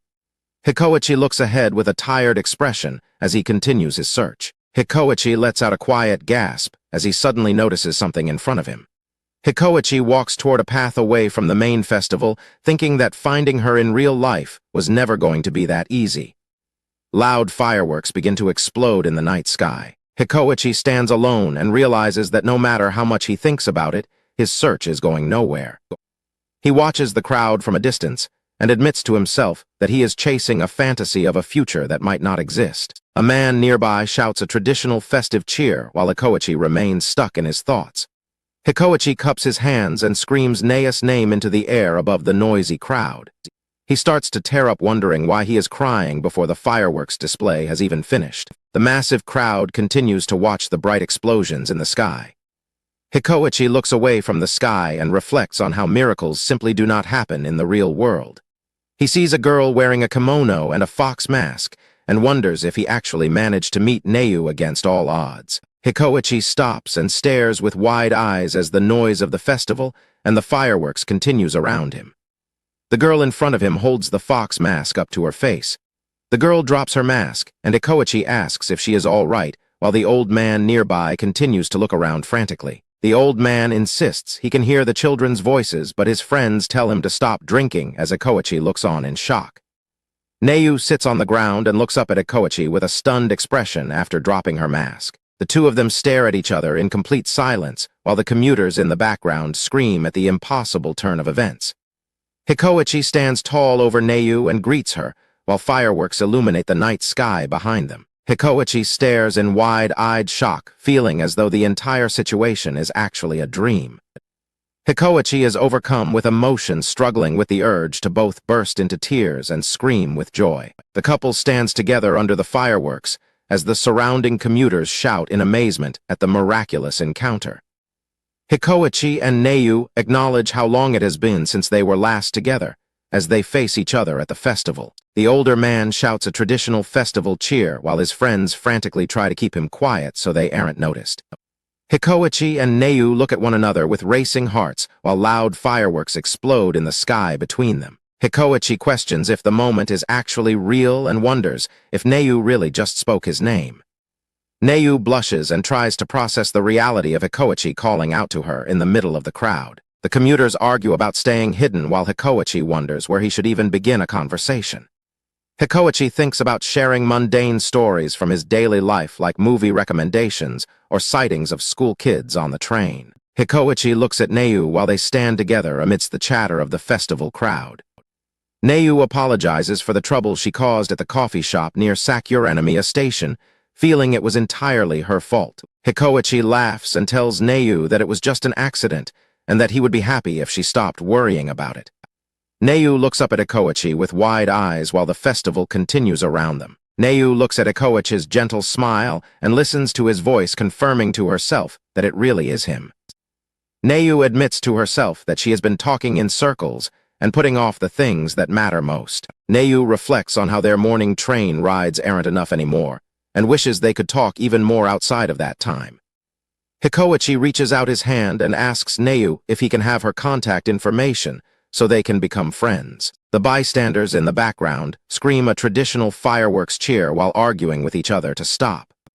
The commuters continue their loud bickering over the cheers, as Hikoichi tells himself he needs to close the distance between them. Hikoichi waits for an answer while the commuters keep shouting in the background. Neu looks at Hikoichi's hand and realizes she could never say no to him, thinking she should have been the one to ask.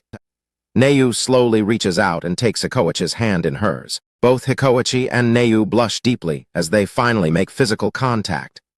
Neu pulls her hand away and apologizes for holding on too long while Hikoichi tries to reassure her despite his sweaty hands. Hikoichi agrees that they should be friends, and Neu suggests they exchange their phone numbers. Hikoichi and Neu both pull out their smartphones to trade their contact information. Hikoichi stares at his phone in disbelief that he actually has her number and asks if there is a specific time he should message her. Neu eats a snack and warns Hikoichi that she might end up messaging him all the time if he isn't careful. The two look away from each other while blushing deeply as they stand together. The commuters in the crowd watch as Hikoichi explains he does not have a girlfriend to make jealous. The passengers ask Neu if she has a boyfriend to worry about, and she acts surprised by the question. Neu clarifies that she does not have a boyfriend either, which leaves the group and Hikoichi in a state of realization. The three commuters scream out a celebratory festival cheer as fireworks continue to light up the sky. Hikoichi feels glad they reunited at the festival while the commuters yell at each other to stop interfering in the moment. Hikoichi thinks about how his face is completely red and hopes that Neu cannot see it in the darkness. Neu wonders if Hikoichi can hear how fast her heart is beating over the sound of the exploding fireworks. The group of friends and fellow commuters enjoy their drinks and the festive atmosphere while watching the main couple. Hikoichi and Neu stand side by side and watch the fireworks display together. An empty train car represents the 20 minutes every morning where their love story first began to grow. Neu properly introduces herself as a second-year student from Rikyui High School and expresses her happiness at finally giving a formal introduction. Hikoichi smiles and returns the formal introduction, revealing that he is a second-year student at Sasagawa High School. The two blush as they think about how to address each other more formally, with Hikoichi worrying about using her last name and Neu considering the same. Hikoichi and Neu stand together watching the fireworks as their relationship takes a significant step forward.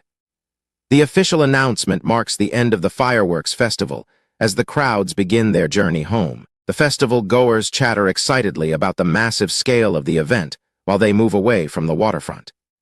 Hikoichi and Neu walk together and discuss the intense sounds of the grand finale while other attendees move past them. The pair suddenly realizes they have already arrived back at the train station much sooner than they expected. Hikoichi and Neu stop in their tracks and look at one another with surprised expressions upon reaching the station. Neu tells Hikoichi that her friends are waiting for her on the platform and is glad he was able to reach her as she prepares to leave with them. Hikoichi scratches his head in embarrassment and tells Neu that he would love for them to watch the fireworks together again next year. Neu reacts with wide-eyed surprise to Hikoichi's invitation for next year. Neu tells Hikoichi that she would love to meet again and waves goodbye as they both head toward their separate groups of friends, feeling that the encounter was unreal. Both Hikoichi and Neu walk away while hiding their blushing faces, and Hikoichi's friends notice him doing a strange dance of joy. The commuters sit together with their drinks and prepare to have a celebratory toast for Hikoichi's success. The group raises their beer mugs and cheers for Hikoichi finally making real progress with Neu. Kirishima admits he was shocked by the outcome given their past misunderstandings, and notes that exchanging contact information is a massive development for the pair. The narration explains that having a way to talk at any time clears the biggest hurdle for two people who attend different schools. The office lady reminisces about the anxiety of waiting for messages, as the manager recalls waiting by landline phones in the past. The manager laughs while imagining Hikoichi and Neu talking on the phone all night and sending each other daily morning and evening texts. The office lady expresses a desire to savor their current ambiguous relationship status and suggests they could try going to each other's school festivals. Hikoichi's friend remains skeptical about things going smoothly, predicting the two will struggle to send even their very first text message. Hikoichi panics about how to act as a friend now that he has Neu's number, but Kirishima tells him not to fail before he has even started. Hikoichi's other friend shouts in jealousy over Hikoichi making a female friend, while Hikoichi realizes that using first names would basically make them a couple. Hikoichi blushes and panics about whether getting too familiar is weird, or if staying the same will seem cold, while Kirishima tells him He doesn't need to make such a big deal out of it. Kirishima stands with Hikoichi and their friend, explaining that today wasn't about forcing change, but was a reward for how much Hikoichi has grown. Kirishima continues his lecture, telling Hikoichi that confessions aren't magic words, and that it all comes down to whether the other person wants to be closer to him. A montage of Hikoichi and Naes moments illustrates Kirishima's point that Hikoichi has already succeeded in making her want to get to know him better. Kirishima leans against a railing and tells Hikoichi that he doesn't need to try and be someone else, he should just keep being Hoshino Hikoichi. Hikoichi thanks Kirishima for the advice, but repeats the phrase about being himself with a look of total confusion. Hikoichi wonders what being himself even means and worries if he is destined to be stuck in a loop of constant worry while his friends watch him. Hikoichi's friends mock his inability to write a first message and offer to send it for him, while Hikoichi despairs over the difficulty of the task. On the train ride home, Neu stands silently and stares at the blank screen of her phone, while other passengers chatter around her. Nea's friend notices she has been spaced out and staring at her phone for ages, asking if she is just exhausted from the day. Neu blushes intensely and tries to hide her reaction, while her friend suggests she could be the one to send the first message. Back at the festival, Hikoichi panics while holding his phone, insisting to his friends that he isn't just waiting for a message. Hikoichi's thumb hovers over the screen of his phone as he continues to sweat and hesitate. Nea's phone suddenly starts vibrating with a loud noise, catching her and her friend completely off guard. Neu and her friend both stare at the phone with wide, expectant eyes as it continues to vibrate. Neu denies that she was waiting for a notification, while her friend teases her about her obvious reaction to her phone vibrating. Neu stares at her phone screen and reads a long, heartfelt message from Hikoichi thanking her for their time at the festival. Neu panics about how to respond to Hikoichi's message, while her friend jokingly offers to write a reply for her. The office lady looks back on her own memories of sending a first message to a love interest for the very first time. Neu and Hikoichi both obsess over their phone screens, repeatedly editing their messages as they try to find the perfect words to say. Hikoichi feels the jittery excitement of being connected to Neu through their phones, despite being miles apart. The commuters watch Hikoichi from across the table while he stares at his phone with a bright red face. A train announcement plays over the station as the narration highlights that the two are finally going to be on the same train again. Neu waits at the front of the line on the platform, while the three commuters watch from behind, hoping she can sit next to Hikoichi. The commuters express their excitement about seeing the two together on the morning train for the first time since their recent misunderstanding. The train pulls into the station where Neu is waiting to board, and Hikoichi notices her from his seat. Hikoichi spots Neu boarding the train while she wonders if he is already there. Neu enters the car with a wave and a smile, making Hikoichi beam with happiness as the manager watches from behind. The commuters are frozen in shock as they witness the two students finally interacting normally. The manager and his group scream in total shock as Hikoichi and Neu exchange their first direct morning greetings. The university student tells the manager to calm down as the couple continues to talk near the train seats. The manager laughs and admits he got a bit overexcited about the progress they are making. Neu apologizes for the flood of messages she sent yesterday, but Hikoichi reassures her that he was happy to receive them. The two feel relieved that they weren't bothering each other with their messages, while the commuters wish they could peek at the conversation. Hikoichi starts to speak while the manager and office lady wonder if they have special ringtones for each other. Neu asks Hikoichi how late he usually stays up at night, causing him to blush and look at her in surprise. Neu apologizes for being too forward, but Hikoichi tells her it's fine, while the commuters realize she finally addressed him by name. The university student is stunned because he just realized that despite knowing each other's names, they had never used them directly until now. The office lady and manager are overwhelmed by the fact that the two have officially progressed to being friends. The commuters view the use of names as a huge step for a potential couple, while Hikoichi and Neu are left trying to process their new dynamic. Hikoichi realizes that Neu is the one making the effort to get closer to him, and tells himself not to get too emotional as the commuters discuss the romantic weight of using last names. Neu holds her breath while blushing as the nearby students wonder if using their names will lead to a deeper relationship. Neu asks Hikoichi if she can start calling him by his last name, and he enthusiastically gives her permission to call him whatever she likes. Hikoichi nervously clears his throat and prepares to speak as Neu looks at him with a flushed face and wide eyes. Hikoichi shouts Himura's name with a bright red face while he continues to sweat from the nerves. Neu finishes the name exchange with the proper honorific while staring at Hikoichi in complete shock. A heavy silence falls over the train car as the two students sit still, and the onlookers watch them with intense curiosity. The bystanders are overwhelmed by the intensity of the moment, and the office lady questions why Neu has become so quiet after just hearing her name. Hikoichi and Neu are both privately mortified by the embarrassment of the name exchange, while the manager notes that he has never seen a new friendship behave this way. Neu apologizes for her reaction and explains that hearing her name formally made her extremely fidgety, a feeling that Hikoichi completely understands. The manager jokes that the overwhelming sweetness of the pair's interaction is like a sugar overload that could affect his health. Neu feels her ears burning with heat and wonders if she can handle any more of this as Hikoichi tries to address her by name again.